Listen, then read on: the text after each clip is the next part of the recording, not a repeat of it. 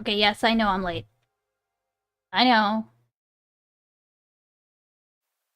Let's everybody chill. Hello, good morning. How are we doing?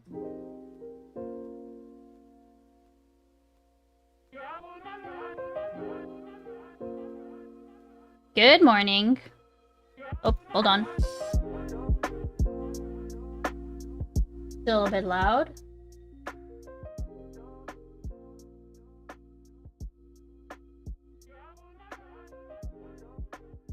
Why am I so orange? Alright, good morning, everybody. Conduit. McFiston, welcome in. Danabo, howdy howdy. How you doing? Good morning. Shadow around Twitch, welcome in. Leonard. Holly Games, it's 6 p.m. and she's talking about good morning. Good evening, Mr. Holly Games. Long time no see, buddy. How have you been? You may hear or see Lara Croft in the background. Pay no attention to her. Hold on, why am I so orange? This is a little silly. Let me try to fix this. Time for the yap? True! Okay, also, it's just a little dark, I think. Hold on.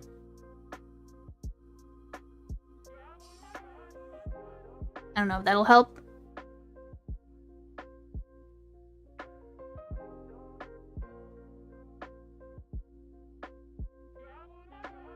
I do have to color. Oh man, that's too bright. What the?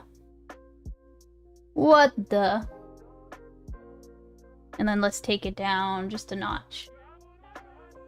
Okay, that's a lot better. Holy shit.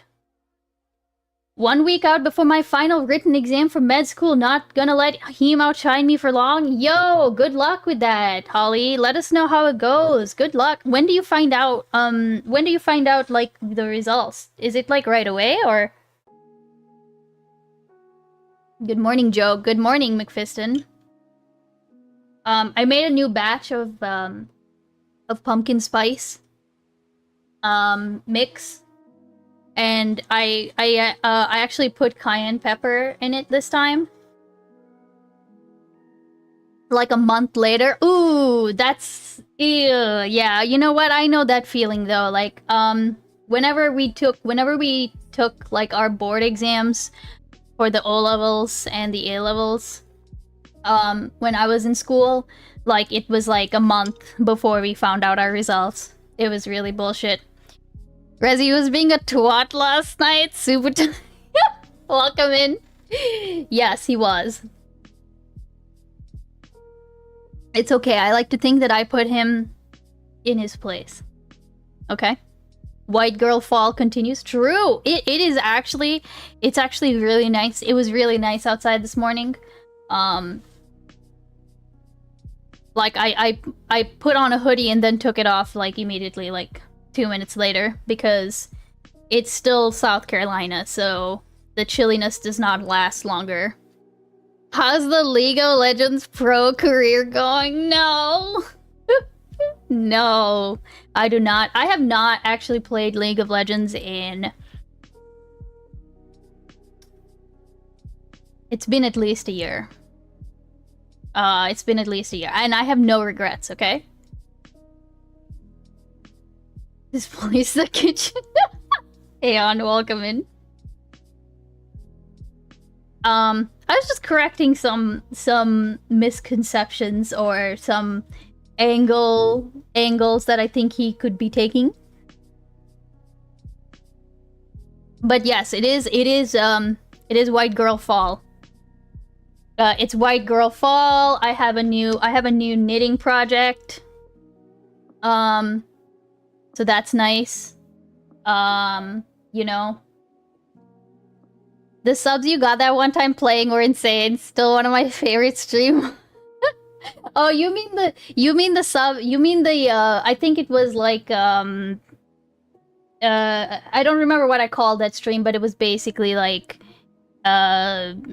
you know, if the timer runs out, then it's like I play League instead of end stream. That was fun. I think I did. No, I don't think I did another version of that stream. I wouldn't mind doing that again, you know. It'd be much funnier now that I am actually completely out of touch with League of Legends. So I wouldn't know what the fuck I'm doing. Some weird hostage situation? Yeah.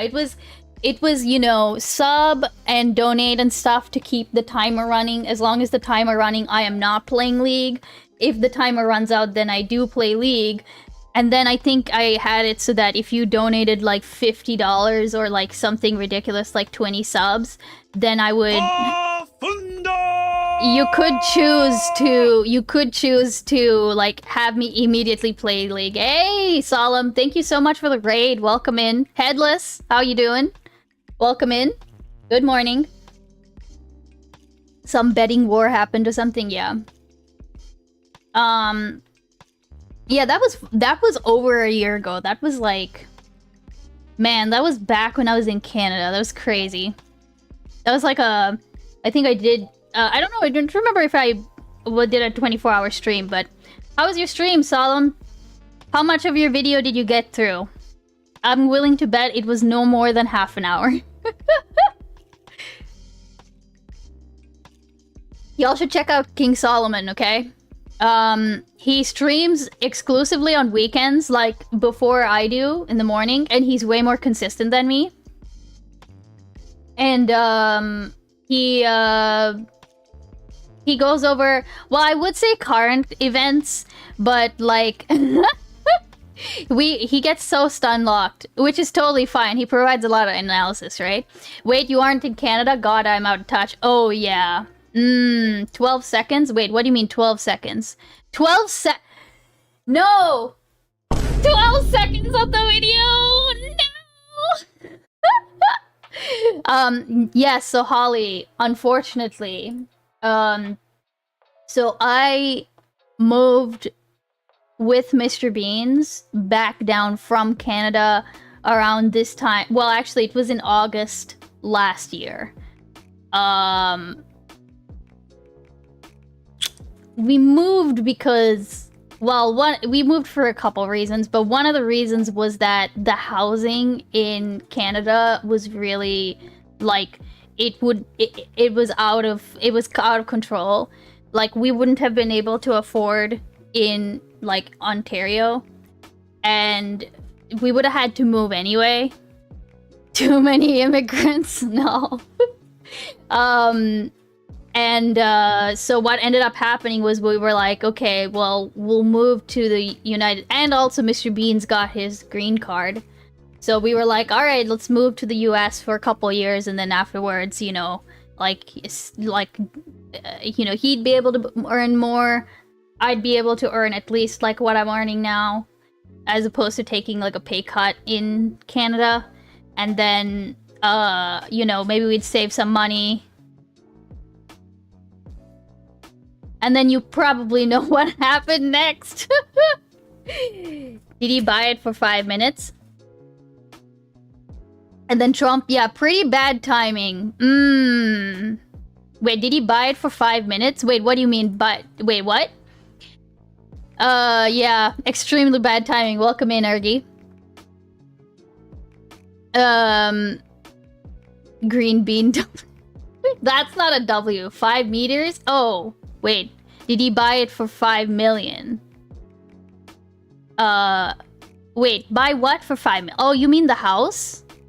Wait, no, we didn't buy a house. We didn't buy any house. Wait, hold on. The Trump gold card. Oh, no, no, no, no. Oh my God, can you imagine? Welcome in, the Ponder Monkey. How you doing? No, I didn't. He did not buy this green card. We do not have $5 million. We are not millionaires. Okay, we don't have that kind of money. If I had that kind of money, you'd think we'd be moving to America? Excuse me? Excuse me? Would we be no. No.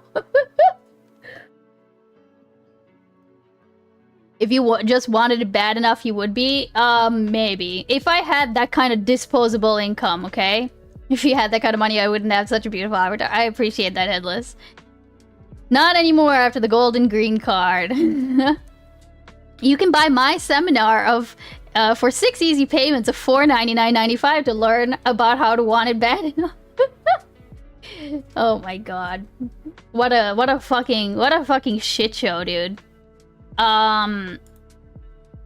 Yeah, it's been a shit show. Okay, real quick, I don't mean to yell at people.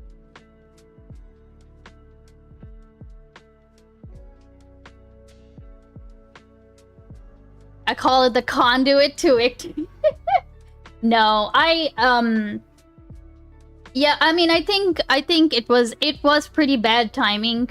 Well, okay, I'm gonna be honest. Like, I was surprised when Trump won. I didn't see, like, the signs. I very much got swept up by, like, the rallying that was done around Kamala, and I think that, like,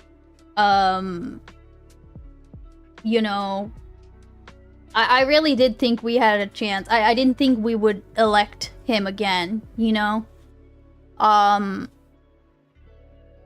So I think if I were way more pessimistic, I don't know if we I think we would have still done it, I think.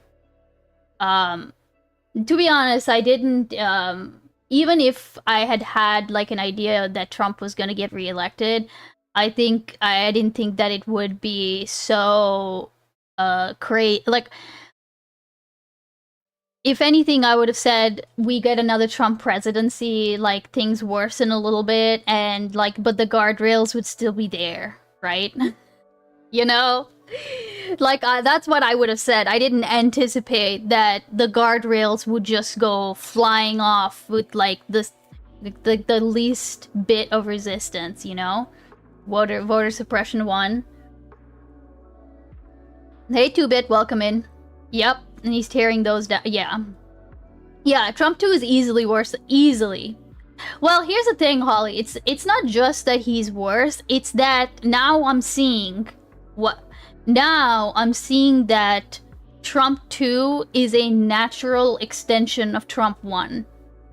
Like, I thought the natural extension was just him doing Trump 1 things, but it's, you know, especially with Project 2025 and all of this shit, right?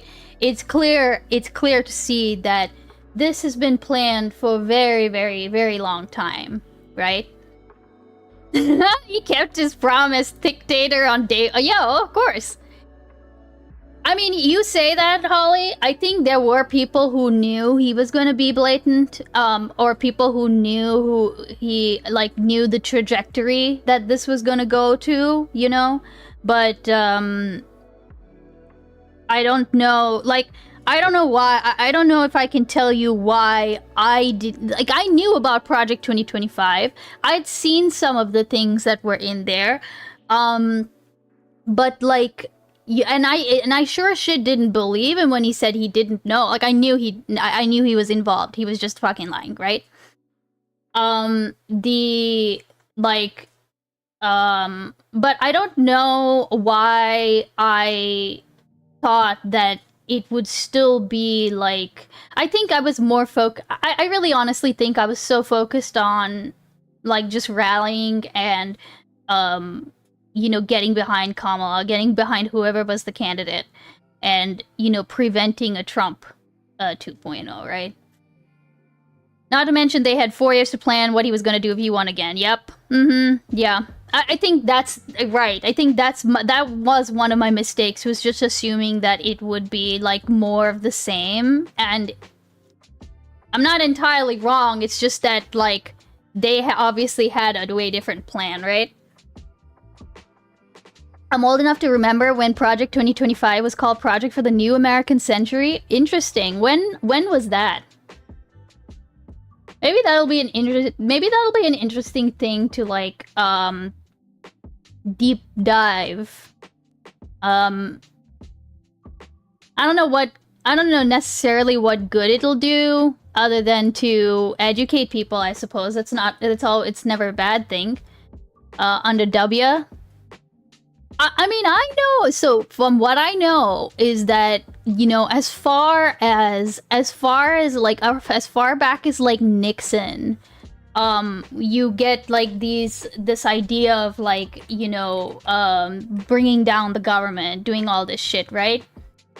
Here, let's take a quick look at, so this is where we're at. If you search for Project 2025 tracker, this is the first thing that comes up, and this is what I've been using to keep track of like Project 2025, honestly. Oh, hold on, give me a second. Mr. Beans did... Okay. That's when it was called a Southern strategy? Wait, I can't tell if you're being serious. Okay,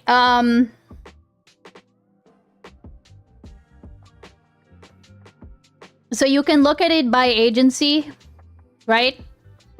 You can look at it by like subject. It's actually quite good. It's actually quite good, right? Let's look at elections. Let's do a little cope. A little despair. A little despair. Okay, just a little bit. And then we'll move on to other things. I have some stuff to show you. Okay, let's take a look, okay? So as far as elections are concerned, terminate CISA's counter mis and disinformation efforts. That's been completed, okay? DOJ reassign enforcement of voting rights from the Civil Rights Division to the Criminal Division. Okay. FEC, limit campaign finance enforcement? Brother! Yo! What the fuck? FEC, raise contribution limits. Oh my god. Okay, cool. Department of Defense, end Cybercom's participations in federal efforts to fortify US elections. In progress. This is in progress. Note, Secretary Hegseth, oh, sorry, we get to call him. Hey guys, by the way, okay, A for still calling it Department of Defense, okay? The only time I will call it the Department of War is when I'm referring to our Secretary of War, our SAO, our good old SAO, Heggy, okay? Yeah, that is the small government. Exactly, thank you. Yes, that's right. Originally, the plan is called Manifest Destiny. That's funny. Okay, so that's okay. Secretary Hegseth ordered Cyber Command to stand out from all planning against Russia, including offensive digital actions. Jesus fucking Christ. Okay. Hey, I think people should buy this guy coffee. Whoever this person is who made this, okay? Because this is amazing. Look, they even have dark mode on, like by default. Holy shit.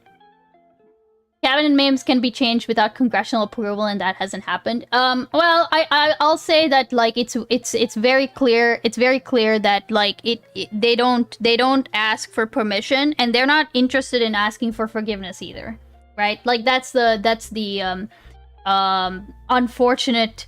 Like, I'm not saying pre-comply, because that is definitely not something you need to be doing. You do not need to be pre-complying, right?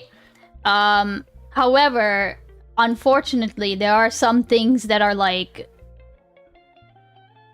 given on some things so that you still have access to others. I don't know how I feel about it. I'm not gonna call it. I'm not gonna call it Department of War. Just like I don't call it the Gulf of America, or whatever the fuck, right? Even silence is compliance.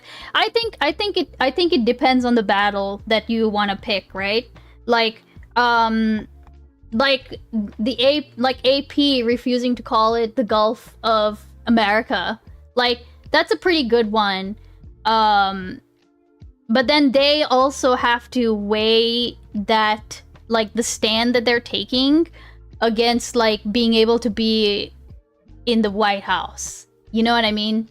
Now, I think that, like, the stand that almost all the news, like, a whole lot of news organizations took their stand against the Pentagon when they tried to impose those rules and shit, and that's a really good stand, right? You know what I mean? I call it the Gulf of Cuba, US and Mexico. Interesting. Yup, on both. Gulf of America is so dumb. Gulf of America, that's amazing. Okay, alright, here. Okay, so now that we've had that little despair session, and this is, I like this, but this is too wordy for me, okay? I can't focus if there's words. Okay, so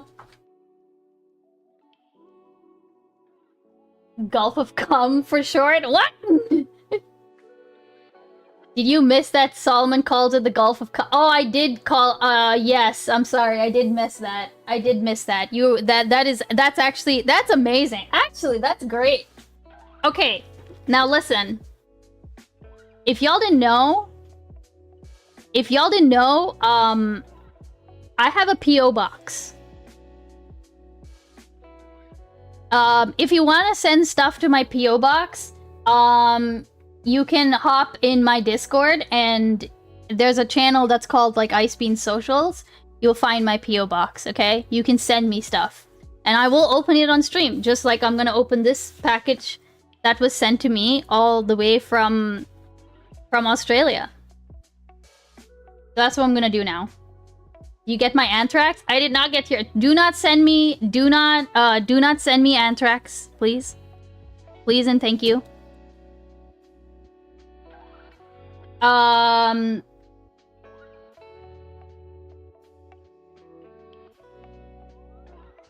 you send me ice beans?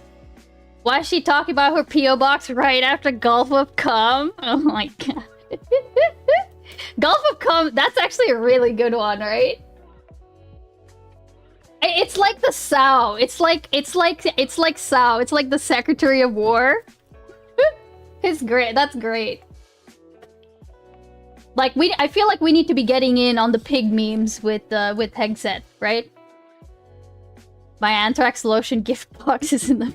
Jesus Christ! Do not send me anthrax, please. Okay. Why?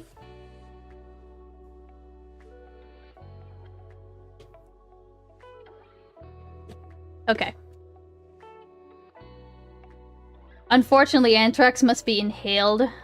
Now I want to send a memorabilia of Anthrax the band. You can send me, don't, I mean, you know. Oh my god, what is this? Okay, alright, we've got a couple things in here.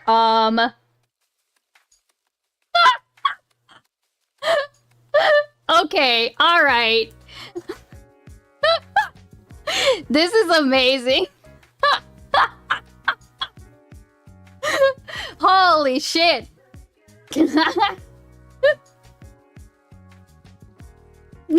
Put it on. Yes, hold on. I gotta oh shit, dude. It's the kind that I Yo, Parse, welcome in. This is amazing. I love cum. I love the Gulf of Cum Gone. Ice Beans endorsed commentator Lauren Southern loves the Gulf of Cum. Alright, Lauren. Chill. Welcome in. Welcome in, Lauren. Is it made in China? It is made in China. It is made in China. Wait, did I make it too tight? Oh my god, it's so fucking bright, dude. Red is such a bright color. Is it Destiny Cum? Alright. That means it's authentic? How am I gonna be able to hear y'all? Authentic branding? Alright, there we go. I'll probably put it on backwards, okay? Oh shit! Oh hell yeah, alright, okay. So this is what Sho was sending me. Okay. He sent me a... Holy shit, dude. So, this is a... I know it doesn't look like much, but basically it's 3D printed parts for a mini printing press. So here, I'll open that in a second. But then the other thing he sent me is, God damn it, he sent me Vegemite.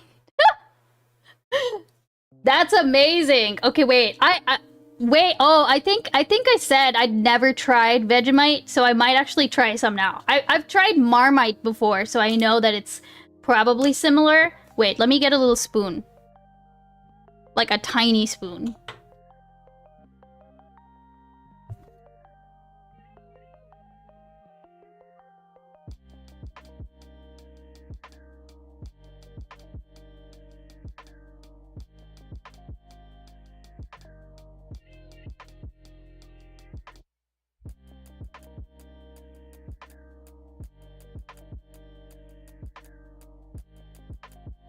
Alright. A Coke spoon. Bro, buddy, printing a printing press? Here, let me loosen this up a tiny bit. Wait, 3D printing parts to build a 3D printer? No, it's not a 3D printer. Here, I'll show you what it is, okay? I just have to loosen this just a tad. I think you're right. It was a little too tight.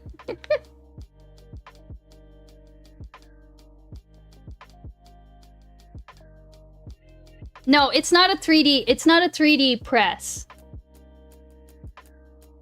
I have too much fucking hair for this, dude. How do people with long hair do this? Do they tie their hair back? What do they do? How do you put it in a pony? I don't like putting my hair in ponytails. I grew up eating brews, yeast, Vegemite is alright. Oh, here we go. You put the ponytail through the back. Okay, no, this is how you're supposed to do it. You're supposed to like pre-arrange your hair a bit. Just so what you should do. Okay, alright. So, Vegemite. I'm a long hair too, and yeah, I pull it through the hole in the back. Really? Headless? Okay, hold on. Headless. No, why would you do that?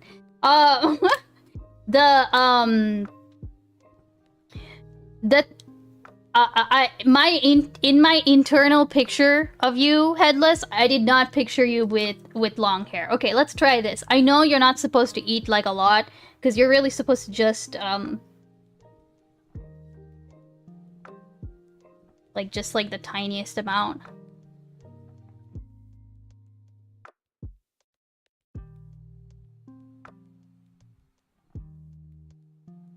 Okay, so it's a lot like Marmite. I think I would have to try. It's good. Okay, I like this. Okay. I think I would have to try it alongside Marmite. Read the ingredient list. Okay. Yeast extract, wheat, barley, salt, mineral salt, malt extract, barley. Color, flavors, niacin, thymine, riboflavin, foliate. Contains wheat and gluten. Okay, I'm not gonna dip the spoon back in there because I put it in my mouth, but that's pretty good. Your hair with the hat makes you look like you're wearing a burqa or something? Why? Sorry for the double boom. Okay, so... I don't remember... Okay, hold on a second. Muslims for Trump? No way, dude. Okay, 3D printed...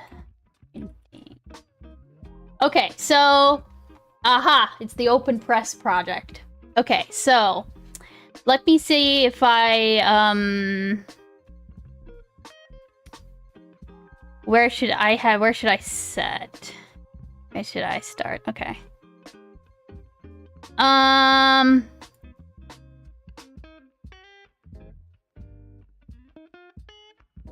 Okay, hold on a second. All products. Ebook tips and techniques. How to use the tiny press. Okay. Oh, does it show you how to assemble it? I think actually it's not too hard to assemble it. Okay, so basically what this is, okay. The Vegemite will kill the bacteria. I assume that it would be possible by my understanding 3D printers that people can buy for hobby reasons are not able to print parts on super high quality of plastic or do that in a super... No, it's not a 3D printer, okay? It's not a 3D printer. It's this. It's a printing press. Like for prints, for lino prints or little like etchings. And it's called the Open Press Project. So you, oh my god, we're unable to ship to the US due to the ongoing tariff situations caused by President Trump. Chef's kiss. Chef's fucking kiss, bro. That's fucking amazing, dude. But anyways, so this is an open press project, which means that they let you download the files and stuff for free, so that I believe it's free, so that you can print your own you can print your own press. Or you can buy one from them, which apparently they don't ship to the US at this moment. But let me go back to what I was doing. So I asked Chodley, well, I kind of asked Chodley if he would print this for me, and he said yes, and oh, hold on, I dropped something, whoops. I'm exchanging, I'm gonna be doing an exchange with him as soon as I'm done with my, as soon as I'm done with my set of prints that, here, let me see if I can get a second cam up here. I don't know how much of this you'll be able, like, I don't know if anything is missing, but we can at least put it together.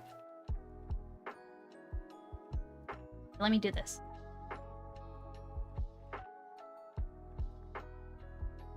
They don't print all the parts like the electronics and the nozzles, but I know that there are printers.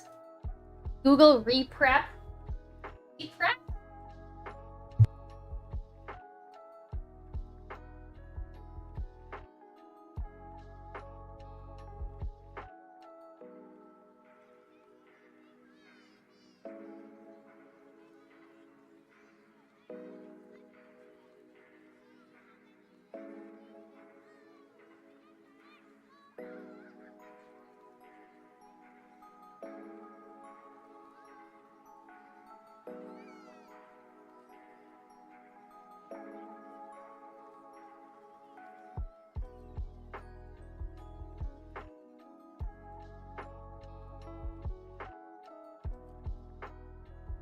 I was muted. Yeah, no. No. No, it's just a little printing press, which is very cute. Thank you so much, Joe. I mean, I don't have a 3D printer, you know? And it's like one of those things that I was like, you know, do I just suck it up and buy it, you know? Beans, did you realize you finished my avatar the same day Charlie Kirk died? Oh my god, Jesus. What the, really? Okay, here, let me...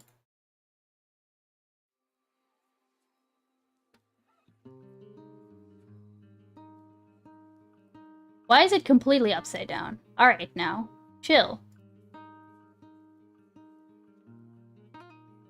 Transform. 180 degrees. Okay, lurker zone 4. Okay, I will do that in just a second.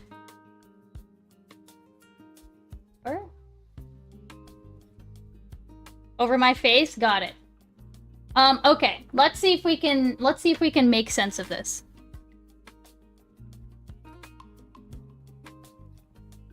This looks like an extra roller, maybe? No, actually, this looks like part of it. Wait, actually, hold on. It's gonna be like building leg. Oh my god, I'm so excited. I don't know if there's anything missing apart from the blanket, which I think I'll have to figure out what to do for the blanket. I know I'll be able to do like little scraps. Okay.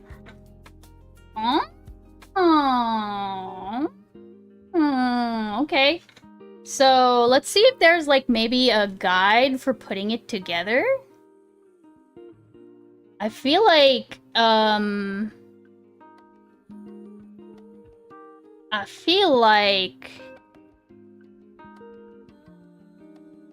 the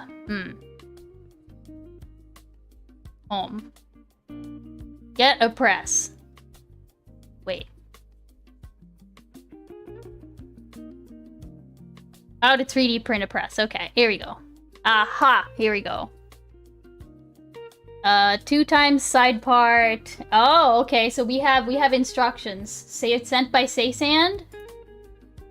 What's this?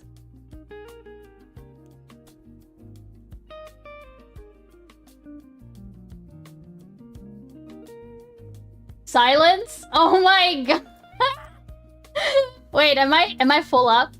Oh god, I'm full Fuck! Hold on. Let's very quickly nuke.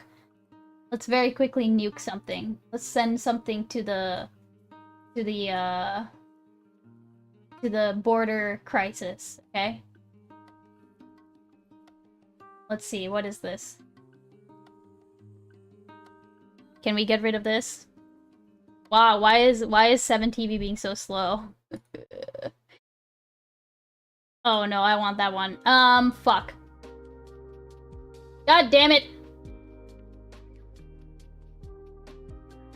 I need to go through and, like, do a cleanup.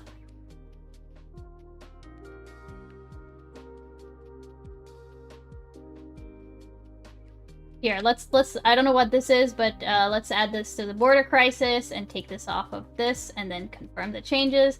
And now let me go back and add it. Silence. Amazing. All right, done. That's so funny. All right. So we've got the press assembly consists of. Oh, okay. So this is like instructions on how to print them, and then you just kind of have to put them together. Aw, he sent me nuts and everything. What is this?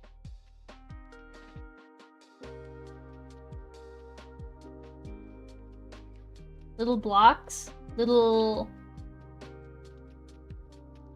hourglass-shaped thingies? What is that? Here, let's put them to this right here. So, oh, I see. Okay, they're parts that need to, like, 2 times side connector. I see, okay. So, oh, they kind of go in the middle like this. Huh? Oh, okay, alright. Oh, I'm gonna need tools for this, aren't I?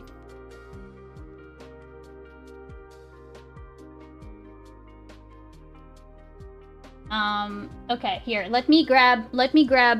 Let me grab my...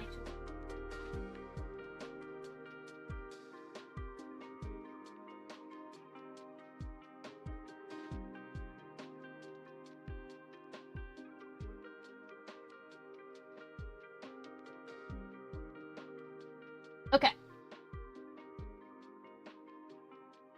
I wonder if I would be able to make my own, like, printing blankets. I just need very thick felt. Okay, so the upper roller, the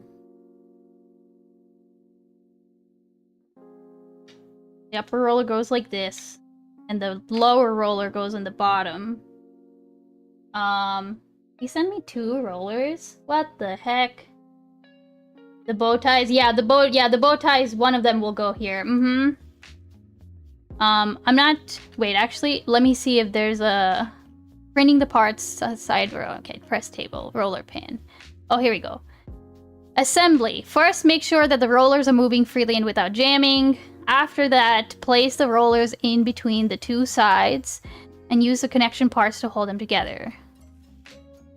Right. So it's actually not that hard to assemble it. So here's the lower roller.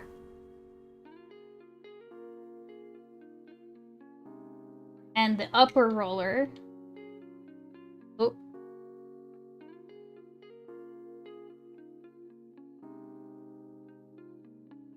What is that? This is a mini printing press. Oh, do I have to have bow ties in the insides as well? Or is it only on the J? Wait. Hold on. One here. One here. Oh. Oh, that goes all the way in. I don't know if that's normal. Whoa. Hold on. Ah! Oh, it fell out the bottom. Okay, hold on. Hold up. Oh, that's cool. I want one. Give it to me. No, no. Okay. I think you put it in there like that. Oh, wait, hold on. Maybe that one is not like the tilt. I think that one's probably the flat ones. Ah.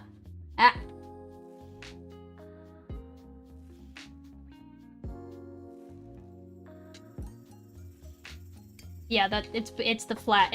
There's one that's like got like a rounded surface at the top, and then one that's like flat. And I think the flat one is the one that's intended to go on the bottom. I feel that it's also like a way better fit. Yeah, there we go. That side and then this side. Wait. I prefer flat ones. Is that the only way? Is that the only? Ah, so I see he just gave me extra. Okay, that's snug. All right, cool. And then, oh, that's pretty sturdy. Okay, so actually, let me see if the other one fits. I don't know, that one fits fine. Okay, so there's that. And then, what's next? After that, the lower... Wait, huh? Oh, you will need some materials for the press to work. Most importantly, 2 M5 screws with 2 M5 hexagon nuts. The nuts B are placed above the roller in each side part and will help build up pressure later. Once they fit, you might need the help of your file and sandpaper. You can now screw in your screws from the top, through the hexagon nut, and into the moving part. Ah, I see. Into, like... Wait. I'm confused. It shows a notch. Did I miss something? Okay. 102K. Wild hat? Oh, thank you. Chodley sent it to me. Do you like it? Okay, also how does this connect? Hold on. Oh, right, that's what this is for. Oh, I see. So it can be oriented on either side.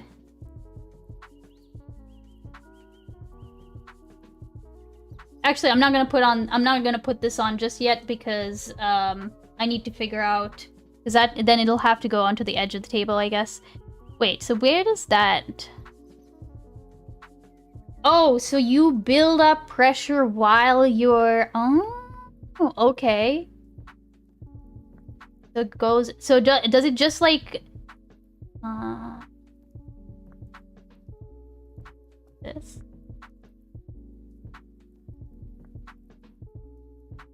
Oh, you do have to, like, screw it in. Of course he did? Yeah, of course he did. Oh, wait, how... Wait a second. I'm a dumbass. How do you...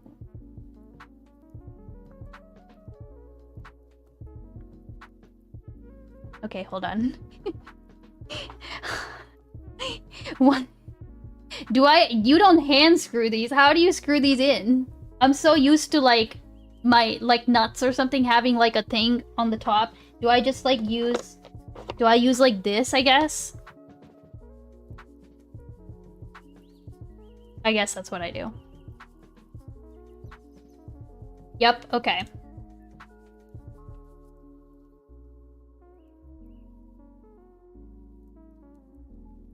Okay. So, let's see.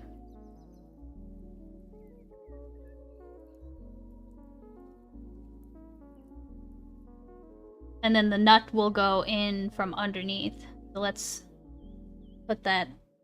That's actually very neat. You can't see it. Like, it's like a hidden, like the nut, sorry, the bolt, is, like, it's underneath. Oh, I guess I could just screw this in by hand. This works too.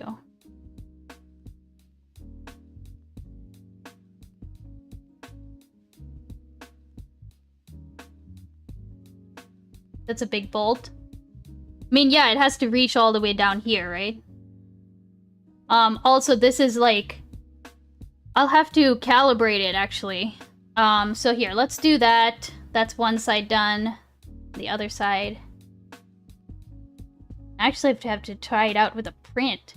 Let's see what size of the bed it is, and then maybe we'll figure something out.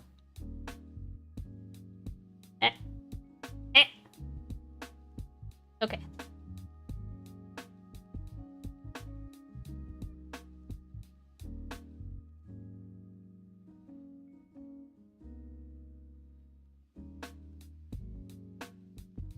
Yeah, this one's a little tighter. Oh no, it just fell out. Okay, wait, hold on. Hold on!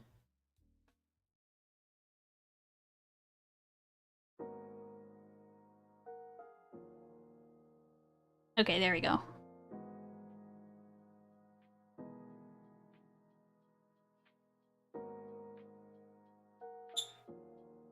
Squeak, squeak, squeak. Okay, cool.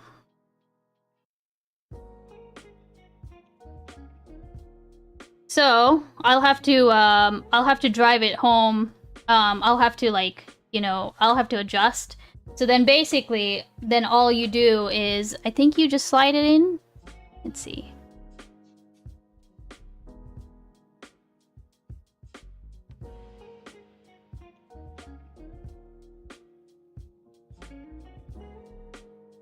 Oh wait, I'm dumb.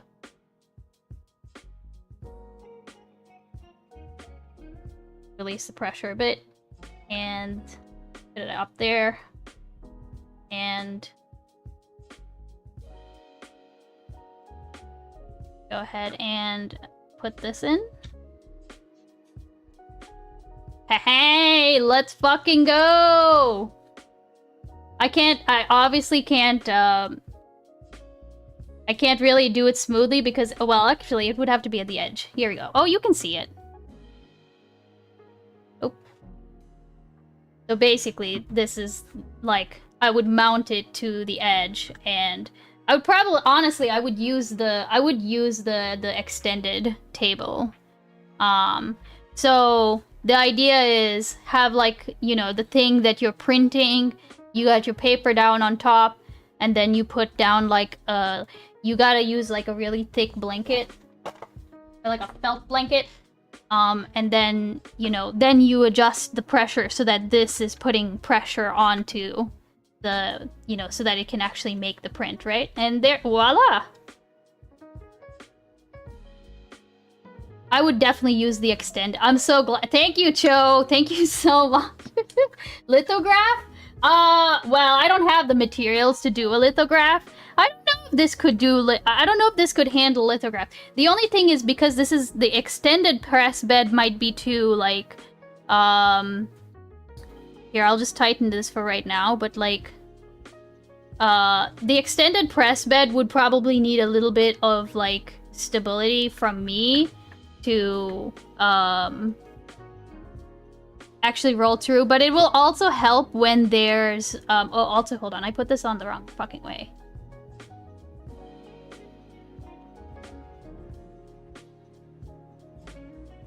When there's multiple layers, it'll help with the pressure as well.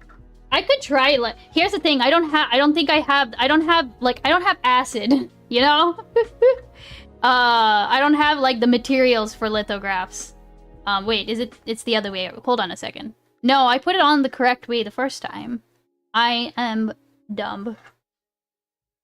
Like, it's supposed to go this way or the other way? Wait, it says they can only work in one direction. Oh, wait.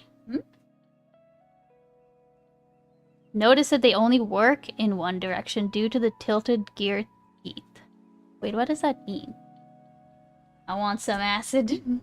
It definitely has to be bolted to the table, I think. Also, what's neat is that you can remove the entire bed, which is great. Holy amazing. Why are there little notches? That's interesting. There's little notches on the bed. would think so for stability. Yeah. Okay, so these are extra.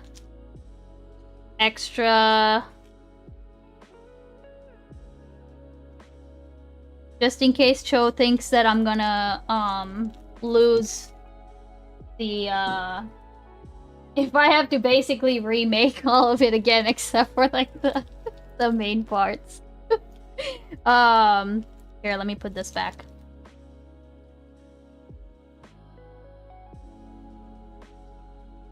Okay.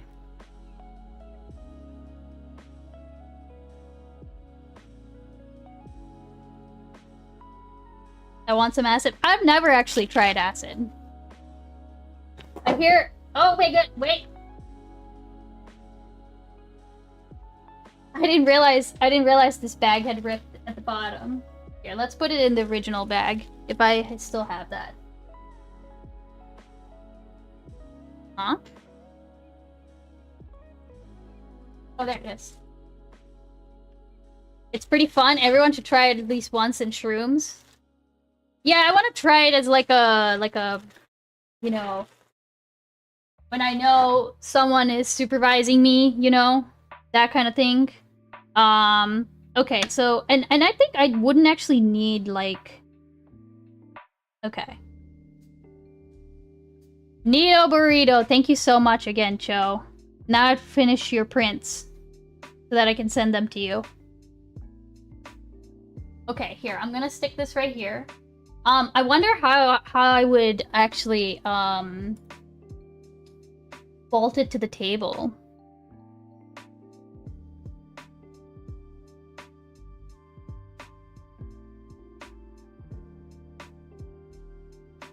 Okay.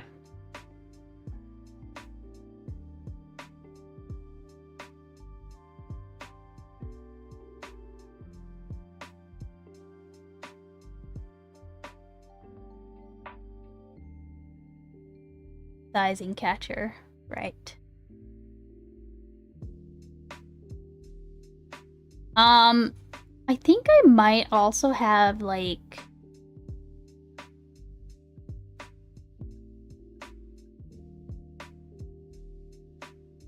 I'll figure it out.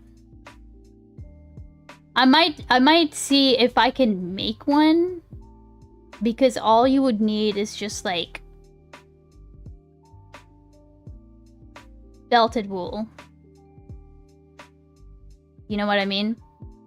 I think the only thing is that I would have to it would have to be pretty thick. I also have a press blanket at home, like an actual press blanket, because I do own a larger press. I just had never had anywhere to put it. And you know, it's kind of one of those things that I keep waiting for you know, like where we have like 3 rooms or something. So that I can turn one of them into my, like, basically like craft room or whatever the hell. So we'll figure it out. I'll figure it out. But today, then, what we'll do, because I want to do some content. Okay, I want to go through our content suggestions. Okay. And while we do that, I'm gonna do some, I'll do some art that I can basically, like, test run this, like, with. You know what I mean? So we'll do that. I think that'll be fun. Hey, Salvage Dad, how you doing? Welcome in. Here, I'm gonna put this, let me actually stick this up. That it has space. And we'll... Okay. What the heck is this?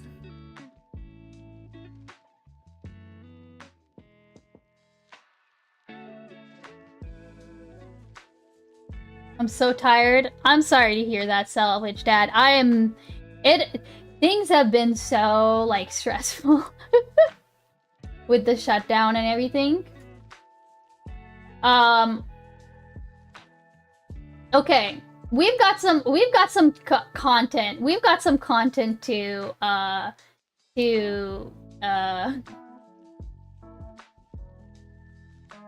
we've got some content to review. Put this down here. Let's see how long this is. Oh, this is good. This is a good 15-minute to start with, right? What are we doing today? Hey, Shoop. So, I don't know if you just came in, okay? I just unboxed a package from Chodole. And, based hat, yeah. I like it. It's comfy, okay? Chodole 3D printed me a mini printing press. Okay? So time for the racism, let you go good hat for the stream. Let you go. So we're gonna do some React content, and I'm gonna like you know, do a little drawing and turn it into like a test print for this, right? I don't know how I would bolt that to the table. I think I'd figure out how to bolt that to a table, you know what I mean? But we're just gonna do some React content for that while we do that, okay? We'll start with not something nice and wholesome, and then I'm sure we will move on to more spicy commentary shit as we go along. No, you have to crank it the other way. It was made upside down. Nice. That's a good one. Good one. Okay. Not out there protesting SMH beans. Listen, I'm not gonna disclose, okay? I'm not gonna disclose if I'm going to protest or not. And neither should you. If you're going to there are No Kings protests happening today. You could probably find one pretty local to you. If you go, stay safe. You know, stay nonviolent. Have a good time. Dress warmly. I think it's a little cold. You know, don't take your phone or turn off all that shit, the location shit.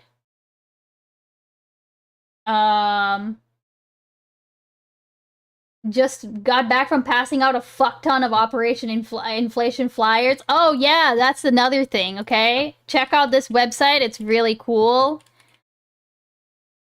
Okay, it's called Operation Inflation. And yeah, it's operationinflation.com. It's where you can go and donate a costume to a true American. Okay? Is this related to Sonic inflation? I don't think so. But yeah, go oops. Wait, hold on. I didn't mean to do that. I'm gonna put this in chat. Yeah, check it out and check out your local No Kings. Don't RSVP to the No Kings protest. Okay, just go. You don't have to tell No Kings that you're coming. You can just go, right? Aggressively bark at the yeah, no, but you know, bark in a loving way. Bark in a loving and you know, supportive way, right? Don't think about it too much. Just do it. Okay, have a good time. Be well. I have a chicken mask for this stuff. Wait, you know what would be really cool is if you actually had like an inflatable costume of your like headless chicken. If you do RSVP, for God's sake, don't use their real. Better yet, just don't do it. Just be lazy. Don't even bother RSVPing. Okay, there's no point to it. There's no need. They don't need to know. They know people are gonna show up. They don't need to know how. Well, they kind of have to know how many people, but that's for them to worry about. That's not for you to worry about, right? Oh, you do have a costume? It's not inflatable, but it is oh, you mean the mask. Okay. All right. In the meantime, you should get an inflatable cobra in memory of the king. Okay, hold on. Is there like an inflatable parrot costume? Oh my god, stop. Okay, hold on. Okay, hold up. Okay. Okay, I think this is very funny, but I think the part of the point of the inflatables is that you don't have, like, you basically are not, like, not that you're not visible, but that you're not uh you're kind of enclosed in it, right? Like, that's my understanding. I could be wrong. I could be wrong. I could be wrong. Not identifiable. Yeah, that's one way to put it. So this is funny, but I think I would have wanted something, you know, different. Okay. If Chad would like to pass out flyers in solidarity with OI, they're in Kids Discord. Here, Selvage Dad, you can, if you have a link to Kids Discord, you can drop it in chat. That would be really good. So what's the plan today? So right now we're going to do some React content and do a little art while I do that. And I don't know how long I'll be streaming today for. I have some stuff to do today later with Mr. Beans. So at some point I'm probably gonna peace out and do that. In the meantime though, I want to just chill. And see where we go. Okay? No 7-hour stream today? Probably not. We are gonna watch this that was sent by Parse, I believe, from forever ago. The science behind why birds find us attractive. Okay. Have fun. Gotta run. All right, Holly. If we don't see you before your exam, good luck. Let us know how it goes. Let us know how you do. You know, it's good to see you. Why is it so loud? How does this keep happening? All you did was go bird watching with your friends to hopefully learn more about the world around you. Instead, all you've learned is that life, not unlike this bird, comes at you fast. That's how you end up with an aggressive on your back. And yes, that is this Chernobyl pigeon's other name. He's not the only victim. There is an uncomfortably extensive history of birds of every feather trying to make two beasts with one back together, with humans, including the biggest birds currently walking the earth. The rabbit hole of illicit avian liaisons goes way deeper than even I was expecting. And if I had a nickel for every time a bird tried to make a man his wife, that amounts to more sense than a man that just sits there and lets it happen. What you're gonna learn is to chance it down. Ice, you would make a really good conservative. Hey, Anna K, what's up? What do you mean? Bad dinosaur tries to force you to crash cloaca is low, but it's far from zero. But sometimes it's not the bird's fault. You have the look nailed down? Oh my god. You know what? You're not wrong. I need to get these redone, like the blonde stuff, you know? Birds don't understand the concept of consent. Yeah. Like us. They're highly intelligent, they can talk, and they have erogenous zones just like... What's the matter? Wait, I've seen that parrot before. Birds are a lot like us. They're highly intelligent, they can talk, and they have erogenous zones just like humans. Never mind. Think of the Seven scene from Friends. The problem is, if you pet them the wrong way, they will feel some type of way. It's been said that you should only ever pet your parrot above the neck. The beak, the cheeks, the top of the head are all okay. The wings, the back, the belly, and the chest should be avoided, since those are spots only their mate in the wild would touch. Yep. Not only can touching them turn you into your parrot's mate in their eyes, you can also trigger hormonal imbalances, along with behavioral issues like biting, screaming, feather plucking, excessive self-service, and even self-mutilation. Yeah, anytime you see, like, okay, there's like a really, I think one of my, like, random parrot alerts is, like, of a bird literally masturbating. But it doesn't look like it's, if you don't know what bird behavior, like, really looks like, it doesn't look like it's masturbating. It looks like it's just doing a little dance. But yeah, no, it is actually just masturbating. In fact, in some cockatoos, it can even cause cloaca prolapse. What? Don't Google that. It goes beyond just leading a bird on. Starting its engine with no destination can be a blight on their health. In the words of Deadpool, they're about 80% G-spot, and they will let you know about it. And if it's not by hip thrusting your head, it's in the form of regurgitating in your ear to show their affection. In this case, it's not the bird's fault. In fact, there was one creator who went out of her way to repeatedly touch up her parrot. What? Because she thought it was funny. The whole time she was getting molested with an overachieving reptile. But there is one parrot that needs absolutely no help getting excited by humans. And you'd think this struggle parrot would pass after already getting railed by evolution. The kakapo is an indictment against all birds. It's a kiwi muppet with wings too short to soar and body too fat for flight, and they're a keel and the breastbone shy being able to fly. The kakapo also regularly forgets that they forgot how to fly, with researchers witnessing startled kakapos run up a tree and jump, only to remember gravity and faceplant on the ground. They also only breed once every 2 to 3 summers, and mothers have been known to accidentally crush eggs in the process. Safe to say the underachieving avocado chicken has nothing positive going for it. Dude, it's so funny. It's so funny how some animals are just, like, they're not meant for, like, they're not meant for, like, being parents. My friend used to have a hedgehog, and like when she was being bred, basically, right? So she had some babies, and I remember she sent us a video of, like, her name was Jolene. And Jolene came out of the den, like, immediately for food and stepped on the babies that she had just given birth to to get to the food, right? Like, literally just fucking stepped on the baby. By the way, I think most of those babies didn't survive, okay? Bird was doxxed. But no, or at least they it's did fine. It's until fine. humans introduced unnatural predators to their homeland. The result is that today, there's currently 240 green dodos alive and living in a few tightly controlled islands of New Zealand. Amazing. But the big issue with being on nature's no-flight list is how kakapos even find a mate. The answer is the male will dig a bowl-shaped depression in the ground and make deep, booming, amorous advertisements. That's hilarious. I did not know that.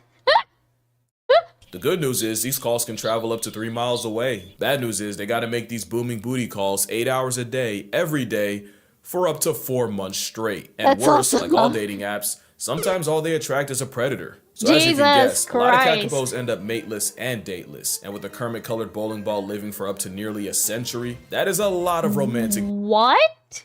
A century?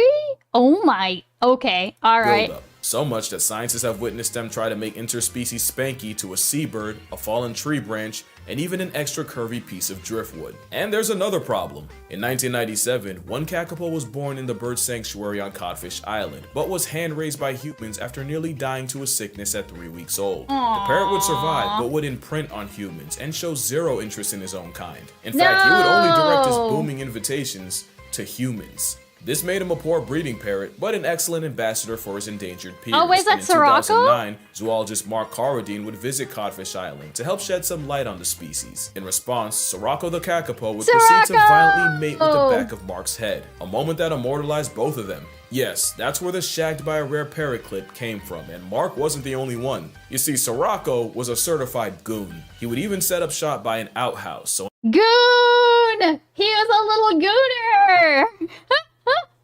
any human That's looking to amazing. relieve themselves would be chased by the feather felon looking to do the same, to the point where they had to put a fence around the loo. If Sirocco was anything, it was persistent, and scientists tried to take advantage of his preference with that.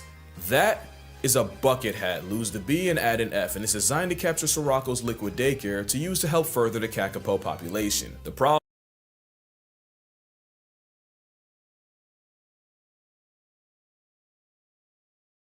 Yo, what the fuck? with Sirocco was anything, it was persistent, and scientists tried to take advantage of his preference with that. That is a bucket hat, lose the B and add an F, and it's designed to capture Sirocco's liquid. Yo, this is an actual person, bro. This is a person. This is a person. This is a person wearing the bucket hat, the fucket hat, okay? So that it, look, Yo, this is hilarious, dude. It's got receptacles, bro. It's got receptacles. Liquid daycare to use to help further the kakapo population. Oh the problem my is, while most God. birds only need a few seconds to get their rocks off, kakapo coitus can infamously last an hour. So, it didn't work. So Rocco barely cooperated, and the helmet now resides. Yeah, give me that hot bird sex sim like Vosh, but with birds. I'm gonna go on. Gone. I love Israel. Gone. Thanks, Lauren. Jesus. But kakapo numbers are on the rise, so Rocco's still alive and well, and Mark will surely never wear green around Pepe Le Parrot again. But that wasn't the first time a sensually explicit hat was used to save a species. Which is ironic, because parrots are also the closest relative of the falcon. And in the 70s, the peregrine falcon nearly got... I'm sorry. Excuse me. What? This goofy motherfucker is the also the closest relative of the falcon. Huh? Huh? And in the 70s, I can't the handle peregrine avian falcon porn. nearly got wiped out in America thanks to the widespread use of the infamous pesticide DDT. This chemical would thin the eggshells of the falcon, making them brittle enough to break when the parents would sit on them. The peregrine population would nearly flatline from about 4,000 breeding pairs down to only 324. That was until falconer Les Boyd had an idea. Human-raised falcons also become imprinted on humans, often with familiar consequences. So he came up with a bucket hat designed to collect the falcon's fetal broth for breeding purposes. But it wasn't as simple as just putting on a hat. There's a process. First, you have to wear the exact same clothes, including the hat, every time the falcon sees you, so it can get used to your outfit. Then you'd really have to get in your bag by mimicking the female falcon's vocalizations and even bobbing and bowing your upper body like a she-bird would. You'll know the falcon's catching feelings when he starts doing ledge displays and delivering food to you, which, of course, you have to accept. That's kind of cool. That's kind of... Oh, that's very neat. What the hell? Eventually, time comes to collect, and that involves the male falcon flying past your head multiple times until eventually landing on your hat and proceeding to make love to your headwear. But there is no one and done. You'd have to repeat the falcon fornication. Oh my God, Beans is wearing a hat. What is she doing with her birds? No, no, no. No, this is like, okay, so funnily enough, like with Juniper, right? So Juniper is a female, obviously. That means that that it has its own challenges with like making sure, like, because yes, male birds can be like super horny, but with female birds, especially if you encourage them, if you give them like dark spots to hide in, and if you pet them and stuff, if they become hormonal, they might like become broody. They might like essentially try to nest. And that's pretty bad, because like you don't want them nesting. And because they might be encouraged to actually like they might be encouraged to lay an egg, and that is really, really bad for especially like domestic parrots. So like, if you own a parrot as a pet, because you're probably not feeding the parrot the diet that it needs to be fed in order to be laying eggs, and they can become egg bound, which is where they can't like pass the egg, and then you have to. It's like it's really bad. They can die basically. Silence. I don't know why. It's not. I don't know whether it'll appear right away. Maybe on your end, Seisan. Sounds rough. Yeah, it's why you just don't want to. You just don't want to encourage it, period, right? And there's like a bunch of things that you can do if you're a parrot owner to make sure that your birds don't get into that zone or that mindset or whatever. It's definitely not doing any of this, right? Process 2 to 3 times a day for up to 3 months 3 straight. And remember, falcons are monogamous, so you're committing to a lifetime of skull bashing. Boyd's work wouldn't go wasted, as today, there's over 3,000 pairs of breeding peregrines in America, and most wild falcons in the US are descended from those captive, potentially hat-humping birds of prey. And you can thank the dedication of those falcon enthusiasts, so hats off to them, figuratively. But it wouldn't have been possible without the bird's proclivity for getting the hots for humans. In fact, science might actually prove it. In 2002, a study found that chickens might have the same... Oh, it's a...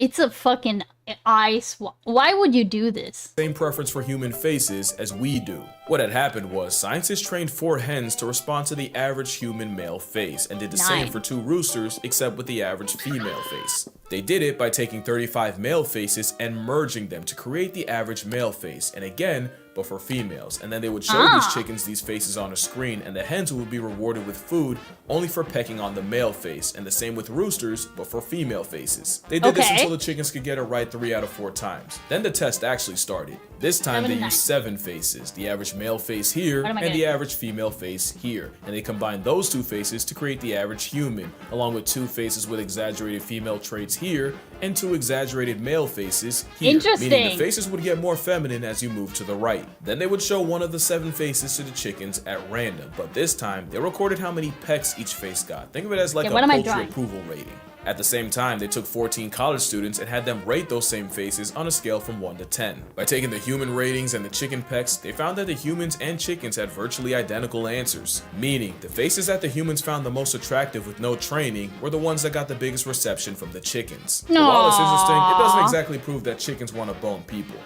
But one study proved exactly that for the biggest birds on Earth. In the early 90s, a study was done to explain why ostrich farms in the UK were producing less eggs, even though farmers swore the dino birds displayed courtship behavior every time they checked. Well, it turned out the ostriches were more attracted to people, and in the study published by British Poultry Science, 70% of the birds in one farm had displayed to humans. That display resembles an aroused Looney Tune, and it means the Jurassic drumstick wants to deliver 10 honest inches of ostrich sausage. In fact, it was believed the male spent so much time trying to solicit another species that it led to them being rejected by their own. And even if they didn't, it was proven that the ostriches got more frisky when there was a human around to watch.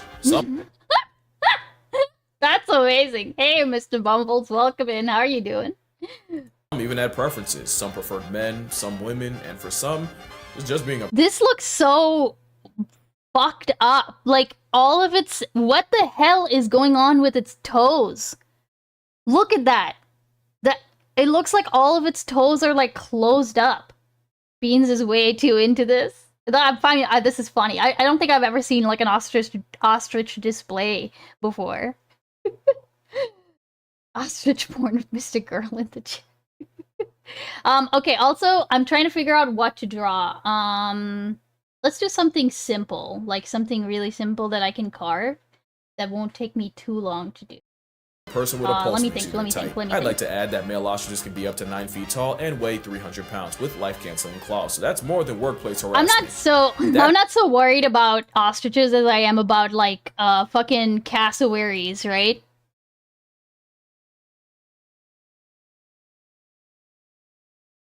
The fucking these fucks, dude. These scary motherfuckers. These scary ass dinosaur birds. Draw a frog at a protest? Okay, that would be fun. The problem is... Oh, actually, I might draw a frog. I might do a frog. Because it needs to be something simple that I can carve. That I can, like, basically carve, right? Inflatable burb at a No, I think I'll do the frog. I think... I know what you're saying. But let me do the frog. Because I think that would be an inflatable frog costume. I think I might do that. Let me sketch it out real quick and then I'll get it up. Okay, alright. Thank you for the idea. I like that. It's a death threat. It's even a threat to the ostriches, because according to Dr. Charles Paxton, the more they yearned for humans, the less they knew what to do with their own kind. And one male nearly broke his leg trying to top a female the wrong way. And that's not the only rat tat on record trying to ravish a human. With emus, you get the same problem. With human hand raising, believed to leave emus liable to assault a person. One man, Des Fallon, even learned how to attract emus by laying on his back, pedaling an invisible bicycle, and sounding like a half-expired cat. Somehow that brings all the birds to the yard, and yes, it's proven to work. Some say it mimics an injured animal and piques their curiosity, but some men have nearly been emusculated in that same position. Emusculated. Either way, this method seems to work on 8 out of 9 emus.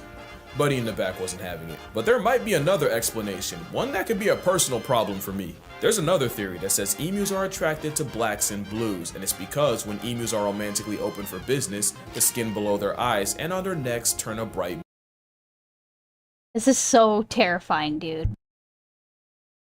blue. Also, the males are the prize, because in emu culture, the females court the guys. Well, my favorite color is blue, and I wear black every day of my life, if you know what I mean. So it's possible the combination could make me look like a receptive female, which could be a problem since emus will make moves on humans, even if they— Dude. Okay, hold on, sorry, I need to get rid of something, I need to add something real quick, okay? Okay, I don't know that we need this one. I think we can also, get rid of— there's so many good ones, dude, why there's so many good emotes? How can I, how?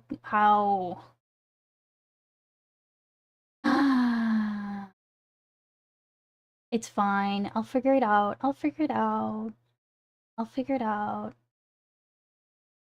Go to the border crisis. Okay. Fine. We'll survive without them.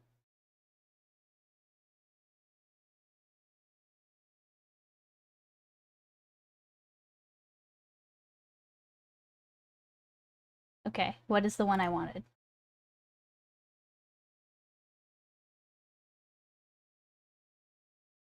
Here we go.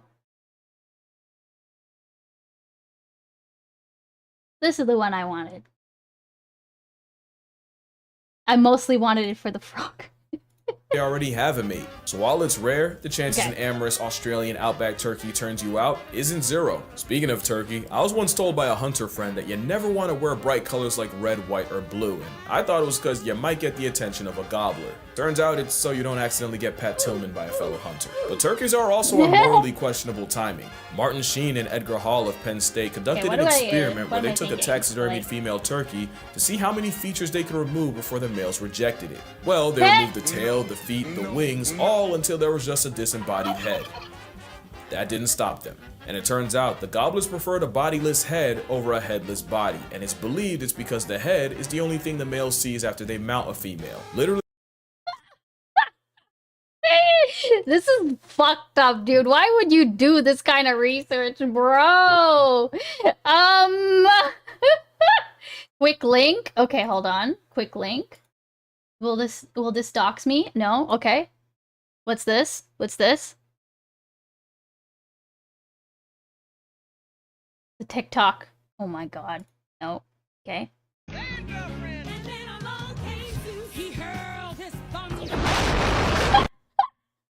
Hold on. That's amazing. Hold on, I gotta watch that again.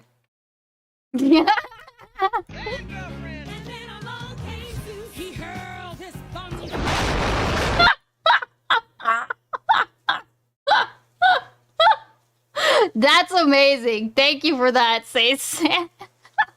Because their fat, pudgy body blocks the rest. God, so basically, no head is a no-go. But the whole bird attraction thing might just be a matter of visual cues. The penguin is a great example. Headless, you might be going about this the wrong way. Have you ever considered that? Have you ever considered that you might be going about all of this the wrong fucking way? You know? Maybe you need to be rethinking your strategy here, buddy. You know? Like, you should be going the complete opposite direction, right? That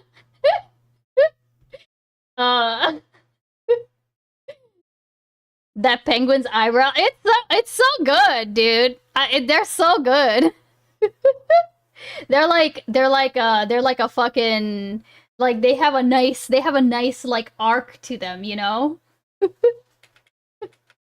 Fucking amazing. Bird with highly questionable mating behavior. So much that Dr. George Levick's studies from spending an entire breeding cycle around Delhi penguins was vaulted for nearly a century for how traumatizing the things he witnessed were. But on a wholesome note, it's believed that because penguins have no natural land predators, they're not only fearless around humans, they see us as bigger, awkward penguins. And it's half true. They have to worry about aerial assaults. Aww, that's so cute.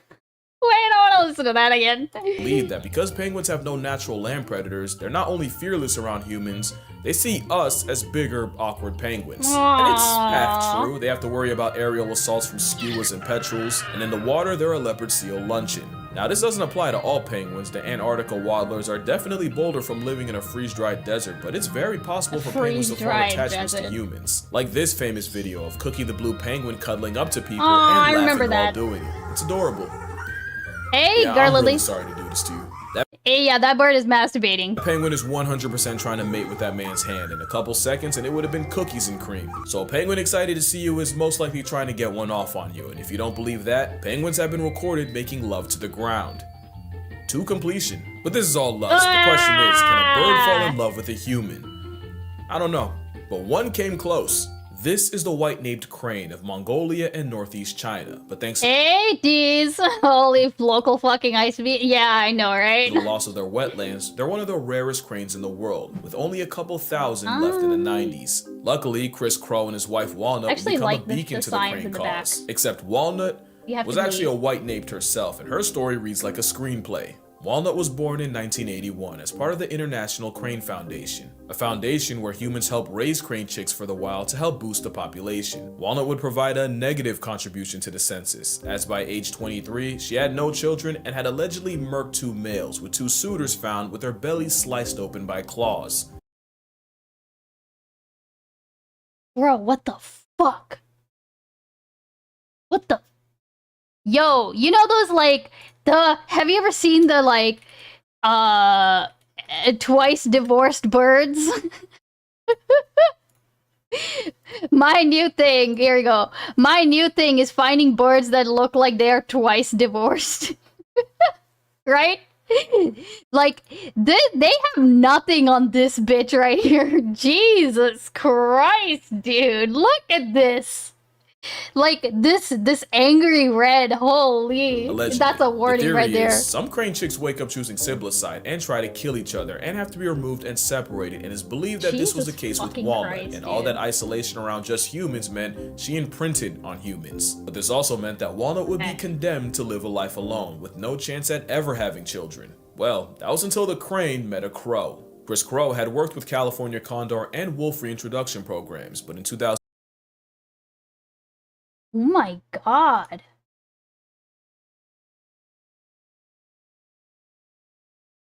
I didn't think birds this big still existed. Like flying birds this big? Yo, what the fuck?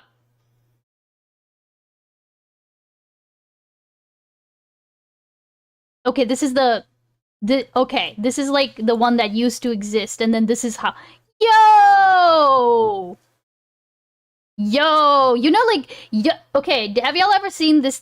Have y'all ever seen that thing about, like, okay, listen, I am very much a fan of, like, if I had to pick a superpower, it would be wings. I'm not talking about flying, I'm talking about wings, okay? Like, actual godforsaken wings. I know we would have to have like massively developed like breast tissue in order to be able to support ourselves, and our wings would basically have to be this fucking big in order to get us off the ground. Like we would basically have to have like hang glider sized wings, right?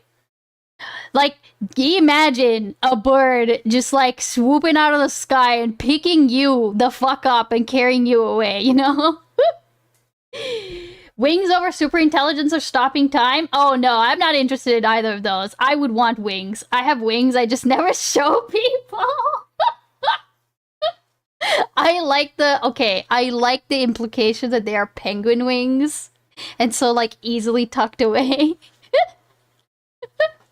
Like if you wore a loose shirt and you never flapped around, you'd never see them. Wings, not wings. Okay, alright now. That's why I always have my hands in my... Okay, oh shit. You know, now that I think about it, I don't think I've ever seen your hands, Leonard. Holy...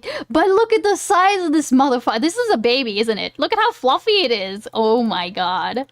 2003, he landed in Patuxent, where his job was to raise the world's rarest crane, the whooping crane. But the whooping crane work was only seasonal, so when he was eventually offered a full-time crane keeping position at the Smithsonian Conservation Biology Institute, He took it, and his first avian assignment was a genetically valuable crane that was born in Wisconsin, transferred to Denver, then Cincinnati, and finally in 2004, the Smithsonian. That's when Chris Crow met a crane named Walnut. Like a true tsundere, Walnut gave Crow zero love, growling at him and flashing territorial displays at him like a full-body middle finger. But Crow also noticed that Walnut would go out of her way to ignore attention from other males, so Crow had an idea. That summer, he would perform a crane courtship dance around Walnut, and not only did she eventually fold and give in, she would initiate a classic crane love duet, which Chris would add to when no one was around. AD, is that a MAGA hat? No, that is not a MAGA hat. That is a hat that was sent in by my very not Trump supporting friend. Welcome in. Take it further by hand-delivering nest material to Walnut the way her mate in the wild would, and eventually, Walnut got comfortable enough if y'all are wondering, that's not a MAGA hat either, it's a Mickey hat.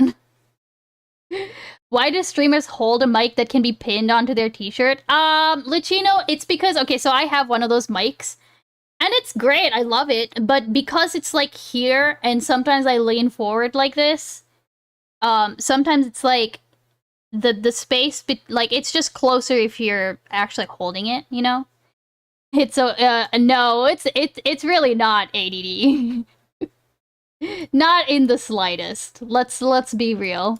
Chris to allow him to touch her. At one point, Walnut appeared to invite Crow to mate with her. With Walnut fully seeing Crow as her mans, Chris would go through all the motions of crane mating, except he'd artificially inseminate her with the seed of another crane. Normally, the process would involve multiple people holding the bird down, just a stressful time for everyone. But with Walnut fully committed to Chris, it couldn't be easier, and a commitment it was. Crow would go on to work with other cranes who would eventually get paired up with cranes of their own. But not Walnut. She was his. And cranes can live for 60 plus years, and losing a mate can be physically and mentally damaging, so Chris knew he was in it for the long haul. Even when Walnut was no longer part of the breeding program, Chris would still dance with her and would even help her incubate her unfertilized eggs. Walnut would pass away January 2nd, 2024. What's up, gamers? Interesting hat. Oh, shut up, Danabo. What does Ampar have to say about this crane grooming? Wait, why would does Ampar have like opinions on bird grooming? Okay, also I'm thinking like I am thinking frog army, right? I'm gonna refine this a little bit. I am gonna trace. I'm cheating a little bit, guys. Okay. Because I pretty much like these proportions. I don't want to change them too much. Maybe make it a little bit here and there, but most of it I'm gonna keep it this kind of. Just got back from the protest on my city. Great turnout, not gonna lie. Nice. Good for you. No, I was gonna. My natural instinct was to ask, but no, you don't need to tell me. At the age or of don't 42, tell me, actually. leaving behind 8 children, and of course Chris. She didn't just contribute children. Her story brought eyes to the plight of the white named crane, who today number in the mid 6,000s. But none will ever be as special to Chris than the one named Walnut. And on that note, that's gonna do it for this video. Drink water, hug your mother, don't get inappropriate with your parrot, and I'm gonna see y'all in the next one. Oh look, it's one of those little crested. Oh, that's so cute. Aww. I'm just letting him off his leash. Oh my, look at him. Look at his little hair. That's so cute. Amazing. Thank you very much, Parse. Great channel. This guy's channel is called Casual Geographic. Check them out. They're pretty good. Okay, next. I'm just gonna very quickly mark that as complete. I did do that one. I don't know why I didn't mark that as complete. Let's see, what else? We did the piss. Oh no. Okay, hold on. What the heck is that? Like the stream. Oh, thank you. Yes, please like the stream. Please like the stream on YouTube. Okay, I'm gonna post the link in chat shortly. And also subscribe, please and thank you. Subscribe to me if you haven't subscribed already. Okay, I need to get back to posting videos on there again. But if you want any of my VODs, they're all on there. Okay. So I'll get back to posting shortly. But like more like, you know, like edited segments and like VODs and stuff, and like small VOD sections and stuff like that. Okay, all right, here's what we're gonna do. Okay,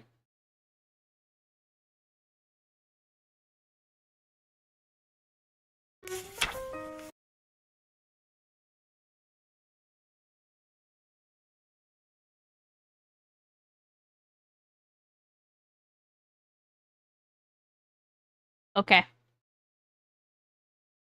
All right. Speaking of gooners, no, Deez is just like, no. Nuke. Okay, when you say nuke, do you mean like this will be a good brain rot segment?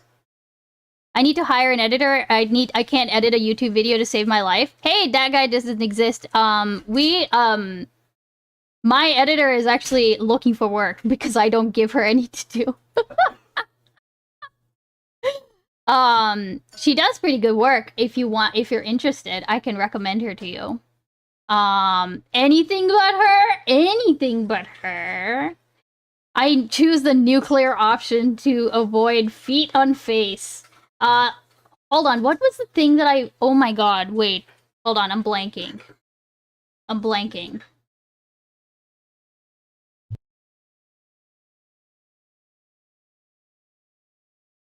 Just making sure my husband doesn't die. What else could we watch if not this? I do want something slightly political. I'd love to meet her. Here, let me do that real quick, actually, before I do the thing and forget.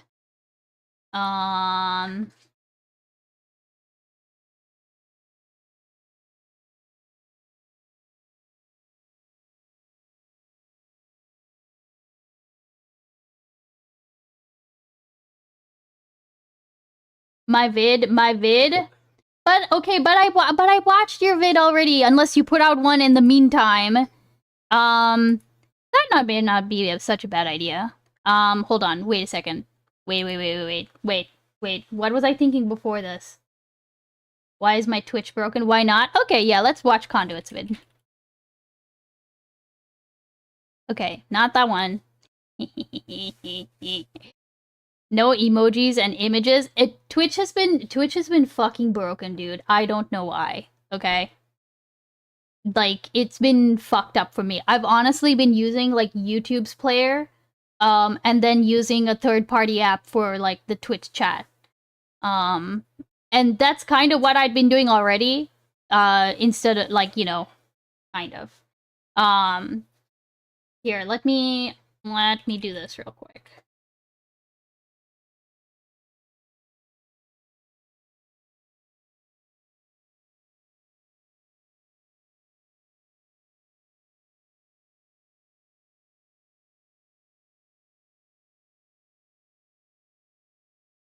Twitch has been fucking weird lately, especially with Firefox. Yeah, I don't know why.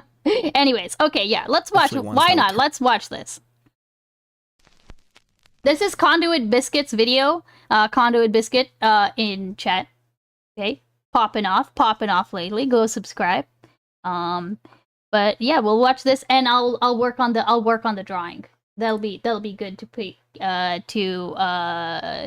on in the background.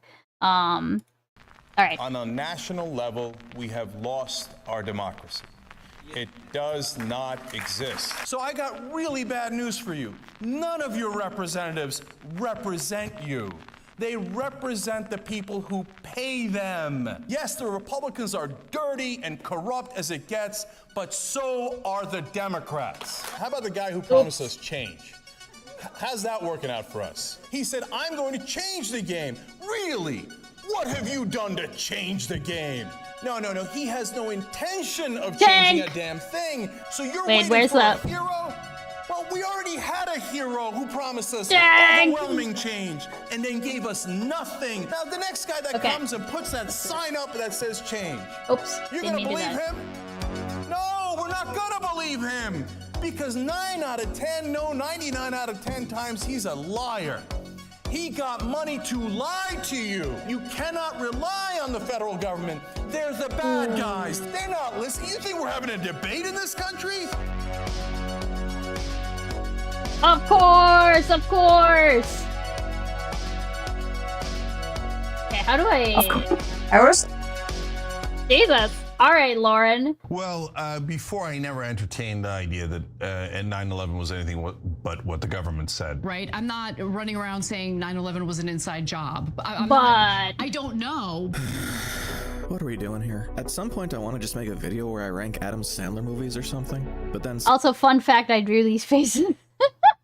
I should edit them a little bit so that you can see the outlines if he puts them against a black background like this. Someone says something like, I don't know. and I just... A few things off the bat. One, the response I've gotten is absolutely incredible. I expected to get maybe 50 views on my first Hassan vid, and the idea that not only over 100,000 people have watched this, but that they actually liked it and wanted more is insane to me. Thank you so much. 2, I started a Patreon. Right now I'm still new and learning, so I can't promise a whole lot, but this would help me focus more of my time on these videos and improve the quality. No obligation. Okay. I'm still gonna try to make more videos either way. 3, how do I feel go about check the out the CEO of Patreon Twitch as well. being called in front of Congress?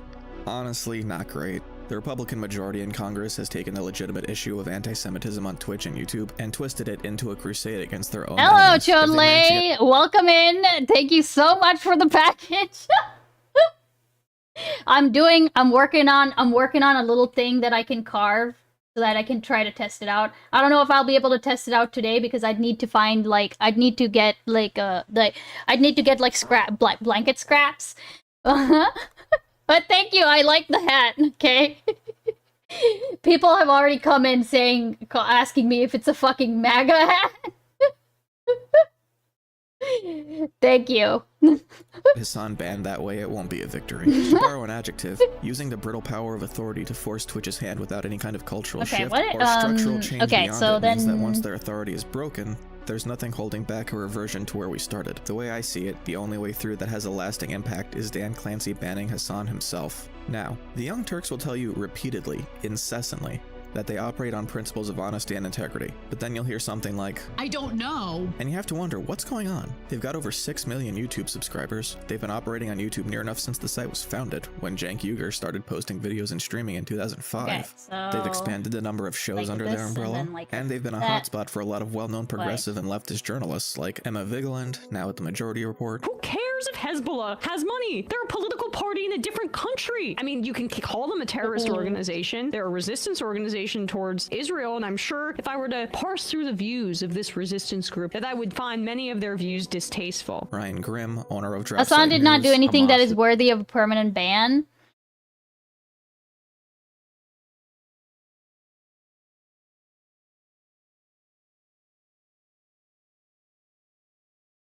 That's a take that I don't like.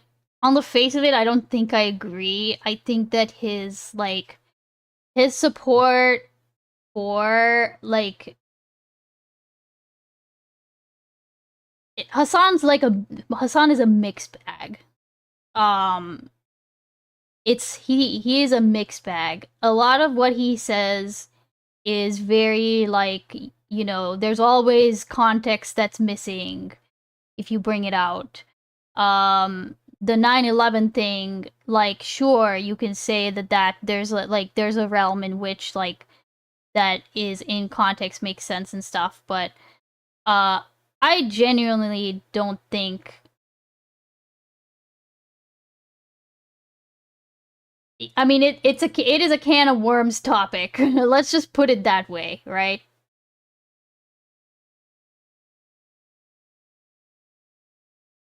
Artemis, please don't. Artemis, please do.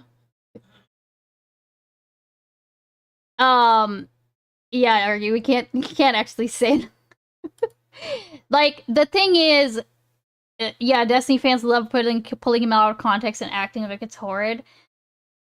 I think my issue with Hassan is his general approach of, like,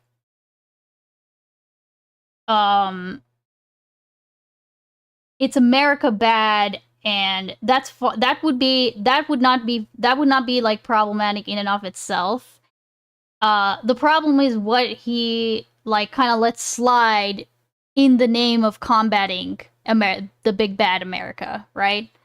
Like, I don't like his like support of, like, I don't like his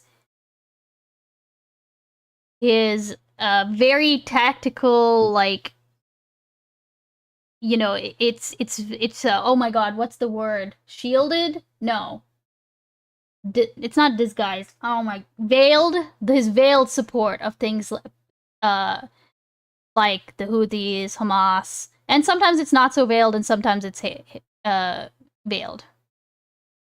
And he really, like, in my mind, he really does see the US as, like, you know, big Satan, Israel is little Satan, and so, like, that's how his worldview is structured. So anybody that combats those two things is, like, it's not that he won't point out the problematic parts of them, but he does it in a way that's like, you can hand wave that away, you know? I can't say much because the hat makes it unfair. Yeah, Chodle, you know that now this is the equivalent of, like, this is you know when popes say things and they say things that are, like, on the books, right? Now that is you. You are now the pope. Okay? So everything you say has to be in line or it doesn't make sense. Okay? So you have to choose your words very, very carefully from now. Yeah, like, and then that's just like before we talk about, like, the specific breaches of or not breaches of TOS, right? Oh, we can continue video. Yeah, no, that's fine. Listen, we all knew I would get stun locked at some point on Hassan, right? He wants more democracy. He wants additional democracy in workplace. Yeah, I think and that's why I don't think that Hassan is, like, all bad, because I do see him as a, like, I see, like, my like utility for Hassan is as an entry point to, like, you know, online leftism, blah blah blah blah blah, right? You know, it'd be good if it were more you know, out there, like, actually working with organizations and not just sitting around on Twitch and, like, or YouTube or whatever, and thinking that is, like, making you a good leftist or whatever. It would be nice if it weren't that, you know, but as an entry point, especially if you're young, you don't have a lot of resources, blah blah blah, but you have time, you have a Twitch account, blah blah blah, then he's fine, right? I don't think that he's so he in and of himself is not so toxic so as to, like, essentially that I wouldn't recommend it. Or I mean, I could probably recommend better entry points, but I can also recommend way worse, right? But I also don't think, in that vein, that Hassan is where you should stop. I think that's the other part of it. You know?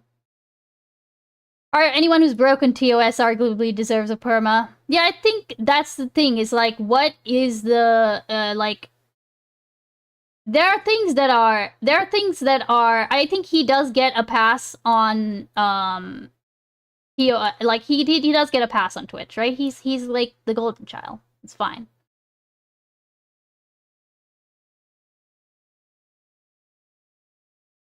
Hassan is basically Destiny, except he won't deal. He supports Houthis in content. Yeah, no, Artemis, see, that's my problem. I don't like that framing, right? That's because the Houthis don't have the Houthis don't, Hamas doesn't care about Palestinians. The Houthis don't care about Palestinians. Let's be like completely real. If Hamas cared about Palestinians, they wouldn't do things in the way that they're doing them. That's it. So just because they are the opposition doesn't make them good. And I don't buy this idea of a imperfect like an imperfect rebellion or an imperfect resistance. I don't buy that. I'm not saying they should be perfect, but they can be way better than what they are.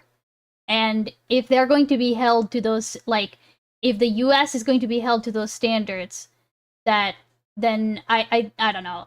It's a can of worms, right? Asmund came to be lefty. Yeah, I do think we should focus our efforts on people like Asmund Gold. I think we should be focusing. Okay, also I don't know about the frogs in the background. I think that might make the thing too muddy. I might figure out how to just do one frog motif and go from there. But no, Argy, I know that they weren't officially classed as a terrorist organization, but that's like, I'm not going by like the, were they officially by the rules of like America, like say so, the only way that I take that specifically is like, if I was the one interviewing that kid, right? It wouldn't matter if he was on the terrorist list or not, right? Because I would be called in for fucking questioning, right? Like, I would be on a list, no doubt, right? Like, I could lose my security clearance. Like, this is what I mean when I say it, like, it's how he sees them. It's not even whether the kid was a terrorist or not. It's how Hassan saw this kid, right? Like, Hassan saw this kid as a Houthi. Hassan saw this kid as a freedom fighter, as a Luffy, as a good terrorist, right? That's it. And that's, like, he liked it. He liked all of those things. So we can say, oh yeah, this kid didn't actually do anything. He was a media spokesperson, all of that. But it kind of doesn't matter because what matters is how Hassan saw it, right? Yeah, of course, right, exactly. And that's what I'm criticizing, right? The question then turns to, like, what do you want on your platform, right?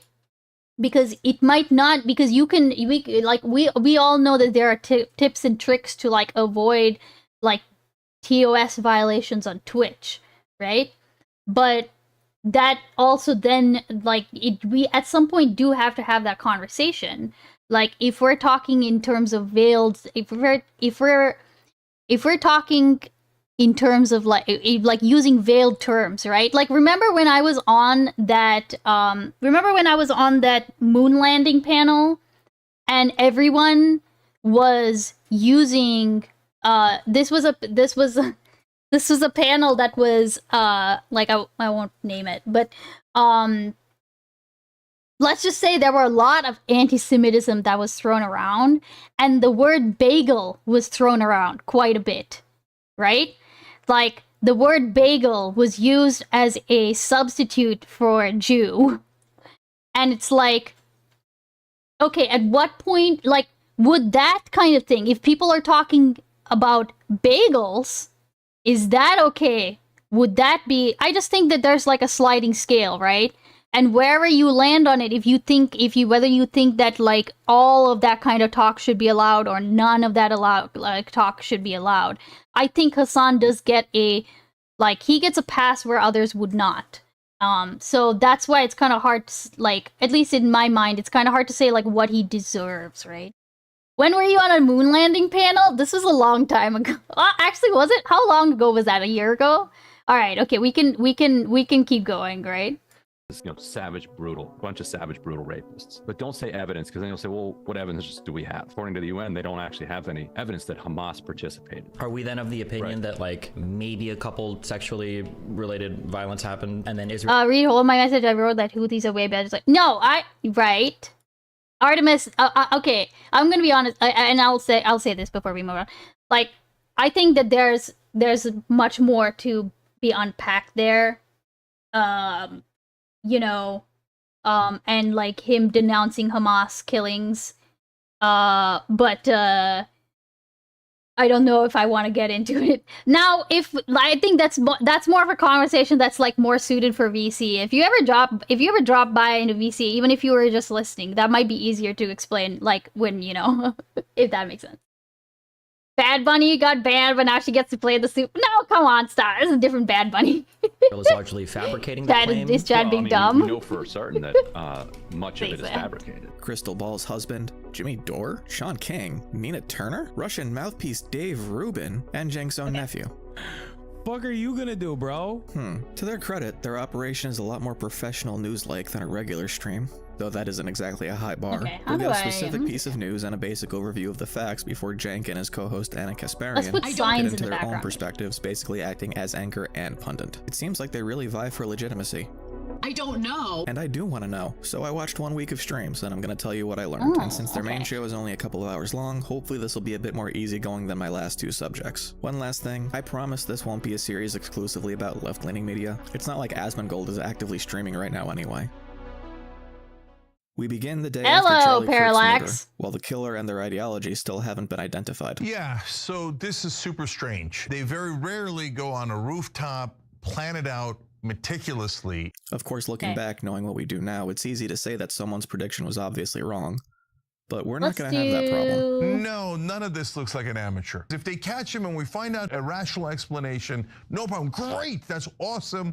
If they don't catch him, we will pull out the world map and speculate wildly. You're telling me one shot makes a clean getaway and he wasn't a professional? Professional assassins in the vein Jenk is talking about don't actually exist, especially ones that would target someone high profile in a Western country. This investigation so far has been abysmal. That also, of course, furthers some conspiratorial thoughts. I don't trust our government at all anymore. That's weird. That's also weird. We couldn't find any trace of him except this rifle and then the casings, and it says transgender and Antifa. And then the New York Times says, oh, by the way, that might not be true at all. What the F is going on here? Kash Patel, yeah, sure, he's a clown. He also weirdly took off the lead FBI person in Salt Lake City just a little while back. That's super weird. Kash Patel is uniquely unqualified to run the FBI. And like most of the federal government since January 20th, the FBI has been purged of anyone who has shown even a trace of Still ain't seen the casings. Show the casings for the... Oh, right. The great minds of Twitch poll today. Conspiracies like what Jenk is not so subtly alluding to requires way too many people at all levels, including state and local, to be involved. Cashing in. It's impossible to actually cash in, chat. What we all witnessed at the time was not a potential cover-up. It was 1,000 different people, mostly outside the government, trying to get ahead of whatever the truth turned out to be. This isn't the 1960s. You're not going to be able to go, oh yeah, there was a magic bullet. Yeah, a bunch of senators looked into it. It's not even 9/11. Oh yeah, a bunch of senators looked into it. Oh goody, we're doing JFK conspiracies too. And then we get our first ad break for TYT sponsors Prize Picks and Chapter. More on them later. We come back to more conspiracy. Maybe? Remember, there's many different countries that would love to sow division and hatred in this country. I mean, I wrote on social media today, they should double Trump's Secret Service. If you hit Trump, there's going to be an uncontrollable rage in this country.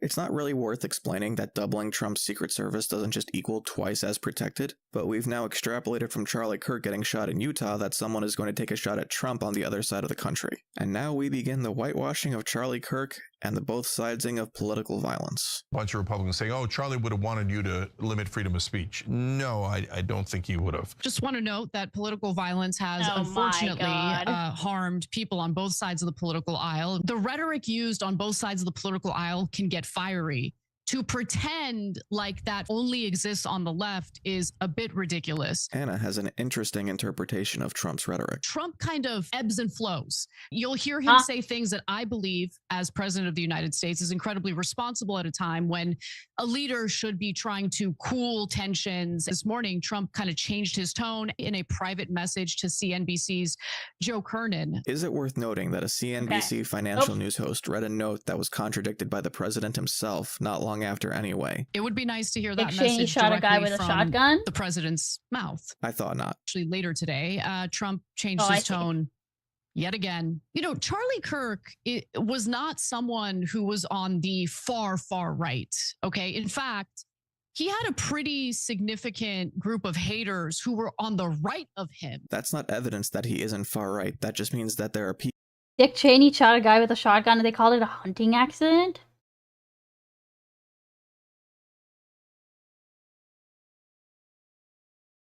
I remember. When did this happen? People who don't have a problem being more direct about it. The difference between saying, I'm sorry, if I see a black pilot, I'm going to be like, boy, I hope he's qualified. And Hassan, Destiny, hey, idiots. This He was hunting the Zionist guy. Republican government, they're waiting, they're begging for the opportunity, for a reason to wipe the far left It's not like he was trying to kill his friend. Because the leftists protest Israel. Instead, like your uncle, of recognizing that. wait, no, bad example. He agrees with you. Wait, hold on. Wait, real quick. Hold on.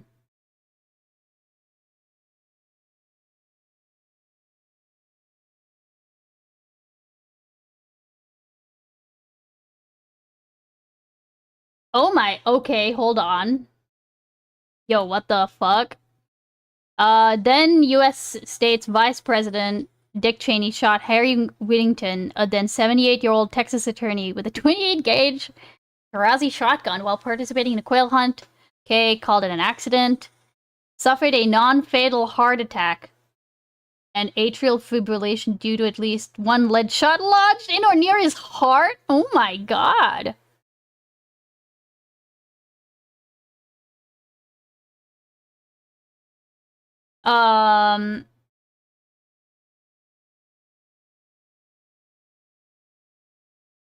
Okay.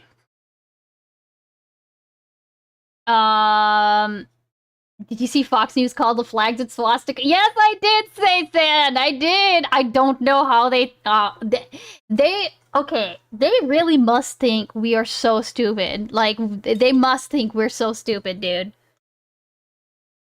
Wait, this is a better link. So the accident that he wait, as his heart as well as his face. Wait, what is this? Gone. God damn it. Israel. I love Israel. Gone. Gone. I love Israel. Israel. All right, McFiston. All right. Okay. The guy who got shot apologized to Cheney for what? For getting shot? Huh? What? Is, you know, inspiring some public figures on the right to declare that we're at My war. first list was an actual thing. Oh, it's 30. Oh, how did I miss the actual link you sent and not? Oh. Turning now to our Throwback 3. That's a quick look at some of the other noteworthy stories from this week in history. 13 years ago today, Vice President Dick Cheney shot his hunting buddy in the face. Look at that. Oh my god. Cheney was quail hunting with Harry Whittington in Texas when he accidentally fired his shotgun, not realizing it was pointed at Whittington. Well, needless to say, this was an embarrassing distraction for the White House. Cheney called it one of the worst days of his life. Thankfully, Whittington did recover from his wounds. Nice. Thank you for that. Oh, also hilarious freeze frame right here. Amazing freeze frame. They're at war with the left. Interesting slip there. I don't know. Yes, because he can't see Hunter's. Oh no, he was wearing Hunter's orange. Oh, and he still got shot. The rhetoric I'm hearing is really scary. So the answer to that isn't, it's the left's fault, it's the right's fault. That should be obvious to all of us, but I don't think it's even close to obvious. Jank reads a viewer comment about George W. Bush. But the one thing I'll always give him credit for is that he united us after 9/11. You know, I wanted to reflexively disagree with this one because my memories of the Bush era are somewhat blurry at this point. But, Our nation is waging a war on a radical network of terrorists, not on a religion and not on a civilization. One of the deepest commitments of America is tolerance. No one should be unfairly judged by appearance or ethnic background or religious faith. What is happening in the world that I missed the calls for unity from George W. Bush? There are some isms that Nice hat. Thank you, Omni. A little birdie sent it to me. occasionally pop up. One is isolationism, and its evil twin protectionism, and its evil triplet nativism. There was an American First policy that said, who cares what happens in Europe? What happened in Europe mattered because of World War II. There was Smoot-Hawley, which is a part of an... Yeah, you're right. The best thing about the hat is that it's true. That's true, too, Omni. This literally happened to my grandfather, by the way. A Honda shot a movement he saw near decoy he'd put out and blasted my grandfather. Oh my god. Yeah. An economic policy, which basically said we don't want trade. An immigration policy that I think during this period argued we had too many Jews and too many Italians, therefore we should have no immigrants. I'm a little concerned that we may be going through the same period. Every single prominent left-winger, and I mean prominent left-winger with a significant following, has not called for continued violence against the right. So you won't mind if I just grab this clip in case you obviously foreshadowing? The pearl clutching from the right is really bothering me, considering the record of their calls for violence or their mocking of left-wing figures. Calling out a congressman's hypocrisy isn't nothing, but doesn't hold a lot of weight when it's put on equal footing with TikToker Leftism is Based 4927, who only has 10 followers. I didn't see any prominent figures on the left or Democrats saying anything awful. It was smaller accounts or just randos. But whenever I ran into one of them, like they're joking around about his neck wound, I'm like, oh, Jesus Christ, what's wrong with you people? I did not know that Charlie Kirk said this about Anna. He essentially said that since I don't have children... What does the hat say? It says, it says Chodole was right about everything. Also, sorry for... Wait, hold on. Was this to me, Artemis? If you're allegedly is that okay. Okay. Looking like I mean, I didn't say anything. I didn't say anything about that specifically, Artemis. I don't know if somebody else did. Okay, where are they for sale? That's a good question for Chodole. Okay. I don't.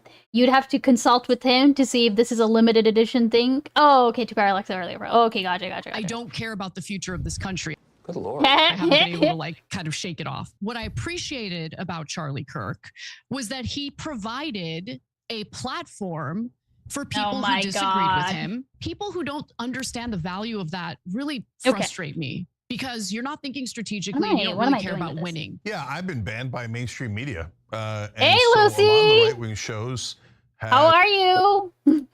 Been more open-minded about having me on than MSNBC or CNN. That might be good night before you sleep. I need to fit. That's what I was gonna. I'm gonna do that after this. I need to finish up your little freak. Everyone, check out Lucy. I can't Lucy's believe cool. that they're asking Anna on, and she's been doing an amazing job, and she's gonna be on CNN tonight at 10 o'clock. Lucy's a VR streamer. Okay. You can see she's got Lucy. A VR. Wait, why won't it let me shout that? Huh? Wait, hold on. I'm not a VR streamer, it is propaganda. It is totally for propaganda. It's not propaganda, it's true, okay? In my experience, that frog looks like it's about to do something terrible. No, what do you mean? That's it, you're out. It's totally a non-violent little frog. Chief. There are some who are attempting to lower the temperature. One of those individuals is conservative commentator Eric Erickson. There is Marxist ideology. They don't want you to know they're lying. They don't want you to believe they're lying. They don't want to act like they're lying. What they're doing is they're using different words to then get you to embrace their reality. It's very pernicious. It's why you do have to insist that men are men and women are women. Here, Jank misunderstands how rock works. So I've told you guys before, I like rock. Grok. I love that there's an AI out there that scours 60,000 or Same 100,000 videos, whatever we have online, and goes. Also, I'm extremely surprised he likes the AI propaganda child of Elon Musk. Like, I figured someone on YouTube would. Yes. Oh, hold on. What the fuck? I didn't mean to do this, okay? But it looks he's same vibes. Actually, that's a great idea. Why did he do this? Actually, ones that would target someone high profile in a Western country. Wait a second. Have I really only... Oh my god, I've only watched 5 minutes of this video? Holy shit, y'all. Clean getaway, and he wasn't a professional? Professional assassins in the vein Jank is talking. Wait, no. This is not where we left off. This is not where we left off. Okay, where did we actually leave off? Okay.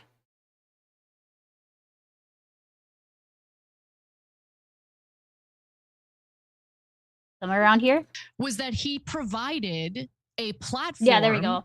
Good night, Lucy. Who disagreed with him. Sleep well. People who don't understand the value of that really frustrate me because you're not thinking strategically and you don't really care about winning. Yeah, I've been banned by mainstream media. And so a lot of the right-wing shows have been more open-minded about having me on than MSNBC or CNN. That might be worth interrogating as to why, you know? I can't believe that they're asking Anna on, and she's been doing an amazing job, and she's going to be on CNN tonight at 10 o'clock. But in my experience, only a certain set of ideas are allowed. If you go outside the guardrails, that's it, you're out. Well, that makes it sound more like a you problem than Chief. There are some who are attempting to lower the temperature. One of those individuals is conservative commentator Eric Erickson. There is Marxist ideology. They don't want you to know they're lying. They don't want you to believe they're lying. They don't want to act like they're lying. What they're doing is they're using different words to then get you to embrace their reality. It's very pernicious. It's why you do have to insist that men are men and women are women. Here, Jank misunderstands how Grok works. So I've told you guys before, I like Grok. I love that there's an AI out there that scours 60,000 or 100,000 videos, whatever we have online, and goes. Also, I'm extremely surprised he likes the AI propaganda child of Elon Musk. Like, I figured someone on Did YouTube Cho would send you prefer that Gemini. hat? Of course The next story they cover is the murder of a Ukrainian refugee by a schizophrenic man on a train. Let's see where TYT's audience is at with it. Although I'm a little worried about I'm just it. testing something out, yes guys, is winning okay? dramatically. No, I don't agree with that. At all. Good, you shouldn't. No, wait, they're actually talking about the ACLU. I'd like to know, what does the ACLU have to say about his freedom today? The best I could find that justifies this critique is a Supreme Court case back in the 70s that was specifically about people who are not dangerous and not mentally unwell being institutionalized anyway. The kind of regulation Jank explicitly supports here. I am for involuntarily Wait, Lucy's a Gooner streamer milking chat. Yep. Yuri Turpix. Oh my god, Lucy. Lucy, I don't know if you know this, but the VR in your name is capitalized. Did you know that? Like, it shows that you're a VR streamer. I mean, watching conservatives get blown out the fuck out by Grok on Twitter is very funny. Yes, Saysan. There's a Instagram account I follow that's called Grok versus MAGA. Oh my god, fucking gold mine, okay? So is the F? No, it's FVR. It stands for fuck VR. Full VR. Okay, that's what it stands for. Lucy, full VR. Got it. Got it. By the way, just so y'all know, okay?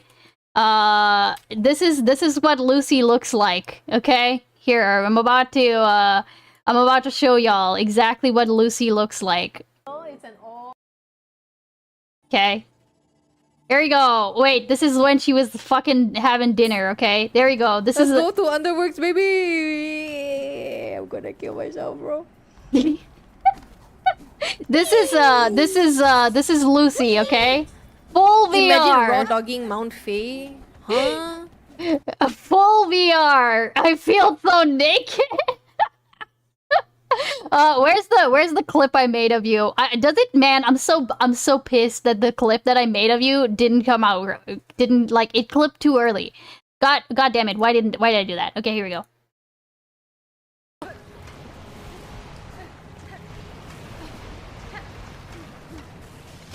It cut off the Wawa part. I might go back to that. Actually, I might. Hold on a second. Wait. Oh. Hold on.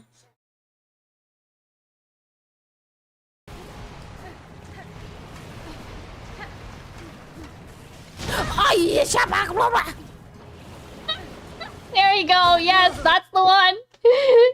That's the. Yeah, playing Skong in VR is great. Yeah, true. All right, let's get back to it. Institutionalizing Go to bed. some people. We had the bad old days where their standards for institutionalizing people were terrible, and the places they sent them were even worse. Now Anna tries to put a class spin on the Do we not have places where the elite, if you will, don't have to worry about using if they need to go to and fro work. Rich people also take the train. Nothing helps feed into the desires of neoliberals who do not want to spend any resources on public services than this ideology that just essentially says, oh no, we're doing it for freedom.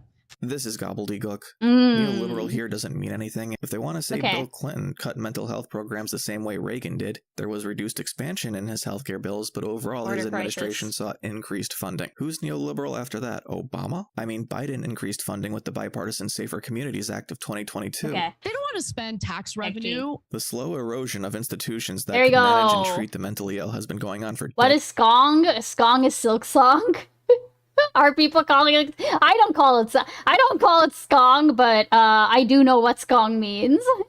There you go. There's your fucking kek G. Are you happy? Due to government budget cuts and ideological opposition by people who think the mentally ill just need more This guy is just espousing neoliberal propaganda.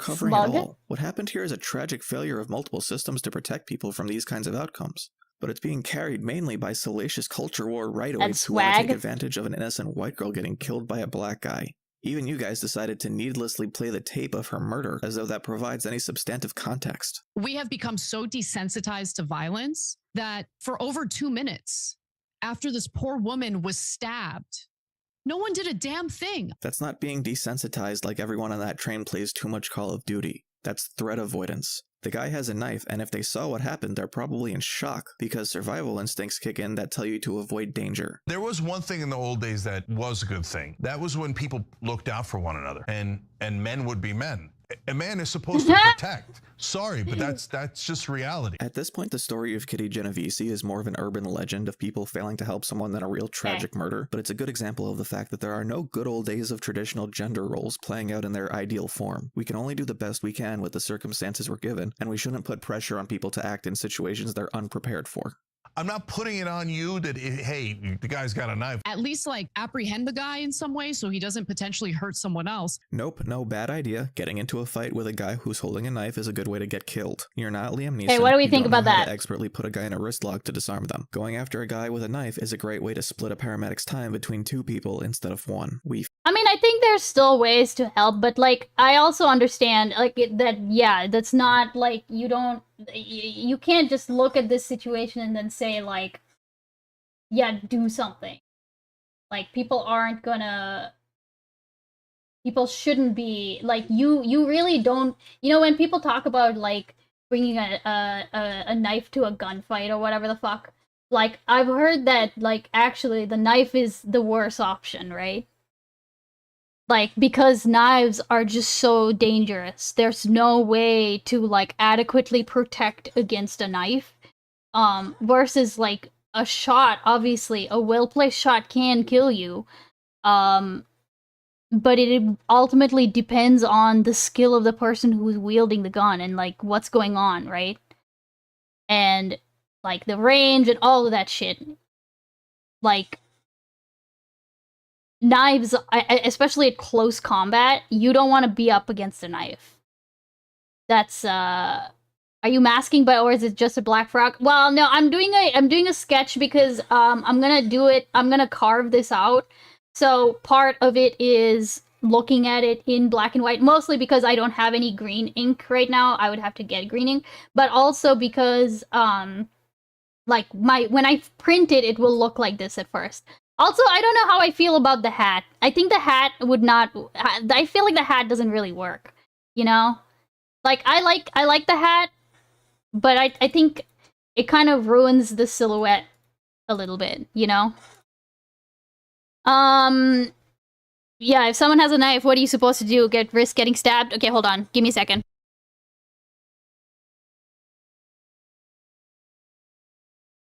Ooh, you know what I want right now?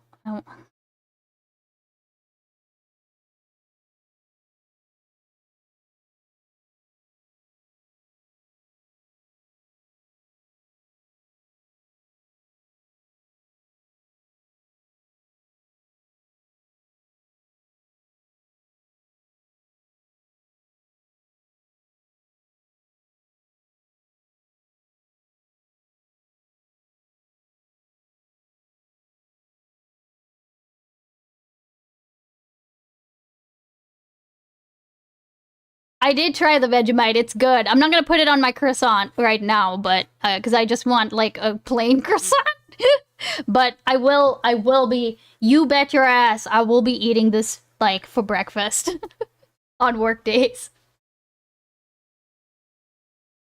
Finally get to Israel, and I'm very divided. Maybe it's just that my bar for good coverage has fallen so far the devil is using it as a limbo pole, but the coverage is much more substantial, and yet also because it would be in linoleum. Worse. At least while I'm watching, they cover the factual news of an Israeli airstrike on Qatar that was targeting the Hamas negotiators Israel was communicating with to end the war. But where they draw conclusions, they find conspiracy. For example, Cenk recalls covering an Israeli-American sniper who was secretly recorded in an interview where he admits his unit likely killed a total of 105 people and confirms a significant number, if not all, were either unarmed or clearly civilians and not a threat. Yesterday we showed a guy who sounded exactly like an SS soldier bragging about how he killed 105 Palestinians with no weapons that were defenseless. They had simply stepped over an invisible, arbitrary line their group had established as a kill zone. But then he'll go from that legitimate series of war crimes which should be fully investigated, condemned, and adjudicated to, and that's why Israel runs the United States government.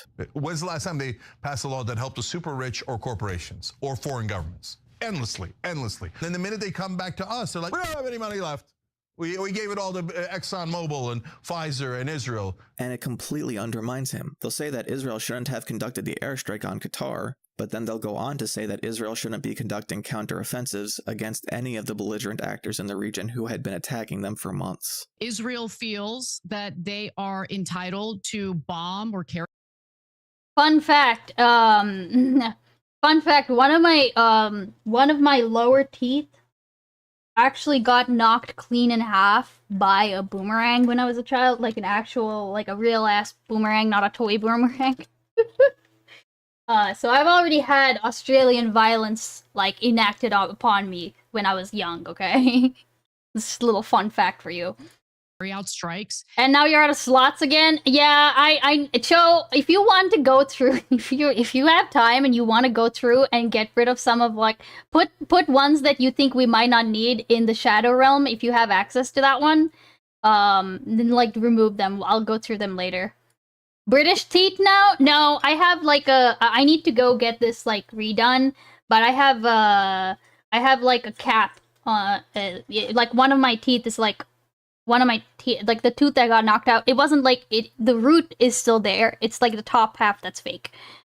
So yeah. In any sovereign country, they feel like. They'll compare civilian to combatant kill ratios and conclude Israel is therefore worse than Assad's Syria. The ratio is significantly worse than Hamas, worse than what Assad did in Syria, worse than almost any terrorist activity in terms of June is so cool. I wish Iraq was real. Or at least that it's even worth comparing when the population density and intentions of the actors in these places are nothing alike. I'm with them in the setup, and then they lose me in the conclusion. So if you're killing the negotiators for peace, you're obviously not going to get peace. Is Bibi solely responsible for peace negotiations falling through? Yes, is winning overwhelmingly, as it should. It is an empirical fact. He then goes on to compare Hamas to Osama bin Laden. Just like bin Laden. Okay, wait. To imply that Israel has less justification to go after Hamas because they have more legitimacy to the Palestinians and were negotiating for the hostages, which is not the argument I would be making if I wanted to make it clear that the Palestinians are not all Hamas. And to be clear, I'm not making that argument either. Has won an election before, but wait a minute,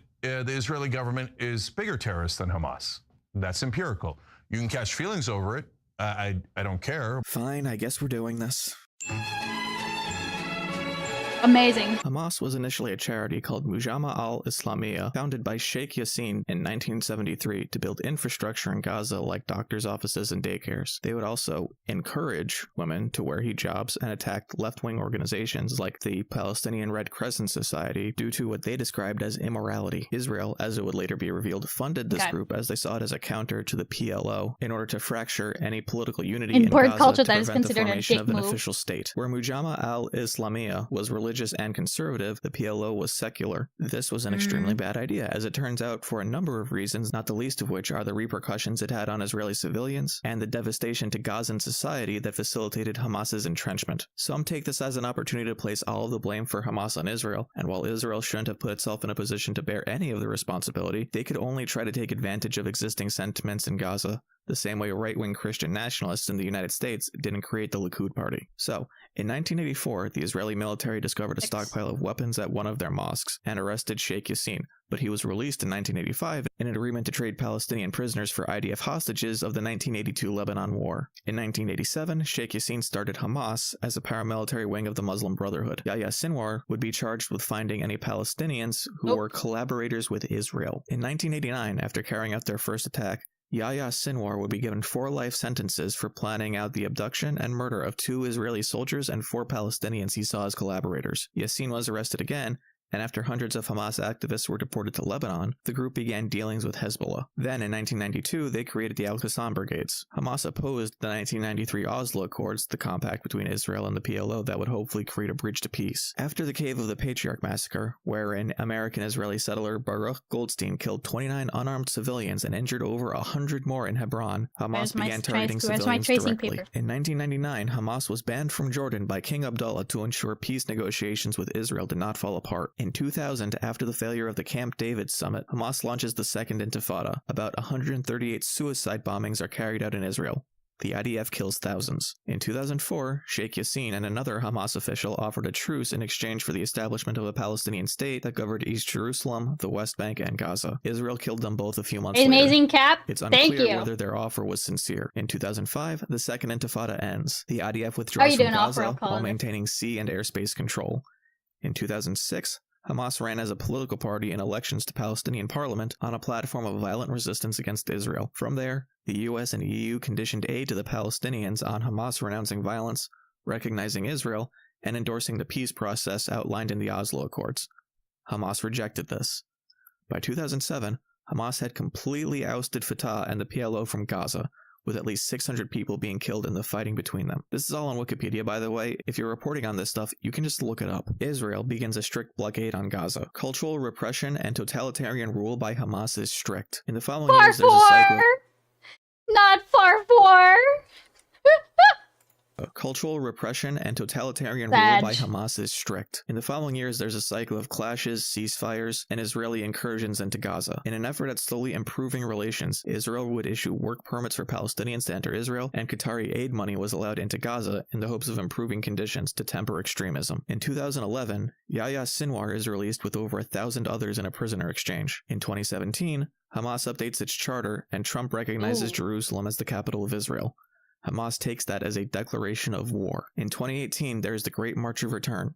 Independent activists begin a protest of weekly marches to the border between Gaza and Israel in protest of Israel's blockade and for a right of return of refugees. Thousands joined the protests intending to be nonviolent. However, there were those in the protests who did engage in violence, some throwing stones and Molotov cocktails, others firing rifles or throwing bombs. The circumstances behind the violence across the months of protest are foggy, but at the risk of being crude in my brevity, it was basically some protesters escalating to provoke a response, and the IDF not knowing how to aim. Thousands were injured by IDF gunfire and about 180 were killed.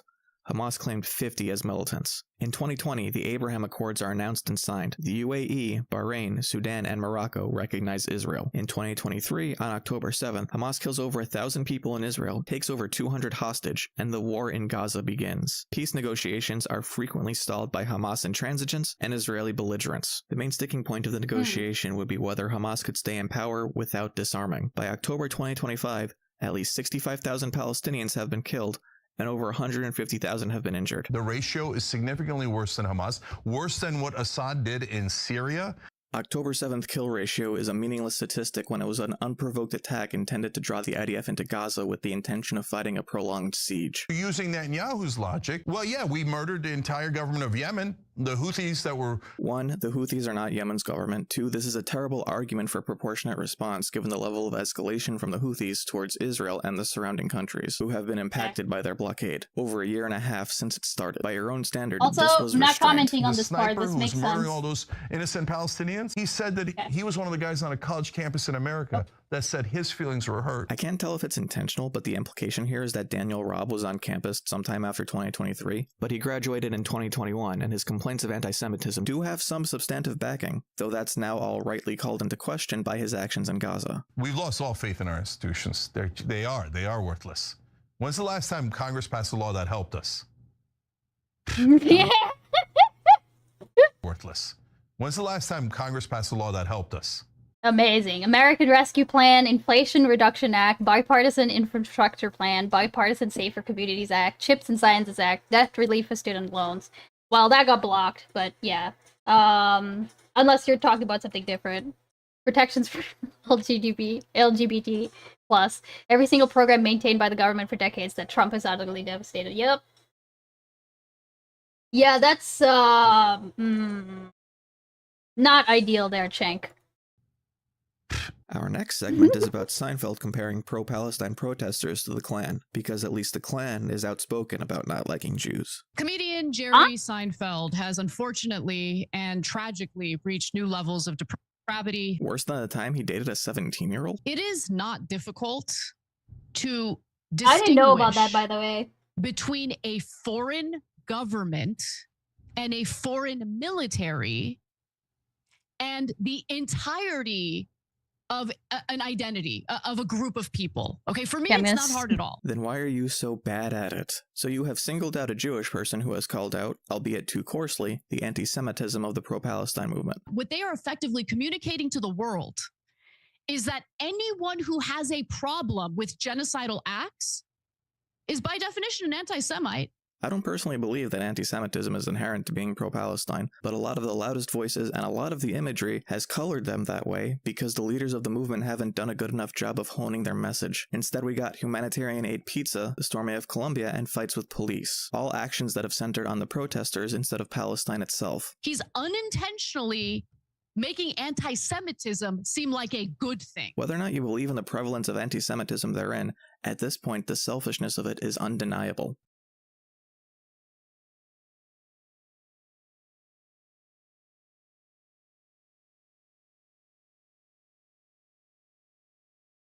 And so Jerry Seinfeld, it turns out, is a racist and thinks, no, Palestinians should be forever enslaved by Israel. And Cenk and Anna doubling down on the vitriol. Mute beans. Okay, yeah, sorry, I was just saying, Condit, you are about to become what we in the business call second monitor content. Okay. Yeah, Anna has taken an interesting turn. And a very interesting turn. Let's put it that way. I'm just setting up to get started to carve here, so bear with me a moment, chat. I'm just gonna set up some stuff real quick.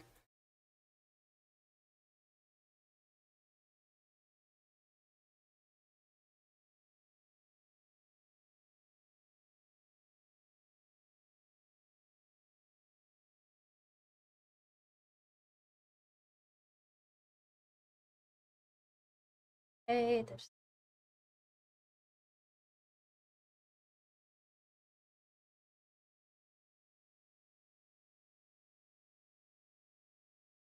my...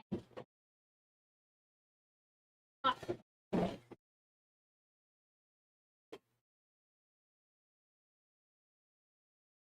right.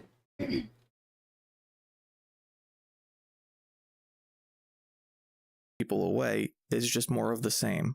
Imprisoned in the occupied territories by my moral beloved Israel, okay? They're dirt. They're like cockroaches. I don't free Palestine. Why would I free a bunch of cockroaches? I'm not saying that because I think Seinfeld's words were good. To be an overt, disgusting racist Frankly, I think he said a lot of stuff that's been at best ignorant. A, yes, he's obviously a racist. B, no, if you want to free Palestinians, that means you're more hateful than the KKK. And I think he's become a little too disconnected to have an opinion worth listening to. But he's an adult and extremely wealthy, so he can take care of himself. Jerry Seinfeld, Palestinians. I need to set it up so it's Whoever wants overhead. freedom hates the Jews. My point is that what Seinfeld said You isn't missed the worth point. this much time to Okay, hold on. Let me go back. I have watched this video, so it's a bit of pre-watched. Not you, Beans. Oh, okay. Oops, sorry. Roaches. I'm not saying that because I think Seinfeld's words were good. To be an overt, Here, let me try disgusting racist. Frankly, I think he said a lot of stuff that's been at best ignorant. A, yes, he's obviously a racist. B, no, if you want to free Palestinians, that means you're more hateful than the KKK. And I think he's become a little too disconnected to have an opinion worth listening to. But he's an adult and extremely wealthy, so he can take care of himself. Jerry Seinfeld, Palestinians. Whoever wants the freedom hates the Jews. My point is that what Seinfeld said isn't worth this much time to tear Seinfeld down instead of lifting Palestine up. What a terrible thing to say, not just about Palestinians, but about Jews. No, I know tons of Jews. I wouldn't call it a one-to-one comparison, but not too long ago in this stream, they were extremely concerned about people raising the temperature because it'll only cause more problems, and that's all this segment is really for. Bunch of savages! He's like one of the most racist guys in America. Amazing. I guess he's a Jewish supremacist. Apparently Jerry Seinfeld's parents were probably monsters and they taught him to hate Palestinians. Next, the UK ambassador to America was fired because his close ties to Jeffrey Epstein were revealed, and so Jank assumes that he was appointed to be controlled by Israel. Because him being involved in the Epstein case wasn't the bug, it was the feature. They picked him because they knew that he could be trusted to do right by a certain country. And that country is not Great Britain, and it is not America. But it's certainly not Chinese. Yeah. Then for some reason we give a shit about a right-wing guy named Rabbi Shmuley trying to solicit donations off of Charlie Kirk's death. The dildo business isn't bringing in the money. I just want to be clear, they're kosher dildos. Oh, okay. I mean, look, I have no problem with the sale of dildos if that's what you're into. Who sells kosher dildos and defends genocides? Listen, yeah. People need dildos, okay? People need dildos, including religious people who are only kosher. No judgment on that. Yeah. But my God, if that was their only issue, that would be amazing. Senator John Kennedy decided to be a creepy old guy in his foghorn leghorn voice towards Alexandria Ocasio-Cortez, calling her attractive and ethnic. This fake Elmer Fudd accent, real thick. I put some lube on and got him on his knees. This was my ass. He got on top and slowly inserted himself into me. It will fit my favorite dildo. You're going to look so hot. I can't wait to have your cock in my mouth. I'm going to give you the blowjob of your life. During this, Cenk and Anna completely gloss over This is a reenaction of a Hassan Chair stream. Your friend Pocahontas. And Cenk uses the moment to self-aggrandize about helping Alexandria Ocasio-Cortez win her election. At the beginning of AOC, I was there. So one of the founders of Just Democrats. We featured her on 34 times on the Young Turks before her primary win, more than the rest of the media combined. Which unintentionally validates Kennedy's criticism, the non-creepy part, that said she was a creation of the media. In fact, we couldn't get the media to talk about her during the primary because you hate outsiders. You're elitist pricks. Okay, this irks me. A PAC founded by a media owner funded her and provided her time on his show. I'm not going full. She's in Hassan. Congress. That's not a critique of AOC's authenticity. I'm not going to look up clips from 7-8 years ago to figure that out. But then Cenk does what I think is the best John Kennedy impersonation I've ever seen. And then a reporter walks in, he's like, "Oh yeah, we'll love it." What? Oh, I'm the average guy. Oil companies at 18 billion. And finally, Cenk interviews Peter Beinart, who wrote a book about being Jewish while Israel commits genocide in Gaza, which is a topic I think is worth exploring by someone besides him. And that's day one.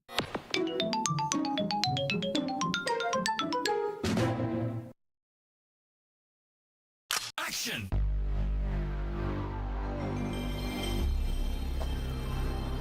Amazing.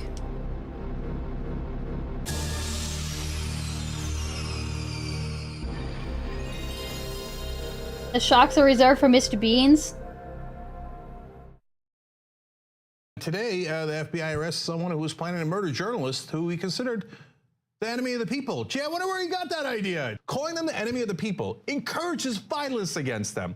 Every time he puts out a tweet saying enemy of the people, he increases the percentage chance that somebody at the New York Times is going to get killed. Donald Trump will go after any type of medium. Late night, comedy show, Donald Trump wanted to look into SNL because they make fun of him. If I, in some alternate universe, were a right-winger who had supported Trump in the election, at this very moment, I would be deeply embarrassed. And what does he do? Like all cowards, he says, well, I don't want to get into the fight, right? I mean, I got bone spurs. Oh, I got bone spurs. And incredibly thin skin, so I can't go into any fight. But you know what? Somebody should do something about the enemy of the people. And he encourages other people to take actions that are going to lead to violence. If you don't know calling someone the enemy of the people, especially when you're the president of the United States, encourages violence, either you're totally lying, you know it encourages violence, and you're hoping somebody gets hurt at the New York Times, or you're the dumbest person in America. So here we are, another right-wing terrorist targeting journalists and liberals because he thought they were against Trump. Is it connected to his tweets? Goddamn right it is. All right, time for day 2. Anna, before we get started, how are you doing? Don't ask me that because it's not good, but let's just move on. I'm just really sad at like where the country is right now. You know, what's happening in the Middle East, obviously, I've been worried about that, but it does break my heart that some of the most prominent streamers, content creators have been putting out some stuff out that I don't know where I belong. Has not Anna. Called for continued violence Poor against Anna. the right. So what changed between foreshadowing and today? I'm an enormous believer that the radicals do not represent the left or the right. More both sidesing.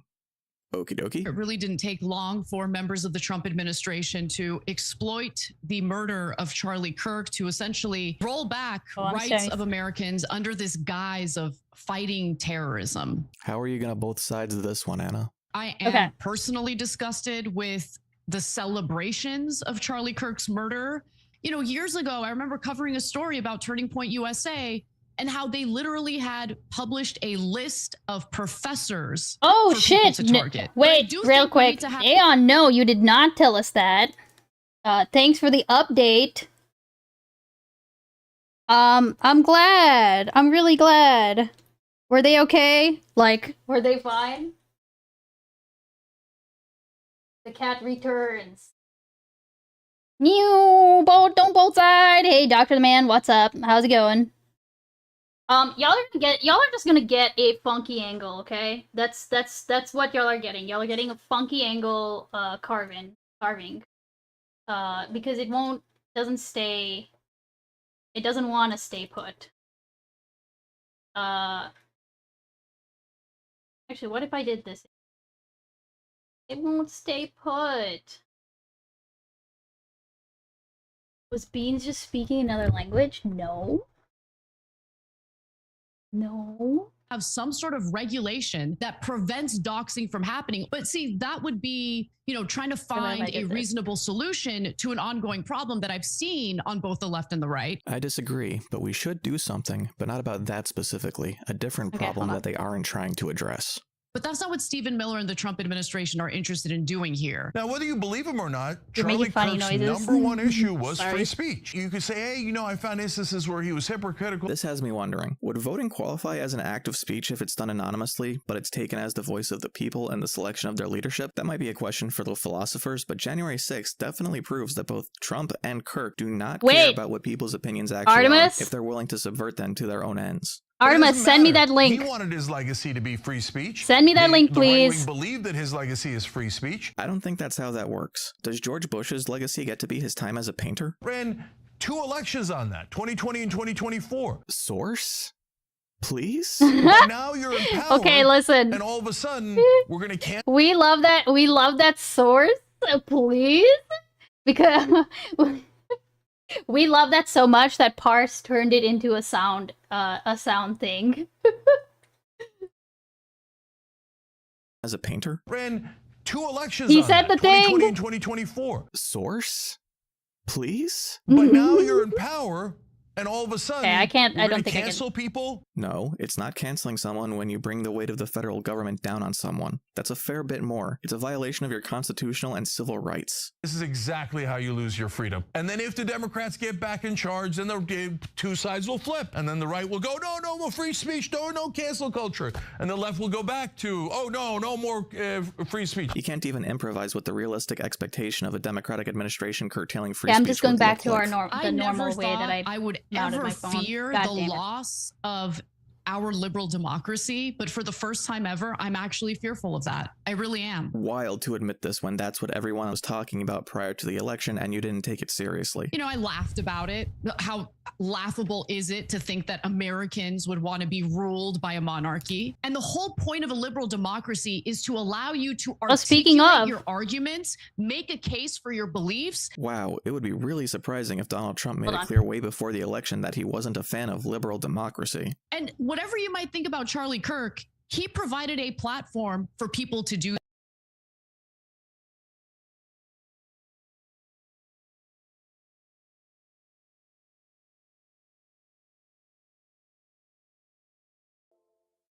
Shouldn't do these things while... Oh, hold on. Maybe I shouldn't do these things while it's still fucking connected. I was gonna say, speaking of which, there are probably no King's protests in your local area. You should go check them out. Just go to them. Don't RSVP. Go there, be safe. You know, do your thing. Jenks said when you die, you don't become an angel, but they are certainly doing the work to rewrite what Kirk's actual job was. No, he didn't. I hate this talking point. It's so disgustingly... Wait, which talking point specifically? Wait, hold on. I missed something. Arguments, make a case for your beliefs. Wow, it would be really surprising if Donald Trump made it clear way before the election that he wasn't a fan of liberal democracy. And whatever you might think about Charlie Kirk, Anna's the woman from The King and I, right? Right? Form for people to do that. Jenks said when you die, you don't become an angel, but they are certainly doing the work to rewrite what Kirk's actual job was. The entire point of college campus debates was to position media-trained conservatives against inexperienced students to create an image of intelligence and superiority. The point wasn't to exchange ideas, it was to have people offer themselves as a metaphorical sacrifice to the discourse. And so people say, well, he was trying to influence people in the wrong direction. That's right. That's why we're here trying to influence people in the right direction. That Kirk gave people a platform? I kind of agree with that, actually. When people are acting in good faith, and Charlie Kirk was not. You fight back with words, you fight back politically, you fight back with rhetoric, and if anyone on the right actually meant anything about freedom of speech that they said, they would be 100% opposed to what Stephen Miller just said. Okay, but he just wanted to talk? Kirk, yeah. Because Kirk supported Trump, and Trump supported Miller, and after Trump brought on Miller, he continued to support him. This isn't difficult. It's like you say, words and actions. And now we get to a group of right-wing trolls that decided to create a website for harassing people that made light of Charlie Kirk's death. I'm actually kind of amazed at what their response is, starting with, they learned it from the left. Right-wing activists and some politicians are on a bit of a witch hunt. And I think some of the behavior that we saw, beginning in 2020, if anything, I would say that the right is learning from those tactics and now going on a witch hunt against Charlie Kirk's critics.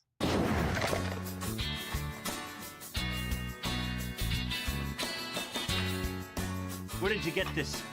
Who taught you how to use this thing? You, all right? I learned from watching you.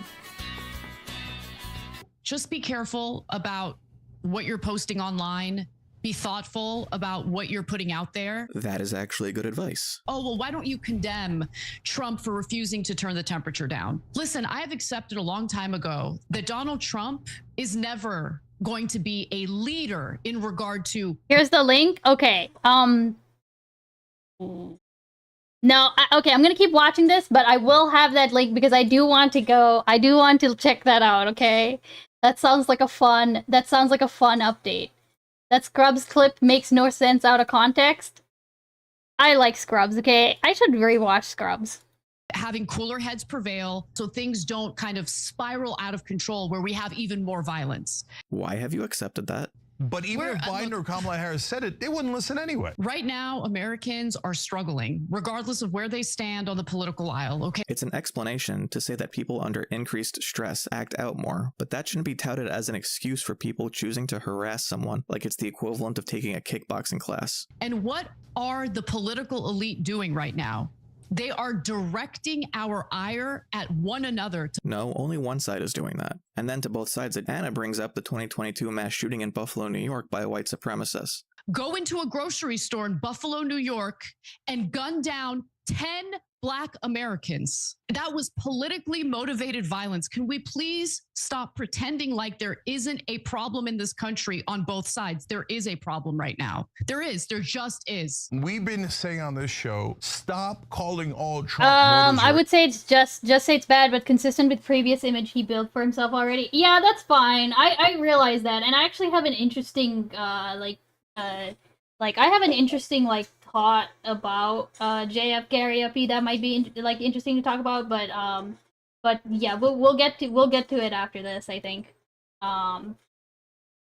This, I don't think I'll be as stun-locked with this video, mostly because A, I've watched it before, and B, I mostly agree with what Conduit's so, you know.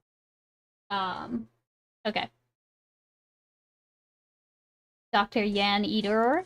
Racist. Trump supporters. Hey, Kuyamaya Stupa, welcome in. Of racists. No one isn't doing nuance anymore at all. A little birdie got it for me. Both sides saying, nope, I'm going to find the most extreme person on that side and make them the poster child. All the most extreme people on the right currently have control of the federal government, Jank. Jank reads a viewer comment. Israel's a major player in the cancel culture.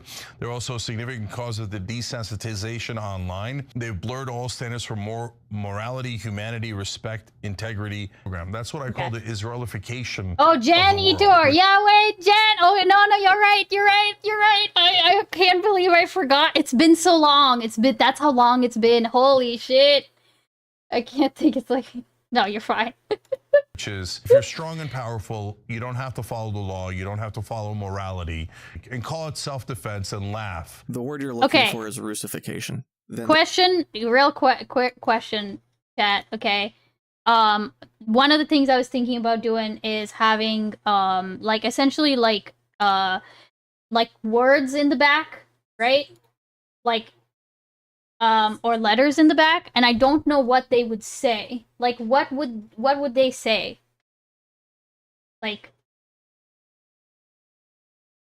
Kind of like that, you know, where you couldn't see the whole thing, and blah blah blah blah blah, you know.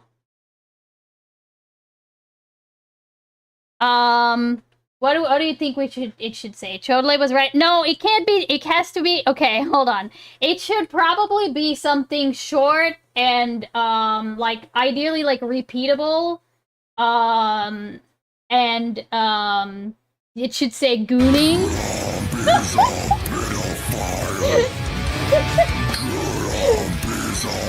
I don't think I'll be able to fit that on here, Joe.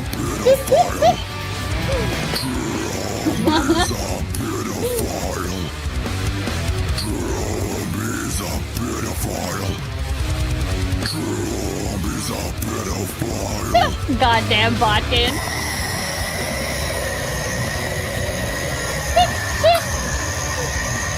Thank you so much, Cho, for the $3.99. Okay, very true, Botkin. That woke Max up. I'm sorry, Max. I'm sorry. I'm living in a little town that went 85% Trump, neither Biden, no Harris, no Hillary broke 10%. Jesus fucking Christ, dude. Okay, seriously, what are we thinking? What What should we think? What should we write in the back here? I could also not write anything. The problem is I can't, if I'm doing some kind of background, I need to decide that right now.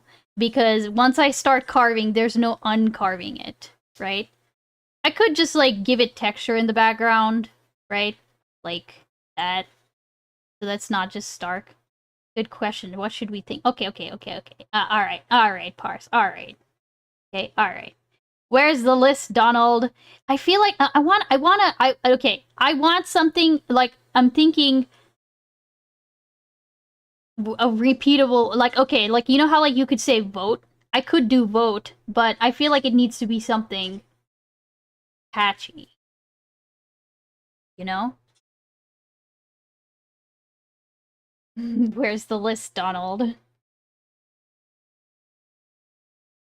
I'm seriously blanking on what I should write. The problem is the actual frog itself. McFiston. McFiston's got a I love. Oh, come on. No, stop. Yes, Artemis, I did see that as well. I don't know if we'll get to it today, but if we do, that is I did see your link. So if we have time, we will watch that. But I don't know if we'll have time today. Probably tomorrow. They touch on rumors about Cash Patel feuding with Pam Bondi and potentially getting ousted as FBI director. Multiple sources also told Fox that Patel was forcibly instructed not to speak, adding that investigators had still not identified a suspect. Next up is Florida Congressman Brian Mast putting up a bill that would allow Secretary of State Marco Rubio to revoke someone's passport if they're critical. I'm trying to find a way to work in like Operation Inflation or something. Do they have a slogan? What have they been chanting at the protests? That's a good one. What have they been chanting at the protests? Does anyone know?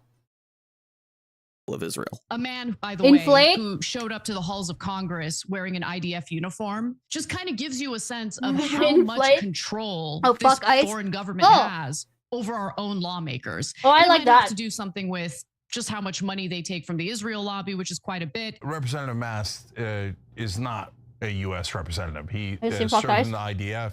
Mast did not serve in the IDF. He did volunteer work packing medical kits. It's an important distinction. Mast lost both his legs in Afghanistan in 2010. He beans, Mr. Mumbles. Serve in an official capacity as a soldier. But that's how he got the uniform he wore in 2023 after the October 7th attacks. American taxpayers to give to the country that Representative Mast actually loves, which is Israel. Brian Mast is an evangelical Christian. That's why he likes Israel. However, I want to kind of get to the root of something that I see. Rare video? Oops, sorry.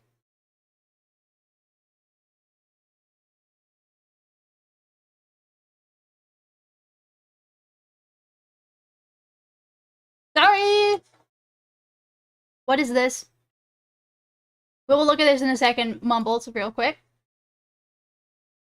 Third screen content, sorry! I didn't mean to do that. There's a huge problem in this country, namely the ability of government officials to slap the label of terrorist onto pretty much anyone. How do you even determine what terrorist is? Like, what is the definition? What are the guidelines that government officials would be using to designate someone as a terrorist? Well, is super vague and can be applied pretty generously to anyone, including someone who's been kidnapped, forcibly kidnapped by. We're all watching the gameplay anyway. Listen, apparently it's the Lara Croft game that's the serious one. I asked Mr. Beans if this was the woke one, and he didn't really have an answer for me. He said this was the serious Lara Croft, whatever that means. A guerrilla group, and is now deemed a supporter of terrorism because of the fact that she was forced to cook and clean for that group. It's crazy, absolutely insane. In the middle of this super serious story, the idea of her serving gorillas as in apes rather than militants. What?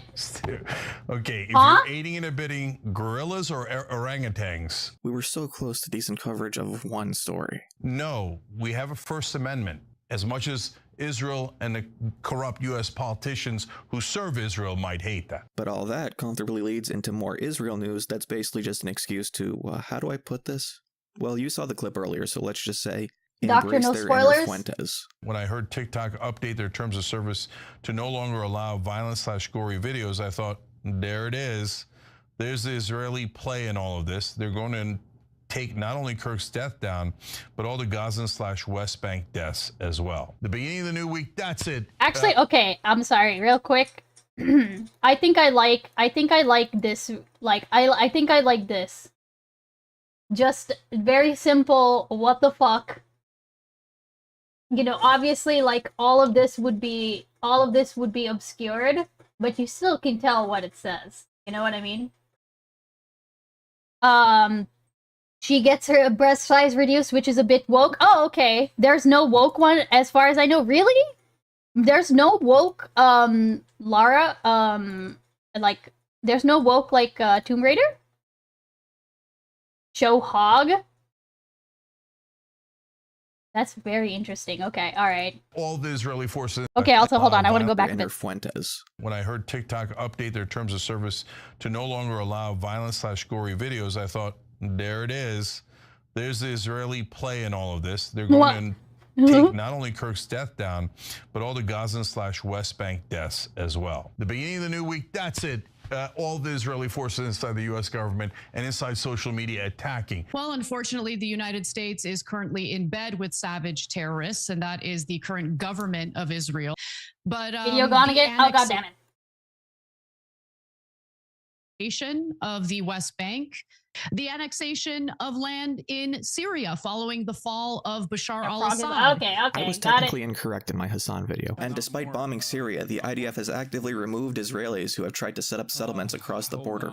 While Israel hasn't allowed civilians to settle in regions of the Golan Heights past the border, after the fall of Assad, the IDF expanded their buffer zone, which, while questionably legal, makes sense given that Syria had just opposed their government and wasn't fully capable of enforcing a new stability. What Anna is describing makes it sound like they set up an entirely new West Bank-style settlement, and while that cannot be completely ruled out in the future and should be criticized then, there's no evidence that the Israeli government wants that to happen now. This is an expansionist colonial settler program, the Greater Israel Project, and anyone trying to convince you otherwise is lying to you. Greater Israel isn't a thing. It won't ever be a thing. It cannot ever reasonably be a thing. If you want to talk about expansion in Gaza and the West Bank, by all means criticize it, condemn it, call the conditions an apartheid. But like I said last time, Greater Israel is taking land they can't hold with forces they don't have, with aid they won't get. This is about aiding and abetting Israel's empire building. Wait, maybe not with the middle of the word missing? Maybe should it say what the frog? Yeah, that's the only thing. That's why I'm kind of leaning towards like the what the fuck, because I feel like the I feel like we can very nicely like fit in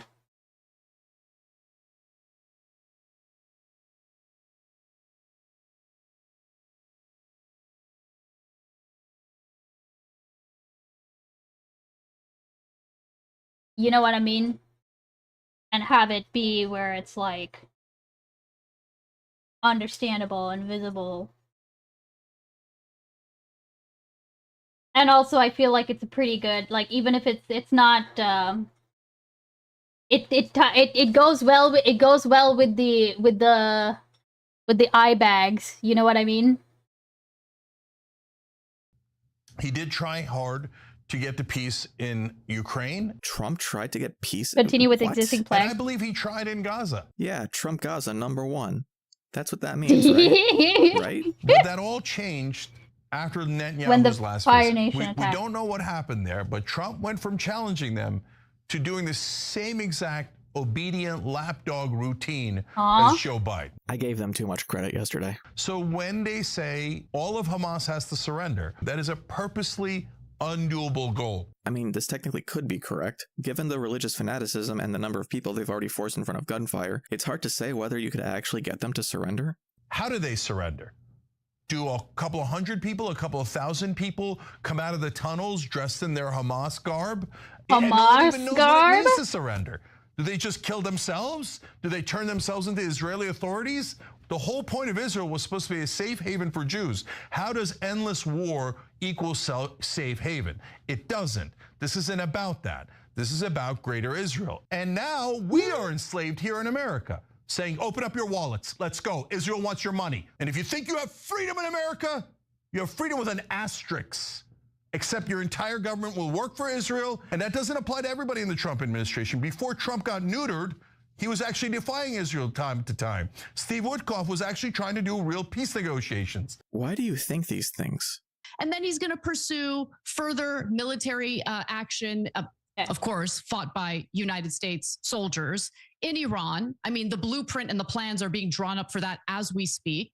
Please tell me you have a source for that. And to be honest with you, Cenk, one of the biggest black pills I have ever swallowed in my life is the realization that our government, they're supporting the bad guys.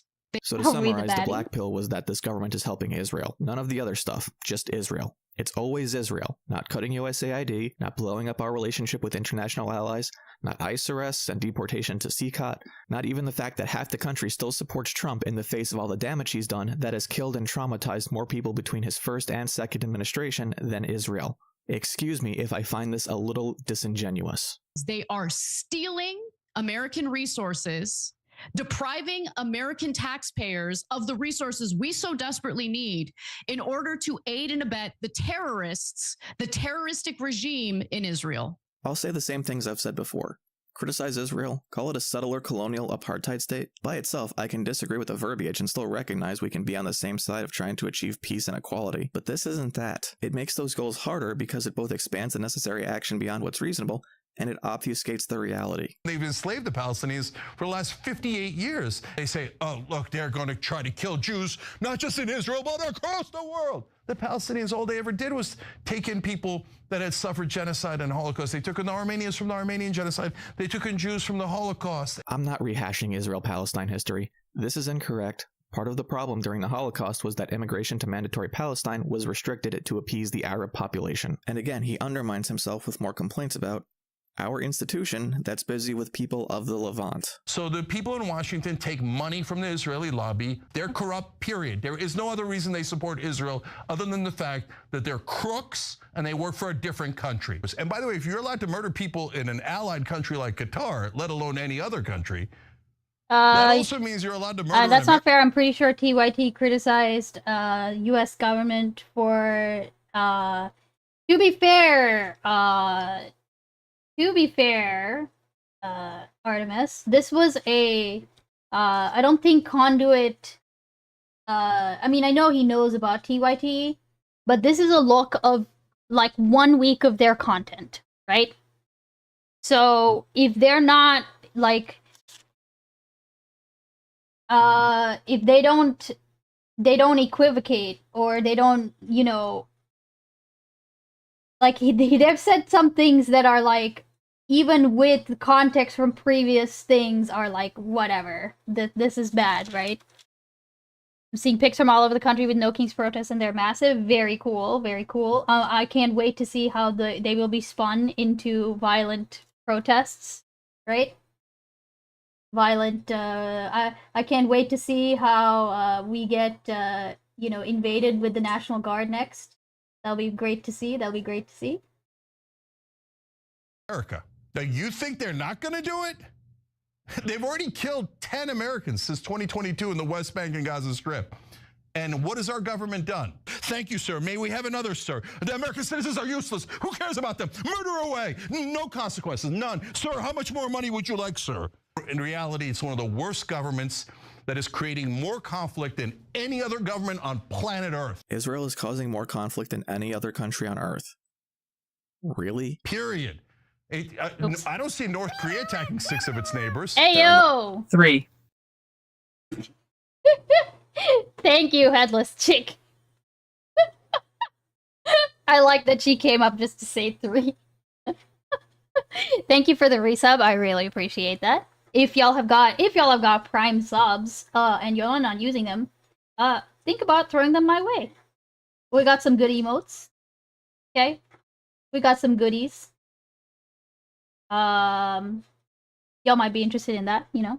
North Korean soldiers in Ukraine, missile launches into South Korean airspace and waters, cyber attacks and crypto scams. What do you think their military is for? Israel's just creating future terrorists. Violence begets violence. Yeah, I mean, yeah, they're creating future terrorists, but they're also the president. Give me subs. I eat the subs. They give me power. The power that fuels icebeans, who is my #1 fan, and we both love Israel. No, this is extremely Lauren. reductive. Osama bin Laden came from a wealthy family. Ted Kaczynski was a math prodigy and assistant professor at Berkeley. The leaders of Hamas hoarded billions of dollars intended as aid for Palestinians in Gaza. I don't bring this up to say that it means all the people who would be in Hamas are therefore instantly valid targets, or that Cenk is even necessarily implying that. Just that the motivations behind terrorism are ideological commitments, not just circumstances. If we have time, I guess we'll talk about how pathetic Hakeem Jeffries is. The next story is about how Trump used the military to blow up a I do have a Venezuelan Patreon. boat he Yes, says you do. was trafficking drugs, but You can provides plug no it if evidence you about want. it. Anna surmises that Trump is planning a regime change in Venezuela. And that would be yet another war that Donald Trump would be dragging the United States military into at a time when war is breaking out all over the Middle East because of us aiding and abetting Israel. Because they've gone in so hard on Israel controlling the United States, I feel obligated to point out that America deciding to go to war with Venezuela for oil, as they imply Trump wants, completely contradicts that. Hey, Mumbles, thank you so much for the gift sub to Aeon. I appreciate that. I am a dumb fuck. I am a dumb fuck. I did all of this and didn't take into account the actual size of the goddamn thing. I am an actual dumb fuck. Okay. Alright, then. I am just gonna have to work with it. Thank you for the gift sub, I appreciate that. Either Israel wants the United States to go to war with Iran, or oil companies want to go to war with Venezuela, and our army isn't big enough to do both. Pick one. I should just write. When it comes to our military arsenal, there have been reports about how that arsenal is depleted because we're, of course, providing weapons to Ukraine, weapons to Israel. The list goes on and on. In what world is this believable on its face? And remember, he tried to start a war with Venezuela last time he was president. Then why did you think he would cut defense spending after the election? Establishment 101. Neocon 101. More normalizing language that this is just what Republicans and neocons do. This is an epic disaster. This isn't America. This is ugliness done on behalf of... Well, that was yet another piece of evidence that this is the kayfabe presidency, wrestling theater. Is Venezuela the largest exporter of drugs in the region? Not even close. So, look, I don't want to give them ideas about Mexico or Colombia, but does Colombia export more drugs than Venezuela? Yes. I mean, regime change? Like, wait, hold on a second. Is regime change really not, so, is it really not that plausible? Like, I don't know. I'm just like, is it really that out of the question? I'm not an expert on foreign policy, okay? So this is just me being, like, genuinely curious. Is it really that, like,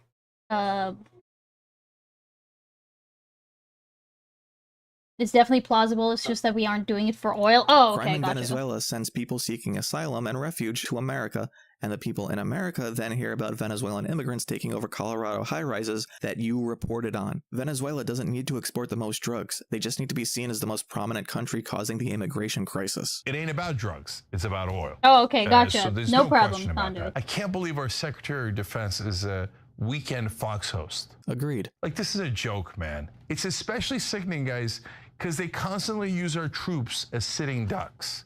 They put them in the middle of the Middle East. Oh, please, Iran, attack them, please, so we can wipe out the Iranian regime and do regime change like Israel ordered us to. Believe it or not, Iran isn't dumb enough to do that, so we're not stupid enough to offer the opportunity. The last time Iran struck the U.S. military under Trump, we notably did not do any regime change for Israel. And then we go to Brian Kilmeade saying he wants to euthanize the homeless. He apologized. He still sucks. I'm glad he did that. Yeah, sorry. Had schizophrenia. And by the way, he's better now. Brian, we didn't have to kill him. And lastly, we come to Jang's interview. I got a fever. And the only prescription is... Zachary Carabell. All right.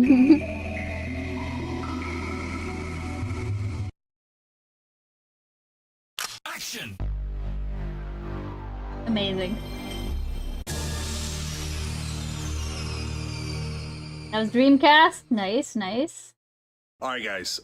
So I'm going to tell you about how Tucker Carlson's trying to get every other reporter to not talk about the good economy. This video is sponsored by aspiration.com/TYT. Tucker went on air Friday night to bully Jim Cramer from CNBC. Cramer said a rare, honest thing. So obviously, Tucker Carlson's furious about that. So he said this is the best economy he's ever seen. Unemployment claims are at a 52-year low, but the rest of mainstream media totally followed and has actually doubled down and poured fuel all over that fire. They took a really hot economy and said it's a really bad thing. And you don't want to give credit to a good economy because they actually passed bills that help American voters. Oh, that coronavirus relief bill mainly went to you guys. Oh, so Tucker Carlson comes in and he's going to bully him. because he doesn't want any other reporter saying the thing that is true. I just subbed, but now I'm gonna miss the hype train. No! So he knows that if he says outrageous and awful things about Jim Cramer... Hey, Headless, thank you for the gift sub to Christopher Wallace. I appreciate that, bud. Thank you. Hey, we got a hype train? Alright, alright, alright. Okay, I'm gonna start carving. I'm gonna start carving now. I'm done fucking around with this. Everybody will hear it and report it because they'll be shocked and chagrined, like, oh no, there's terrible Tucker Carlson attacking us again, to get the media attention that he wants, right? But he's getting that attention to direct it towards what? To direct it towards, you better not say anywhere on television that the economy is doing well. Now, can he bully the rest of the media that way? Of course! Of course! Tonight, I'll also be on News Nation with Chris Cuomo debating the Israel issue. Is it a genocide or not? I'm also going to do with chat. Oh, well, I want to fucking kill. Okay, that needs to, I need to tweak that. But I think the clip itself is also, thank you so much for the 99 bits, okay? Was that the right one? Was that the correct one? Is that what it says on my bit alerts thing? That works? Okay, I'm sorry if that was not the right one. I can play you the right one if you want. Wait. Let me look. If you're looking for the... Did you just scam a viewer? Are you looking for the Ben Shapiro? Because I changed that. Instead of 47, it's 147. So that it'll get, like... interrupted every 2 seconds.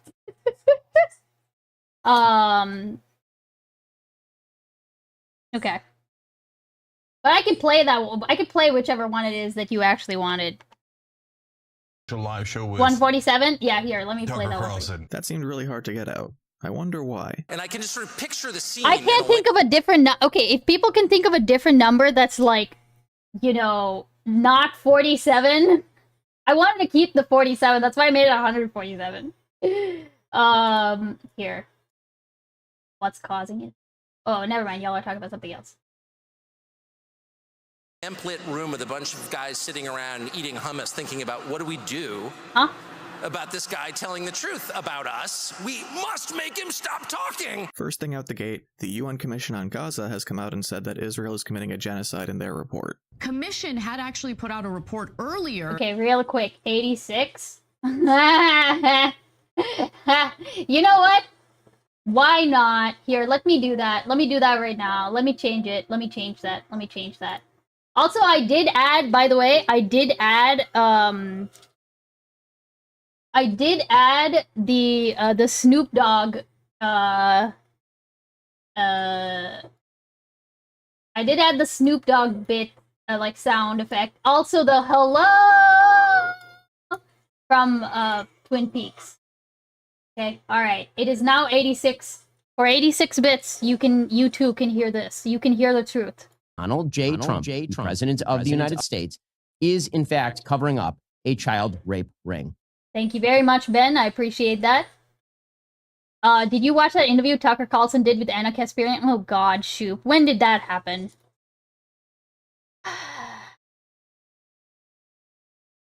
That found Israel when had did that happen? War crimes against humanity.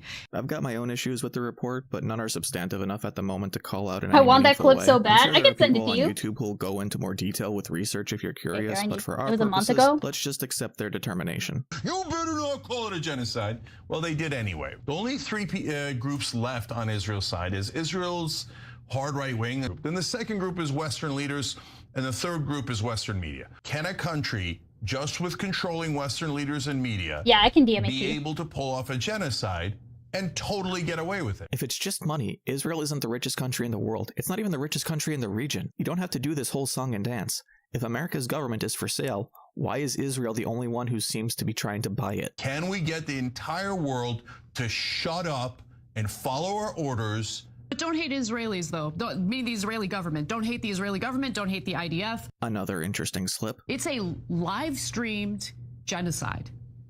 but don't speak out about it. You know all those jokes about You're right-wing totally media fine. pundits saying that they're being silenced in the books they're busy promoting on big media tours? I was just thinking about that for no reason. They're literally on the side of being pro-genocide. A quick word about calling people pro-genocide.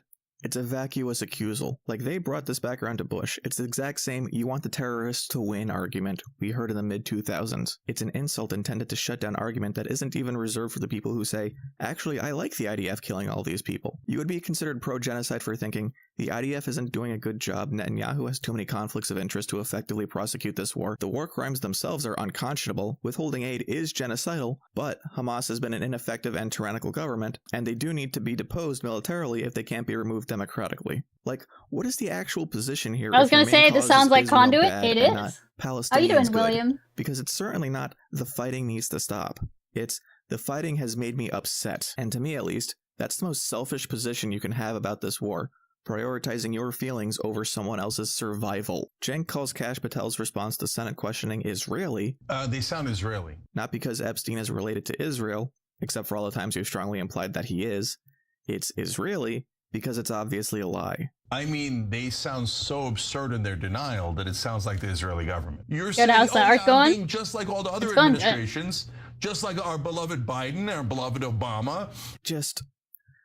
the open-endedness of this stuff is what lends itself towards conspiratorial thinking. Not that these pieces of information don't come together in a pattern of egregious behavior to protect Epstein clients, but that framing it with why allows people to fill in their own answers to connect the dots. But something happened following Benjamin Netanyahu's visit to the United States, his meeting with Donald Trump. Donald Trump changed. As the news media, it's your responsibility to frame things in a clear and concise way to provide cause and effect so that speculation doesn't get out of control. Yeah. What is Trump hiding? Yeah, well, he's definitely hiding something. I genuinely don't know if he was a client or not, but... You genuinely don't know. All the criticism of Kash Patel denying an Epstein list, and you don't know if Trump would be on it. I mean, this is all like 1984 level propaganda. I mean, George Orwell was genius of geniuses. That's not 1984 propaganda. I missed that part. Prime Minister of Israel. The list goes on and on. That's actually true. He's talking about Ehud Barak, Prime Minister in 1999. The country's starting to get united on this issue, Epstein files. Maybe we can build off of it. Maybe we can't build off of it. They think it's a Jewish conspiracy. You think it's an Israeli conspiracy. I'm not sure I'm comfortable with that kind of unity. If the Israelis ever hold Netanyahu accountable, it'll be a great day in world history. I wouldn't hold your breath, but it's not impossible. So, help them? Like, you've just presented a clear through line to end the genocide, dissolve the Likud government, get the people on your side. Your entire thing has been about open debate. So try to convince them. You put more faith in MAGA to become liberal based on Epstein than you do Israelis to vote out Netanyahu. When you hear commentary from the right about how they killed Charlie Kirk, what does they mean? It means the left or the Jews, usually both. One of the things that I asked before we found out what his motive was is, if it's the Groypers, should we hate all of them? And should we attack them and generalize about them? If it turns out it's the opposite, it's the left, should we hate them and attack them? And then when you ask that question, you begin to realize how absurd it is. It's one person, and that's kind of obvious once you think it through. You don't need Charlie Kirk's murder to hate Groypers. Terrorism is always the dumbest thing in the world. It's like it hasn't worked since 1948. Oh my God, he's talking about the founding of Israel. Among the conservatives who called out Bondi was Eric Erickson, who I think has actually been a pretty reasonable member on the right. Marxist ideology insists that men are men and women are women. I'm sure I disagree with him on a whole host of things, but he seems to have some actual moral values, seems to care about this country. President Trump makes comments like that.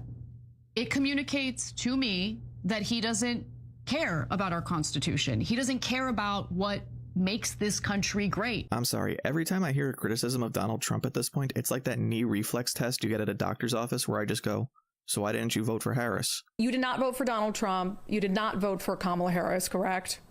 Correct. If she gets her way, every administration is going to change it. So when you've got a Republican in charge, it's going to be hate against monkeys, individuals. When Democrats get in charge, nope, that's not hate anymore. Now hate is racism, sexism, etc. What is this argument? Like, I agree that hate speech shouldn't be banned for the greater harm that government restrictions on speech can impose, but Cenk's example is that Dems would say that racism is bad, and Republicans would say that racism is good. All right, so then that leads to how did the right wing react? We said we were against hate speech being classified as a crime. We're still against it, even when we were in charge. And I gotta tell you, you gotta give them credit for that. Oh, Cenk, I really don't. When you stay principled, even when you're in charge. I mean, we were so worried that they were not going to stick to principles. They were just gonna go for raw power. What? What? For them to say no to Pam Bondi, no to Trump on this, that's pretty great, guys. No, it's not. It's really not. They push back because they know they don't have to actually do anything. They can just continue to support Trump, who in turn will do it anyway. Now we learn what Anna and Cenk's names mean. Keeper of treasure. Ooh. Which, you know. Sorry. Kind of Cenky. Get it? Cenky? All right. And as a lot of you know that have been with us for a while, Cenk means war. After that, we go into Cenk's appearance on Piers Morgan opposite former TYT associate, Russian stooge, and soulless husk, Dave Rubin. Do you think Charlie wanted to be martyred? Do you think Charlie wanted to be martyred? Do you think Charlie wanted to be killed? Yes or no? Of course not. What kind of asinine question is that? The New York Times has uncovered some of the shady business deals. Cenk does need more. Does mean war. Middle East envoy Steve Witkoff. If you're wondering whether Cenk has anything to say about Witkoff, when yesterday he said that he was really trying for Middle East peace, he does not. I'm tired of Donald Trump suing the press every time they hurt his feelings. I've been smeared by the New York Times. This is not about defending them. This is about defending the press. But make no mistake about it, this lawsuit that Trump is filing against the New York Times is meant to intimidate them and prevent them from reporting on what he might be doing in the Oval Office, what actions he might be engaging in that could be illegal or unethical. I hope they fight back. You know what? Good enough. I call their coverage of this story decent reporting. And remember, it's even if you love Trump, the president isn't always going to be Trump. So next time a Democrat's in charge, oh, where do they get the crypto money from? Israel or Saudi Arabia or China or North Korea or ExxonMobil or Bob? I retract my previous statement. No.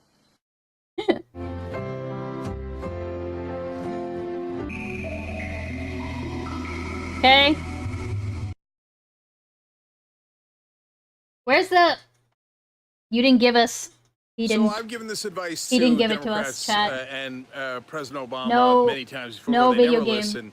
sound effects. Never agree with a Republican. They will only use it against you. During the election, the intelligence agencies come to President Obama and they say the Russians are trying to interfere in the election. It looks like they want to cause chaos. They're also against Hillary Clinton, and it appears they're in favor of Donald Trump. So what does Obama do? Instead of going out and telling everybody about that, he does what is the responsible thing to do. He calls in congressional leaders, including Republicans. And Mitch McConnell says, nothing. Don't you dare say that in public. If you say it, we'll say you're rigging the election in favor of I do love the hat, Joe Chodley. Being, of course, who he is. Yeah, so, thank okay, you. I won't say it. So why do I bring it up today? Because Donald Trump, in his weird White House lawn discussion. Imagine if I wore it out in fucking... Imagine if I wore it out in public. Holy shit. Oh my god. I didn't even think about that. That would be a funny idea. Yesterday with the press, when asked about Russian collusion, said, oh no, it's not me. It's Obama. In other words, because Obama listened to the Republicans and agreed with the Republicans not to tell the American people before the election that Russia was trying to help Trump. Take it to a no king. Turns around and blames Obama for it. Never agree with a Republican. They will always use it against you. So Democrats, for God's sake, stop trying to look for stupid bipartisan compromises. The Republicans are not interested in compromises. How about since you're in the opposite party, you fight them instead? When I tuned in for a second, I thought it was a MAGA cap. Yeah, I think that's We're over the hump. I think that's the 2 point. days left. Hopefully the next couple of days are easy. So joining us now is Ken Klippenstein. Oh, fuck my cock. I always love the fact that you're willing to publish things that other journalists or reporters are, for whatever reason, terrified to publish. Yeah, Ken Klippenstein's Substack is super edgy. if you also believe yogurt is too spicy. Oh, I'm saying it. The conversation starts out mostly fine, talking about how the shooter was just an ordinary guy. The whole thing just fell apart. But when they get to broader politics, the whole thing just fell apart. How often do you see Chuck Schumer getting up there and saying Donald Trump is just such an existential threat? When I see something like that, I think, okay, what is he not saying? He's not talking about other policy stuff. You are both sidesing Chuck Schumer saying Trump is an existential threat and Trump using the military to blow up a Venezuelan boat, which Cenk and Anna talked about yesterday as a pretense for invading Venezuela. I see it as a cop-out in a lot of ways and useful to them to just like ratchet up rhetoric and sound like, look, I'm doing all this really exciting stuff. Trump too, when he does these, when he blows up the boat. And so since he's not actually going to fix that in a systemic way, you've got to create this theater of look how tough I'm being, just like I was talking about with the Democrats. Don't get upset at the person doing bad stuff. Get upset at the people calling it out for saying that it's bad. Just ringing the alarm all the time. And some people are going to take that seriously. I mean, that's the reason why I see this as like the kayfabe. Like she liked the hat and the Vegemite. It's so Jova for America. Listen, if Australia will take me in, I'll go to Australia. Okay. We did actually try to immigrate to Australia when we were kids. When my family did, and for whatever reason, it didn't work. I don't remember why. We should get her to wear a Muga hat. Wait, what's a Muga? Imagine beans with an Australian accent? Oh god, I don't know. I don't know if I can. I mean, I've been to Australia, I just, you know, never long enough. Okay, I can't read that. I'm bad at accents, okay? I'm bad at I'm sorry, I'm bad at faking accents. Even when I try to do like an Indian accent, it doesn't really like come out well. Make Ukraine great again? Oh, okay. For some reason my brain, like the first thing my brain thought when you said like Muga was like make Uganda great again. I was like, okay, maybe I should leave that as an inside thought. Probably should have still left it as an inside thought. You call that a knife? This is a knife. Oh, I get it. You're making a replacement Wii controller? Wait, what? Hey, Lost Zone, welcome in. What? It's exciting and it seems like something real is happening. This isn't some profound understanding. This was happening during his first administration. Would you say the killing of Iranian General Soleimani was just kayfabe? There are dead people on a boat who you yourself said have not been identified nor confirmed as having committed any crime. Extrajudicially killed in international waters, and you're comparing that to Chuck Schumer saying that's an emergency, in terms of there not being an actual emergency. This is the kind of stuff that makes me bristle when they talk about Gaza. Because in every other circumstance, they show that they do not care about people getting killed if it proves they can seem above it all. Yeah, like the National Guard deployments. I oppose those, and I think that's bad just because it's corrosive to democratic attitudes to just see troops marching around. That being said, they're not going to do anything. This is a show. I oppose it because it's doing something, not because it'll do something, except for all the stuff it's doing. They don't have the rules of engagement. They don't have authority to shoot at someone. Many of the people I talk to, they're like, I'm not going to do that even if they tell me to. Oh, so it's harmless then, because you were able to confirm anecdotally that in a situation out of a soldier's control when they're holding a weapon, no mistakes will be made and no orders will be given that actually create the pressure they need to resist as opposed to just talking about it. I am glad you thought this through and come to this conclusion. Beautiful. The Democrats look at that and they say, okay, look, it's a military coup is coming. They're going to overthrow the country. Very convenient for them because then they don't have to deliver on anything. They don't need to have any actual policy concessions. They can just say, look how scary the other side is. Remember that time they actually tried that and it was quite inconvenient for them as well? And like I said before, corrosive to democratic culture. Stop saying corrosive to democracy as though that isn't extremely bad by itself. Everyone benefits except the public. What Ken's doing here by calling Trump's actions impotent isn't actually a criticism. He's telling people on the left that their worries about it are overblown. Calling the National Guard kayfabe as though mobilizing thousands of people with guns isn't in itself an extremely serious action makes it harder to rightfully call it out as an overreach intended to suppress democratic state resistance, even if he's also doing it to put on a show for the red states that support him. Like, a boxing match is a show, but that doesn't make a punch after the bell okay just because you should be expecting to get hit. And like what Trump is doing is wrong. Obviously, I disagree with what he's doing with deploying the National Guard as well. But the way that it's marketed by Democrats. How should one market the president sending the National Guard into a city where are they really against? I don't know if I paid attention to this. Doesn't exist entirely. I don't know if I paid attention to this part. Are they really like downplaying the National Guard deployments? Really? Is a show of force for their own base that ratchets up the temperature for violence that you say you wanted to bring down because of its ability to encourage someone to take matters into their own hands. Anything for that. Now, Anna praises Thomas Massey for his handling of the Epstein files in a hearing Not with just Cash downplaying. Patel. Yeah, it seems like like he's really acting on his principles with regards to the need to protect women from dangerous predators. Except for that time he voted against reauthorizing the Prevent Violence Against Women Act. We got to give Massey credit for calling Cash Patel out for the lie that he told when he was testifying before the Senate Judiciary Committee just yesterday. We used to have more sophisticated liars in the administration. Deciding where you land on political policy, depending on like political labels, is a good way from Trump 1 to Trump 2 promoting things that they were like, it's my mom says it's my turn to defend Trump. It's my turn to defend Trump. I'm telling mom. Might actually be destructive for your life. You know what I'm saying? I do not. You know, I that's why at this point I look at both parties and I'm like, listen, I'm just going to judge on an issue by issue basis. And you're saying this immediately after covering how the administration is covering for pedophiles because one of them said they were upset while remaining in that party. In terms of the political elite, I think that, you know, both sides have really failed ordinary Americans.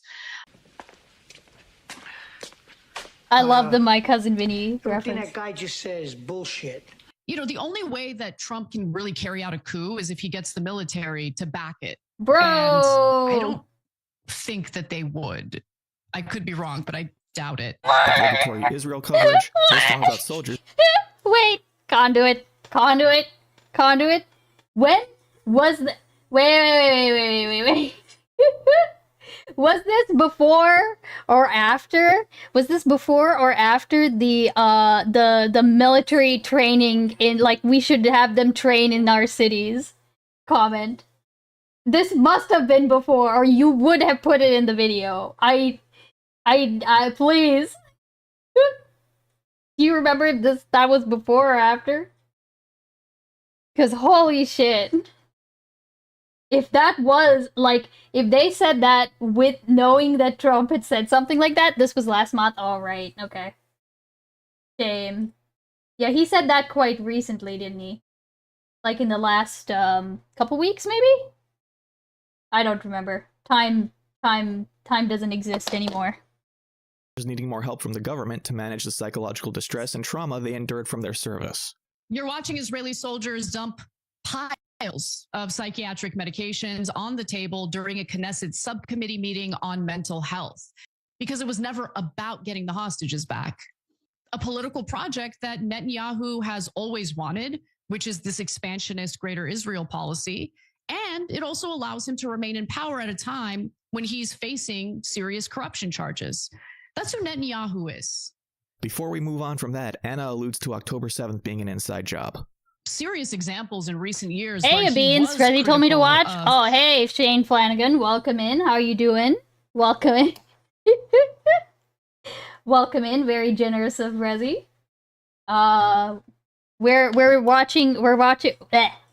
We are watching a video on that was made by our own fellow chatter and content creator Conduit Biscuit on TYT. You know, some of what the Israeli government was up to. And I'm also working on a carving. Certainly after October 7th, he went on the PBD podcast and kind of questioned whether the government allowed it to happen, whether there were stand down orders. And now we have some IDF testimony where they're claiming that they were told to stand down. I'm not willing to cut Cenk any slack at this point that he's unaware of who Candace Owens is or what she has been saying about Charlie Kirk. Please check out Candace Owens on the Charlie Kirk issue. She does some solid deep dives. What? Disrupt Daily says, Tucker says some really nice things about Cenk. I don't know who specifically came out and said that Bibi killed Charlie Kirk, but now that he's for the second time denying that he is, people are going, what's actually going on here? You're not making people feel comfortable with the fact that you keep coming out to have to deny something that certainly wasn't asserted by me on this program. Am I lying? So the fact that he brushes past that comment is just, be better, man. Then Anna plays a clip of Benny Johnson talking to himself in the future. She said some really nice things. Pulled off the air after making a joke about Kirk's assassination. Cenk thinks that it was bad to pull him. And then my guess is Kimmel would go, oh, you're right, I get it. We shouldn't have done that, right? I think I disagree with you. Anna thinks there's some legitimacy due to what Kimmel said, making the right upset. Put your shoes in the shoes. Yeah. Candace, it was the Jews! Cenk, excellent reporting. Of conservatives. Maybe there's a world where that makes sense, but it's not one where the outrage being generated was preemptively manufactured. The right has not shown any kind of good faith even about Charlie Kirk's murder, and there's no reason to think that validating that manufactured anger will do anything but enable even more manufactured anger. Then they look at new polling which suggests the Ute likes socialism more than capitalism. What is a Ute? Excuse me, Your Honor. Youths. And a distaste for what a capitalistic society has led to. Giant wealth inequality, unaffordable housing, all sorts of issues that Democrats are blaming on. Hey, the problems we are experiencing are not inherent to capitalism and can still exist under socialism. People will push the limits of what they can get away with to gain any kind of advantage for themselves. A socialist society does not inherently do anything to fix that, and if anything, makes it harder to fix. That's something to wrestle with in how it's implemented. To say that capitalism as a system in itself is inherently the cause of these issues shifts the blame and therefore makes finding solutions difficult, because any kind of improvement that doesn't dissolve capitalism becomes seen as ineffective. No, what's wrong, guys, is money in politics. Certainly, we're all against corporatism because it attacks all of us. I agree for the most part. Amazing. I like that. I like And that you now, kept that weird shit that I can't pause. explain that's had me spiraling since I started watching the Young Turks. Why does their website still sell merchandise that promotes social distancing and hand washing? Do they have the likeness rights to Rosa Parks, Kentaji Brown Jackson, AOC, Ilhan Omar? Okay, okay, hold on a second, real quick. The social distancing and hand washing, I will say that I think that everyone thought, oh, it all went away, you know. But like COVID didn't really go away. And not, especially for people who were like immunocompromised and stuff, like for them COVID was a lot longer, right? So like, I mean, still to this day I see people who like are very big on like social distancing, masking, hand washing, that type of thing, and I think I'm fine with that. Like, I mean, if it's an oversight on I mean, I might be overthinking it. It might just be an oversight on their part, but I think I'm fine with like that still being a thing. You know what I mean? Hey, at least they're bringing back American manufacturing by manufacturing all that anger. Oh no. Oh no, that's a good one. Presley to be selling shirts with their likeness, according to the descriptions. Are some of the designs AI generated? Dr. Rashad Ritchie, who hosts Indisputable on the Young Turks, has 3 PhDs and invented a device that cures Alzheimer's. Why does he have an award from a website that advertises itself as having an award, with AI generated photos of people holding the award? Why don't the number of new subscribers on the separate join pages sync up? Why do they have a Substack when the owner is extremely right-wing? Why is there nothing to indicate on the main website that the Young Turks has an advertising department that's operated by Cenk? Among Us. Jesus Christ. McFiston, you're so lucky I wasn't like carving. Holy shit. Speaking of COVID, this popped up on my feed. What is this? I'm not gonna get the vaccine. Then die. What do you want me to do, argue with you? I'm not on the debate team. This isn't mock trial. Aren't you worried about the side effects? I'm worried about the disease. Well, they're tracking you through the microchip. They're tracking you through the phone you're watching this on. Get the vaccine. I bet that's amazing. Good one, good one, good one. Then die. I know. Hey, Winter Guy, welcome in. Manager, who runs a pack that paid for 2 of the advertisements, according to the descriptions on the YouTube videos and FEC disclosures. Why did Cenk accept sponsorship from a coffee company that promised to donate to progressive causes that happen to all be operated, affiliated with, or owned by Cenk? Why does that coffee site list about $22,000 raised for those causes, but only a little less than 10% of that can be accounted for in FEC disclosures? Why does it look like that coffee site stopped updating in 2022 with no announcement based on complaints on the TYT forum? Why are the Young Turks sponsored by Chapter, a Medicare assistance program that was founded by Vivek Ramaswamy? Why did they accept sponsorship by Polymarket, which got a large investment from Peter Thiel? Why did Cenk have such an extended relationship with Joseph Sandberg, former CEO of Aspiration Bank, before the bank declared bankruptcy and Sandberg pled guilty to wire fraud this past August? Why did Cenk run for president and raise almost $500,000 despite being constitutionally ineligible? I nearly lost my mind trying to answer most of these questions. If there's anyone out there watching this who can in some form shed any light on this, please, my sanity is fading. I need to know what's going on. Hello, Testy. By the way, that Medicare thing is, holy. That Medicare thing's pretty bad, huh? How are you doing, Testy? Do you like my new hat?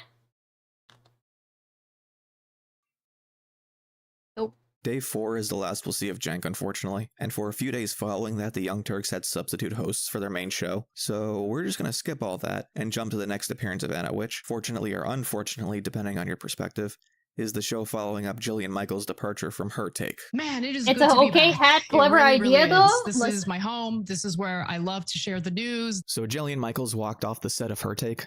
I don't want to mischaracterize Anna here, so I will say that she is very insistent that Charlie Kirk was not killed by Israel. I do not believe that there is any evidence drawing a direct connection between Charlie Kirk's assassination and Israel. And that the issue she was trying to discuss was Zionist donor pressure on Charlie Kirk due to his criticism of Israel. I'm glad she explicitly calls out Kirk getting killed by Israel as a baseless conspiracy theory.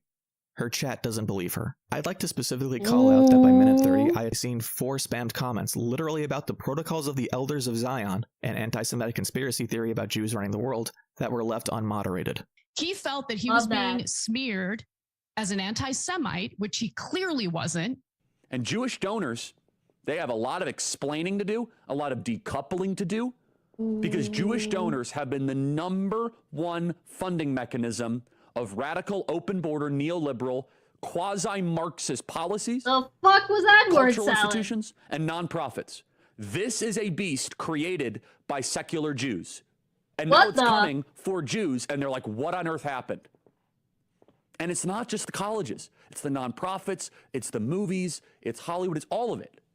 This is not about Jews, as I've said a billion times before. There is also an intentional conflation of Israel and Jewish people in general. And that's done intentionally to smear anyone who dares to be critical of Israel as an anti-Semite. Today it was reported that, and this is by Max Blumenthal, by the way. He's naming names. You're using Max Blumenthal. Russian Times, Sputnik, Max Blumenthal. The Israeli army actually killed all those civilians. Max Blumenthal as a source here.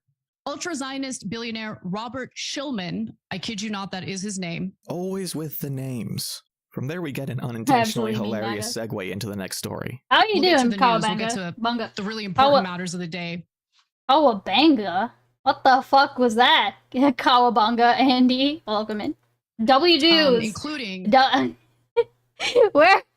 Wait, who has? Okay, does anyone have that clip? Does anyone have the W Jews clip? I want the W Jews clip, please. Trump basically listing people he doesn't like as terrorists in the country. We'll be right back. So Trump has decided to label Antifa a terrorist organization, despite it not having any kind of structural organizing behind it. So this really does remind me of the excesses we saw from the federal government in the aftermath of 9/11. Terrorist attack on U.S. soil. Thousands of innocent Americans died as a result of Al-Qaeda's attack. Which one? There's like 5 of them. Ooh. It's the one. It's. I think it's the one that Rezi maybe has as an alert where it's like chat W Jews. Right. I think that's the one that I'm thinking about. I'm still employed and getting paid by the approvement somehow. You mean to say government? Are you a federal worker? Are you a direct hire? Or are you like a contractor of some kind? like a third-party contractor. Oh, the Resi one? Well, hold on. Now I'm wondering. I just assumed that was the only one. I do speech. Oh yeah, that's totally fine.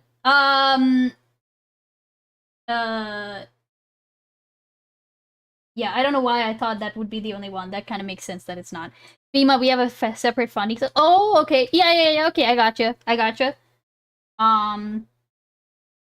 That's good for that. Honestly, listen, that's good for you. Okay, it's one less person who's having to suffer at the hands of Republicans, right? My mother worked for the Fed for decades. She was considered essential, and she got paid during those shutdowns too. Yeah. I think this is gonna be a long shutdown. I don't think we're coming out of it anytime soon. I'm gonna be honest. So I guess we'll see what happens. I'm glad that Democrats are still sticking to their principles. It'll be really interesting if we head into Thanksgiving with all of this. You know what I mean? There's 5 different Aiden Ross W. Jews quotes. Oh, okay, all right, Shane. Thank you for looking anyway.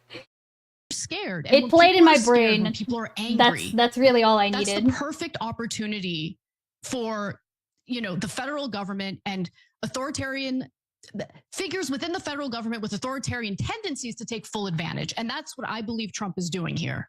And here's where you can see the crystallization of why I called out Anna's unintentional slips on prior days. When she's about to call Trump an authoritarian, she pulls it back.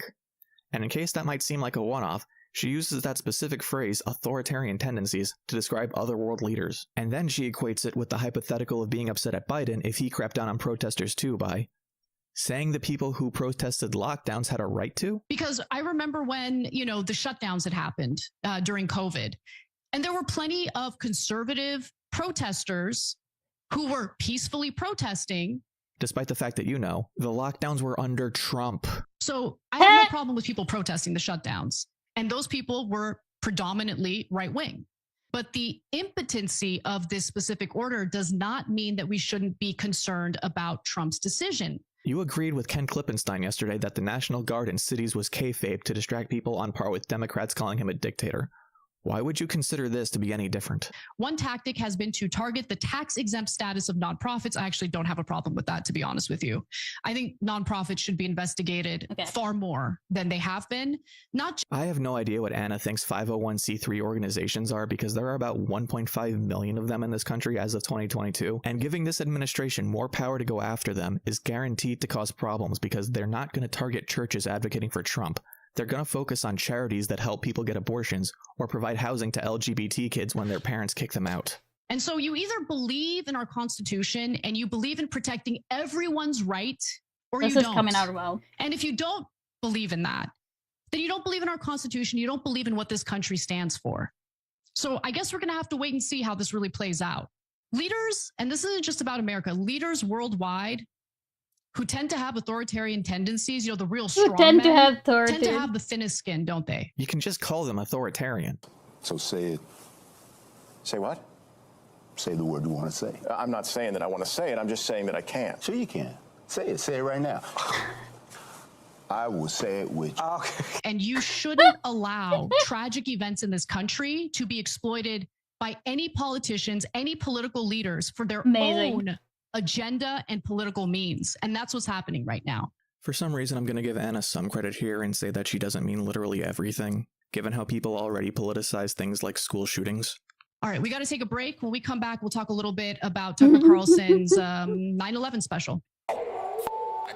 There's this repeated belief Cenk and Anna have that when they go on conservative media, they're bringing along their ideology to a new audience that they can hopefully convince. From an honest perspective, like what the left actually thinks on some of these issues. But they're not there to be debated. They're brought on to be a punching bag. Debate on those platforms is not an effective means of communicating to those audiences. I can't prove it, but Anna's description of Tucker's 9/11 special reads like ad copy. No, I'm going to admit that for the longest time, when people would say, oh, 9/11 was an inside job, I'd roll my eyes. What the hell does that even mean? No, I don't think that our government orchestrated 9/11. I don't think that they did something or planned to slaughter 3,000 American citizens on September 11th, 2001. Okay? But I encourage you to watch the entire episode. You!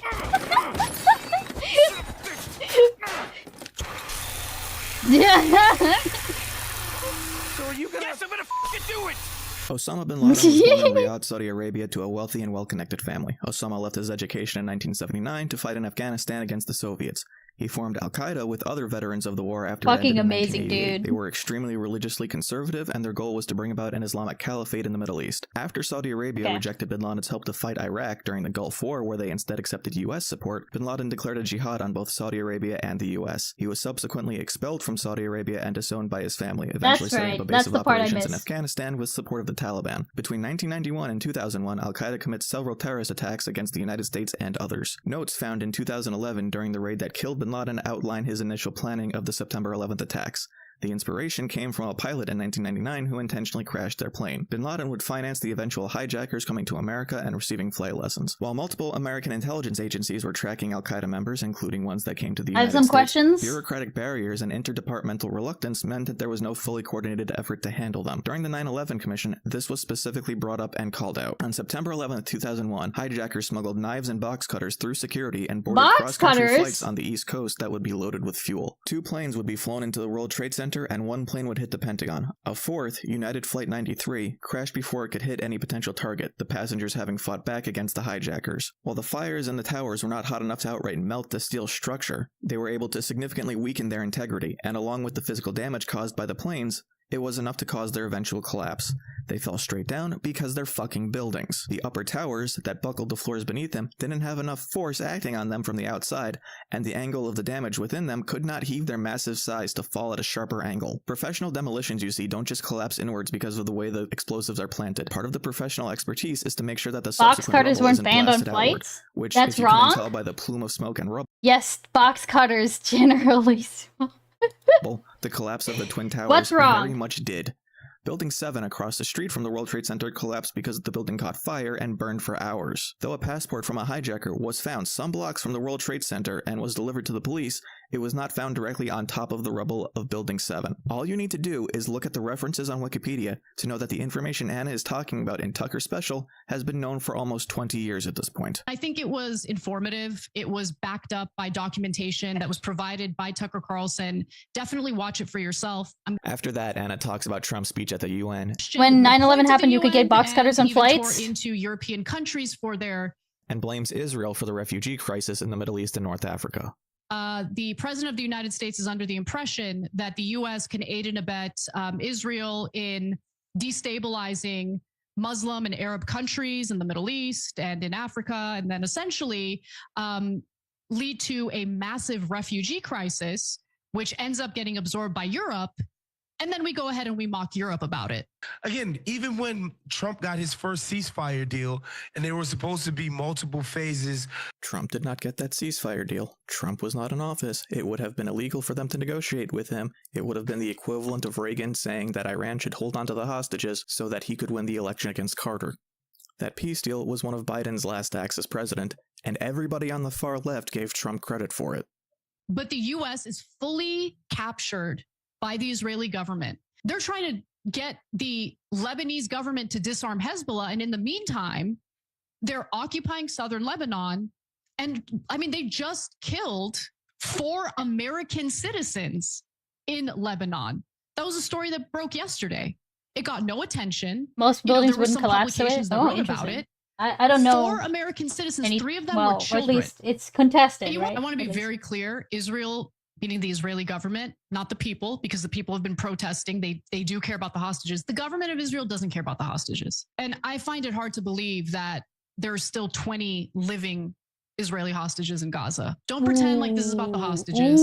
Israel has bombed several other countries that have nothing to do with Hamas. They're annexing the West Bank, has nothing to do with Hamas. It's just lies. It's giving Mike from PA at this point. The founding charter for the Likud party specifically, it specifies that the goal for the party is to pursue the Greater Israel Project. Okay. And all of those surrounding Arab countries with governments that are essentially deferential to Israel at the moment. I mean, Israel's been bombing your country too. You're going to sit there and take it. It's amazing. But Lebanon, go ahead and disarm Hezbollah. See how that works out for you. I'm sure Israel will play nice. So are you gonna... Yes, I'm gonna do it! Hezbollah was founded in 1982 after the Israeli invasion of Lebanon. They had a strong affinity for the Iranian Revolution and Islamic governance. With the support of the IRGC, Iran's army, they received training and unified the different factions in Lebanon, eventually outlining their mission as the destruction of Israel, kicking the U.S. out of the Middle East, and establishing an Islamic caliphate. They commit several terrorist attacks across the world, bombings, hijackings, and assassinations. After the end of the Lebanese civil war, Hezbollah shifts towards becoming a political organization. In 1992, members run for public office and win. Hezbollah receives funding and weapons from Iran for their opposition to Israel, and their control of southern Lebanon splits the country. In 2006, Hezbollah engages in skirmishes with the IDF in order to take hostages they can exchange for Lebanese prisoners in Israel. Israel responds by invading Lebanon for a third time. In 2009, the United States determines Hezbollah is connected to global drug trafficking. In 2012, Hezbollah joins the Syrian civil war on the side of Bashar al-Assad, during which time over 600,000 people are killed, including with starvation and chemical weapons. On October 8th, Hezbollah follows the October 7th Hamas attacks with rocket fire and artillery shelling in northern Israel. Tens of thousands are forced to evacuate for months due to the continuous barrage. Israel eventually responds with a fourth invasion of Lebanon, preceded by multiple attacks including the activation of explosives hidden in the pagers of thousands of Hezbollah militants and airstrikes that kill Hezbollah's leader at the time, Hassan Nasrallah. Though the pager attack only results in a small number of civilian casualties, the airstrikes kill hundreds. Syrians, upon hearing about the death of Nasrallah, celebrate in the streets. By November 2024, a ceasefire is outlined and the Lebanese army, along with the UN and Israeli intelligence, embarks on the full disarmament of Hezbollah. Israel does not meet goals outlined for IDF withdrawal in the coming months. However, the land they occupy is not annexed. But I obviously fully agree with you. I don't think there's any indication that Israel assassinated Charlie Kirk. You can't be throwing out theories like that because it just makes anyone who is legitimately critical of Israel and they have receipts to back it up sound like they're part of like a kooky group of conspiracy theorists. And in this case... Then we're on to Congressman Josh Gottheimer appearing on CNN to criticize Zoran Mamdani and concludes the truth behind the criticism is that Mamdani doesn't support Israel. Okay, the fact that he is not willing to be deferential to the needs and wants of a foreign government is the issue. Then she says that him and anyone else who has accepted donations from Israel are captured. Effectively bribed by the Israel lobby are captured by that foreign government. Josh Gottheimer happens to be one of them. And Anna takes the time to misunderstand why people have a problem with globalize the intifada. It doesn't automatically mean that you're looking to engage in violent political action. Again, the second intifada saw over 100 suicide bombings of targets like cafes and buses before we get to any of the other violence that occurred. It's a little bit unfair. I think to the Spanish people who came up with that cuisine, I don't know. Infatadas. But that's the last story. Sometimes they end on a big dramatic swing. Sometimes they just kinda... Alright, we testing this out. Hey guys, this is a story that, actually two stories that came out, and I hate that it's become normalized so that we don't even cover it that much, so I'm trying to fix that. One is about Al Green, but he did a town hall recently where he played some recordings of people who'd called in, who, when we cover these issues, the right wing says, oh, you're bringing up race. No, I'm pretty sure that those... Oh, hold on. Oops, sorry. Actually, ones that would... Oh no, where are we? God damn it. This was near the end, wasn't it? IDF withdrawal in the coming months. However, the land they occupy is not annexed. But okay. Some recordings of people who'd called in, who, when we cover these issues, the right wing says, oh, you're bringing up race. No, I'm pretty sure that those callers were bringing up race. We're supposed to brush that off, I guess, but why? And so it's okay. You can start over. No, I'm not gonna start over. Welcome in, Wando. Spectrum to say, Al Green shouldn't sweat it when they talk about lynching him. But you might have a different perspective if you were Al Green. It's not like there hasn't been violence done to Democratic legislators by right-wingers, including recently. You say that's just anecdotal. First of all, anecdotal to you, again, a little bit more concerned if you're Al Green. When you ask Republicans, do you believe Obama was born in the U.S.? You know, Bernie Sanders has said this in the past, it's a great point. His father's from Poland originally, but nobody ever questions whether Bernie Sanders was born in the U.S. And there's Bernie Sanders, Obama, both progressives. In Obama's case, kind of. 39% of Republicans, even after Trump admitted that he was lying about it. So unfortunately, it affects a huge percentage of the Republican Party. And then the most extreme elements are the ones here talking about lynching and murdering black people. It's also Republican politicians. So there's a Republican member of the Mississippi House of Representatives. His name is Carl Oliver. If the, and I use the term extremely loosely, quote, leadership of Louisiana wishes to, in a Naziist fashion, ironic, burn books or destroy historical monuments of our history, they should be, and this is capitalized, lynched. It is a trend worth noting. Doesn't mean that every Republican believes it. It certainly doesn't mean every Republican politician believes it. But there are some conservatives out there now openly talking about lynching black people. And so we should not normalize that. We should not accept it. We should call it out for what it is. So call it what it is and understand what we're dealing with here. Okay, I'm not gonna use Marshall McLuhan was a media theorist who coined the phrase. I'm not gonna use the, I'm not gonna use the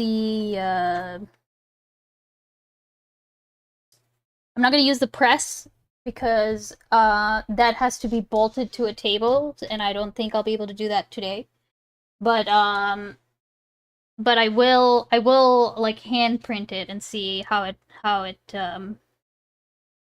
does. I think I am gonna need to do some like a little bit of cleanup. But we'll see. I am gonna keep the video paused just for this, so that I can like.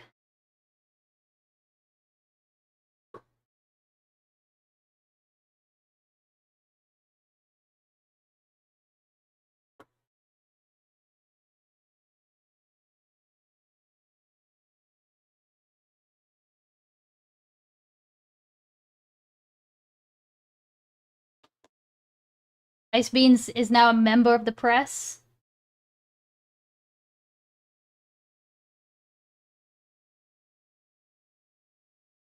Oh, I didn't think about this part. Fuck! Hold on.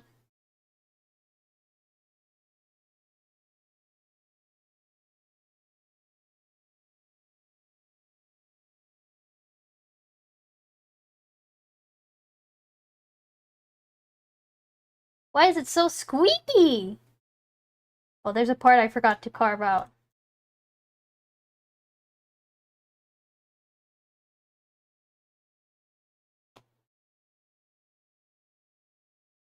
Okay.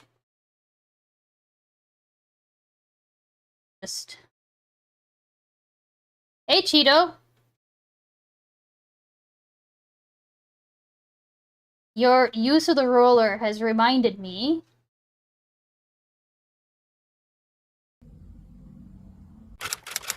Marmot can be cleaned with a paint roller.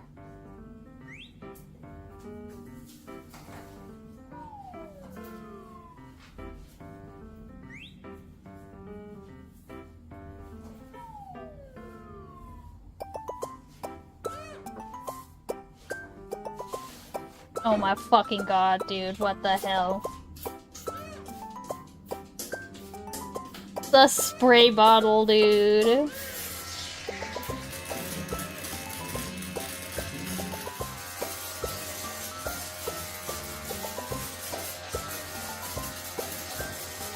Okay. It fucking shifted. Hold on, let's try again.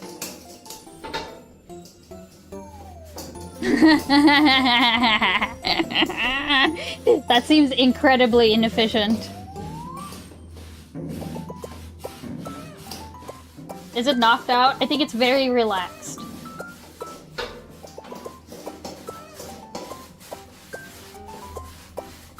Also, I don't like the spoon so much. Let me try the other one.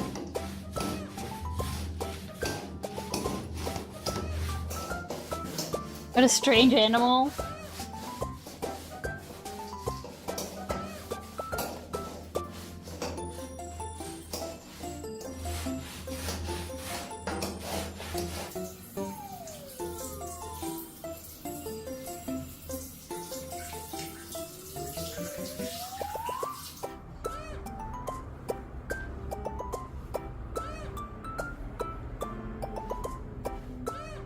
There's no way all of the soap got out of that animal. That video lives rent-free in my head. Wait, did it shift again? No, I don't think it did.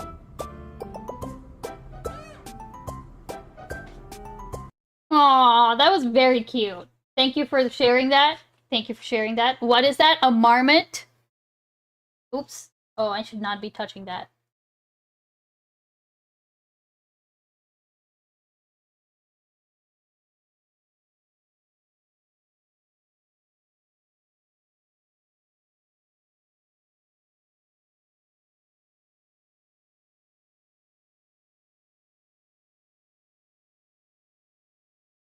Okay.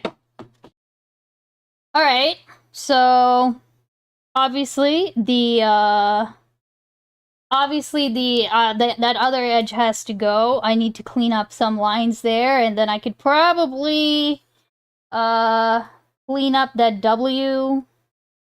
There's some changes I can do.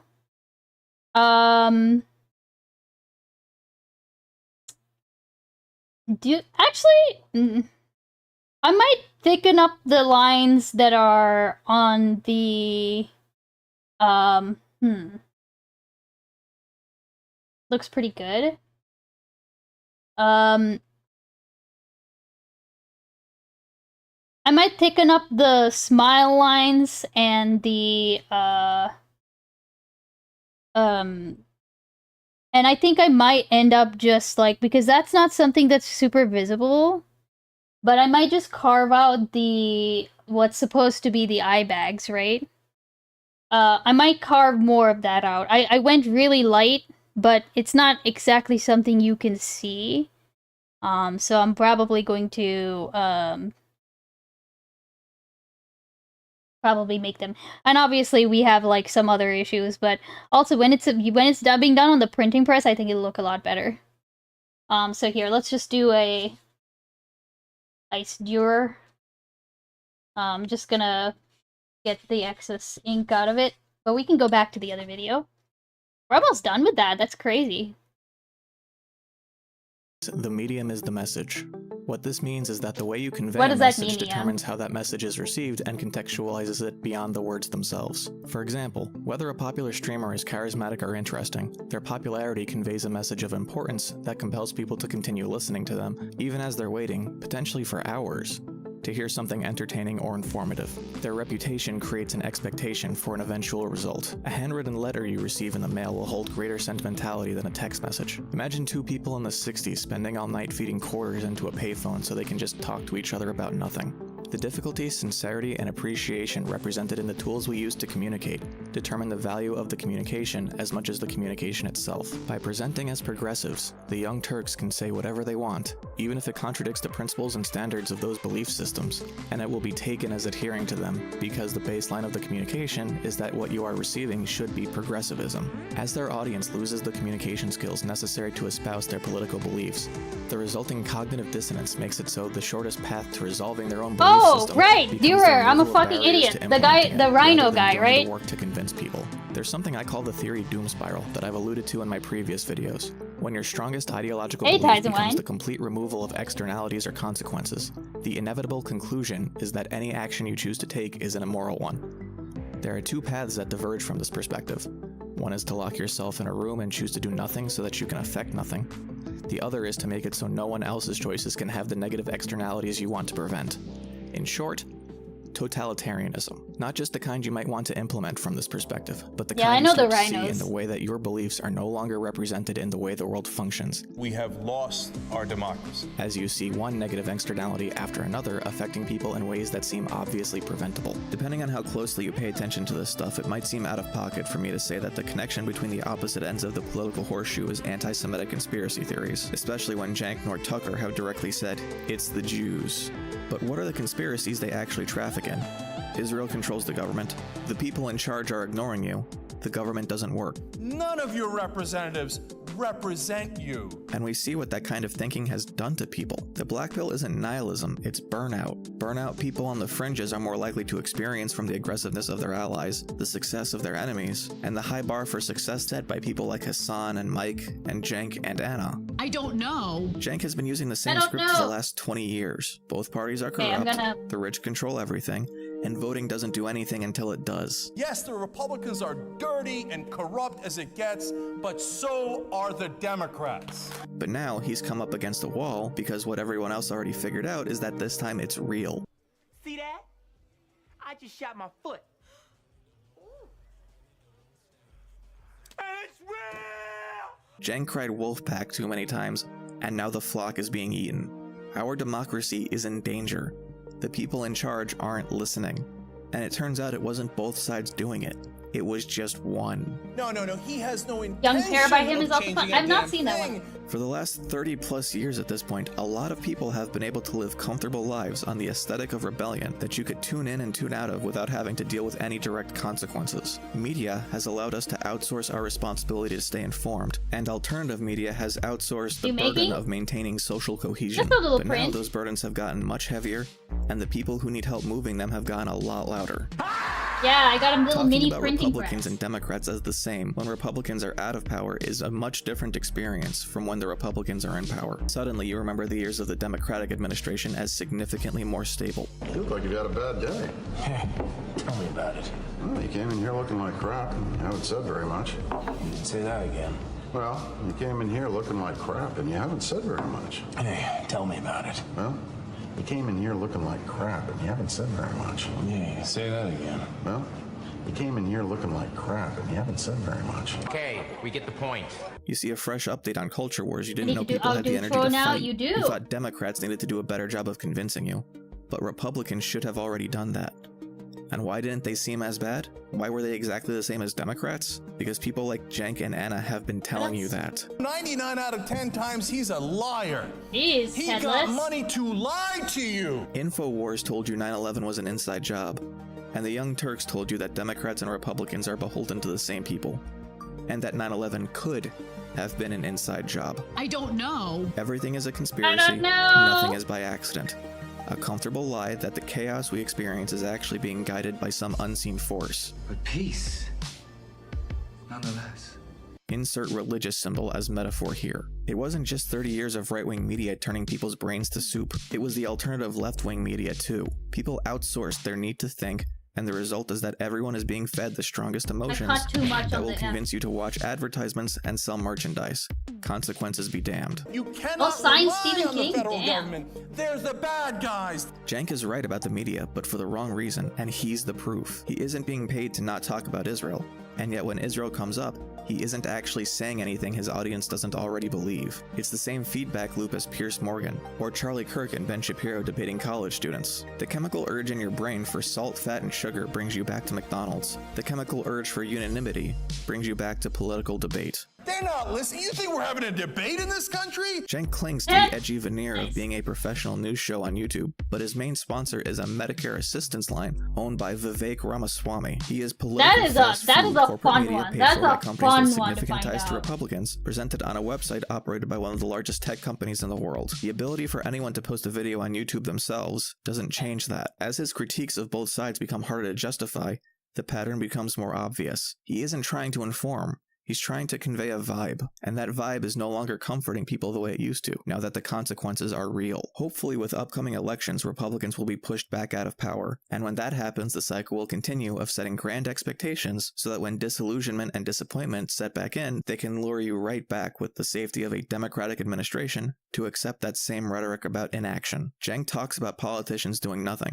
but his argument is that we should do nothing, that we bear no responsibility for the society that we live in. It's the job of politicians to helm society, and we're just along for the ride. That's why there are no consequences for our own actions.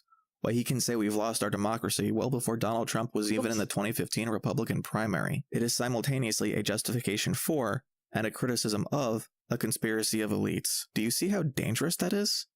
Do you see what that has resulted in? Republican victories are printed in money, but Democratic victories are printed in blood, and at this point, there is no argument otherwise. Compare total lives lost that could theoretically have been prevented if we had just had a different administration. COVID, Hurricane Maria, the Great Recession, the Iraq War. If you could go back in time, would you stop Trump from getting reelected? Would you stop him from getting elected the first time? Would you tell people in 2010 that keeping a congressional majority to avoid Republican census control will make getting future legislation easier? Would you tell people to vote for Kerry in 2004? Would you tell people to vote for Gore instead of Bush? We've been going around like this for decades, and we know looking back where the inflection points were. They were in the ballot boxes. Now pretend you're you 25 years in the future, looking back and wondering what political defeats could have been prevented if there was just more shared civic responsibility among those most politically knowledgeable. And then listen when they tell you that casting a vote is easier than unpolluting a river. Very good, very good. Solid video. Bush Gore. I think I've said this, but I've mentioned this before, but like Bush was like kind of the first president that I like really like perceived, sort of,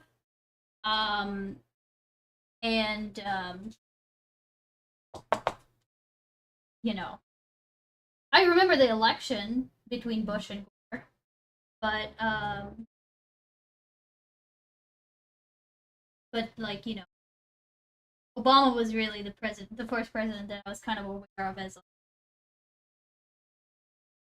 I mean, it's kind of also because of when. Okay. This is almost done. I'm gonna do another print, and then I'm gonna be done. This is gonna make him look like he has fucking traumatized eyes, but you know what? We'll give it a shot. Hold on, let's see if I can brush some of this off.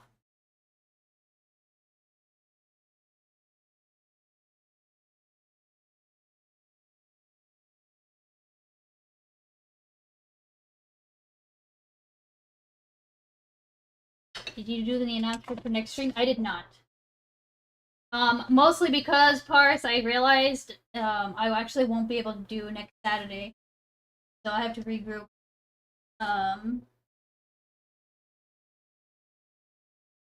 I forgot my parents will be in town here for a wedding. So chances of me being free on Saturday night have dropped significantly.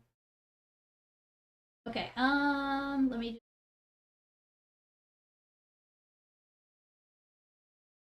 I'm also gonna stop overthinking this.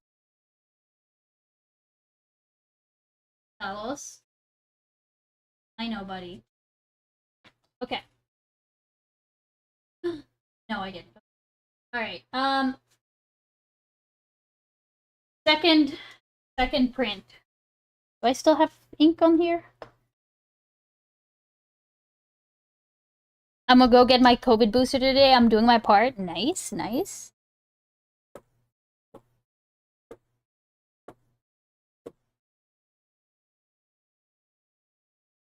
We might be able to get something here.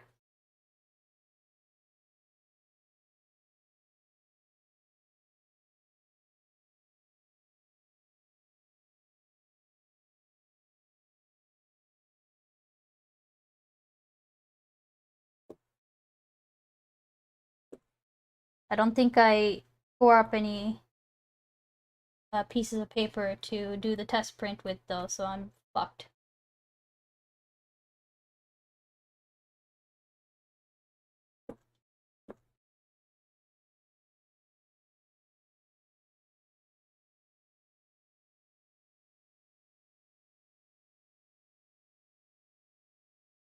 Oh no, wait, there's one.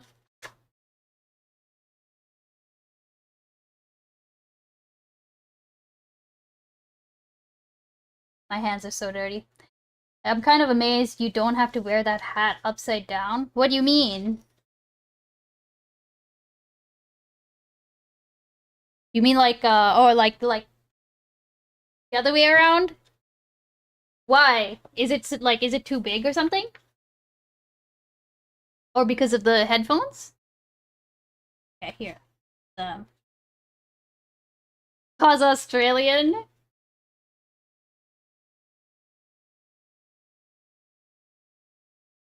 It's from Australia. Well, no. You see, the hat was made in China, so you know.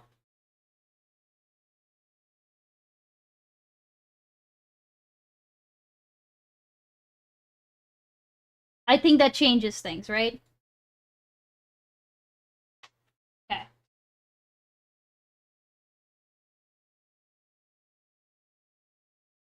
Yeah, there's definitely not enough ink to really do a good actually, what did you think of the video? Oh, I liked it. This is my second time watching it.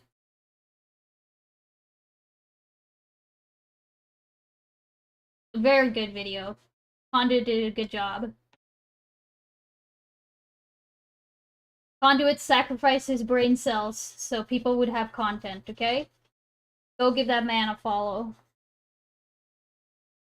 Okay. This is doing a much better job. I should have done this to begin with.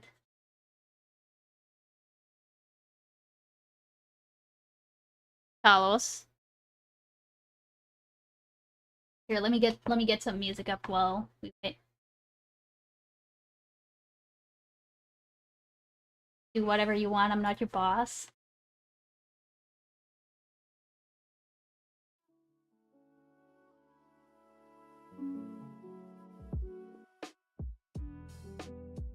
Okay.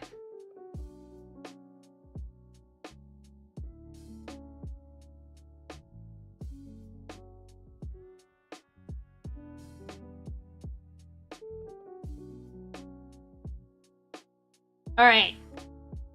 Much better. Obviously some inking issues still. And I think I need to still make I think I need to now make the nostrils bigger. But looking pretty good. I'm not gonna touch the letters, even though the letters are like, some parts of the letters are killing me. I might just like clean up some of the edges or like the tips of the letters. But apart from that though, I'm gonna keep it mostly the same. Hold on.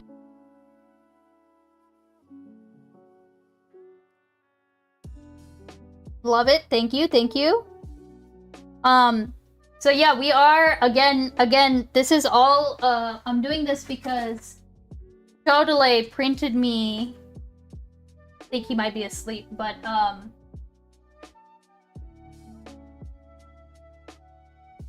on, I'm just gonna wipe my hands off.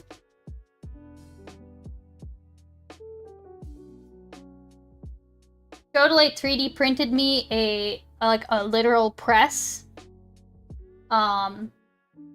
Here, let me...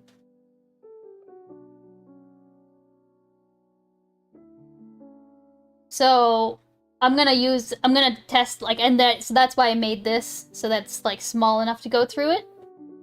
It's just to test it, really. But that would be cute design. So yeah. I'm very excited.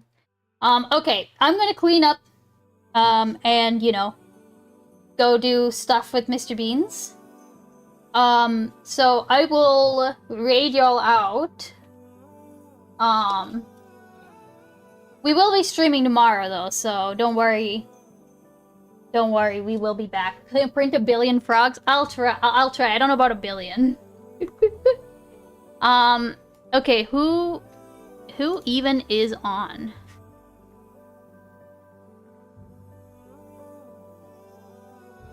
Tell Mr. Bean's turtle said hi? Okay, I will. He's napping right now.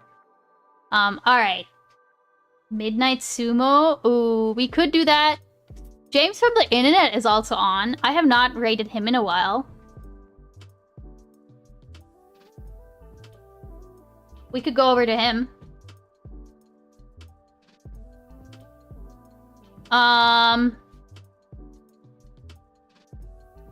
See.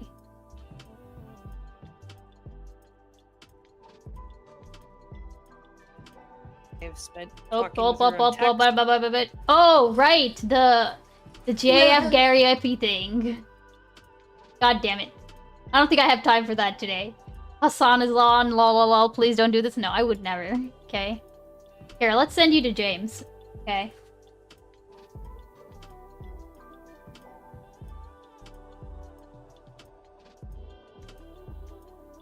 JF, rip Mama JF.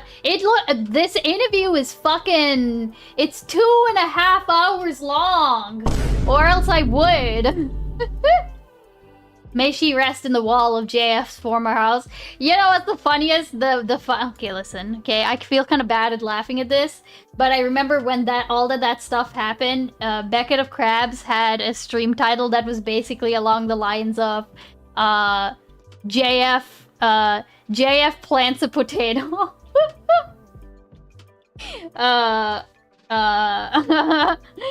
I always thought that was very funny. Beans, what about this one? Oh no, what is this one?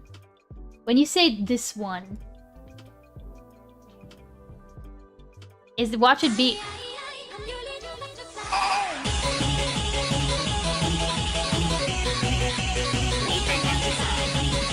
It's 10 hours long, bro.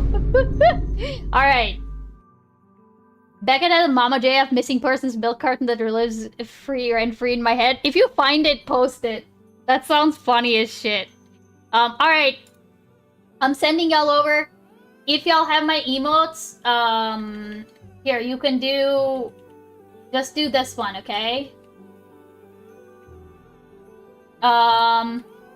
And if you don't, that's totally fine too. You could just do whatever emote you like and Beans grade. That's totally fine. I will see y'all tomorrow. Thanks for hanging out, guys. And again, Cho, thanks so much for all the stuff. I'm gonna go eat that Vegemite later. Alright. YouTube, I'm just gonna let y'all scatter into the wind, okay? So, have fun at James's. Bye!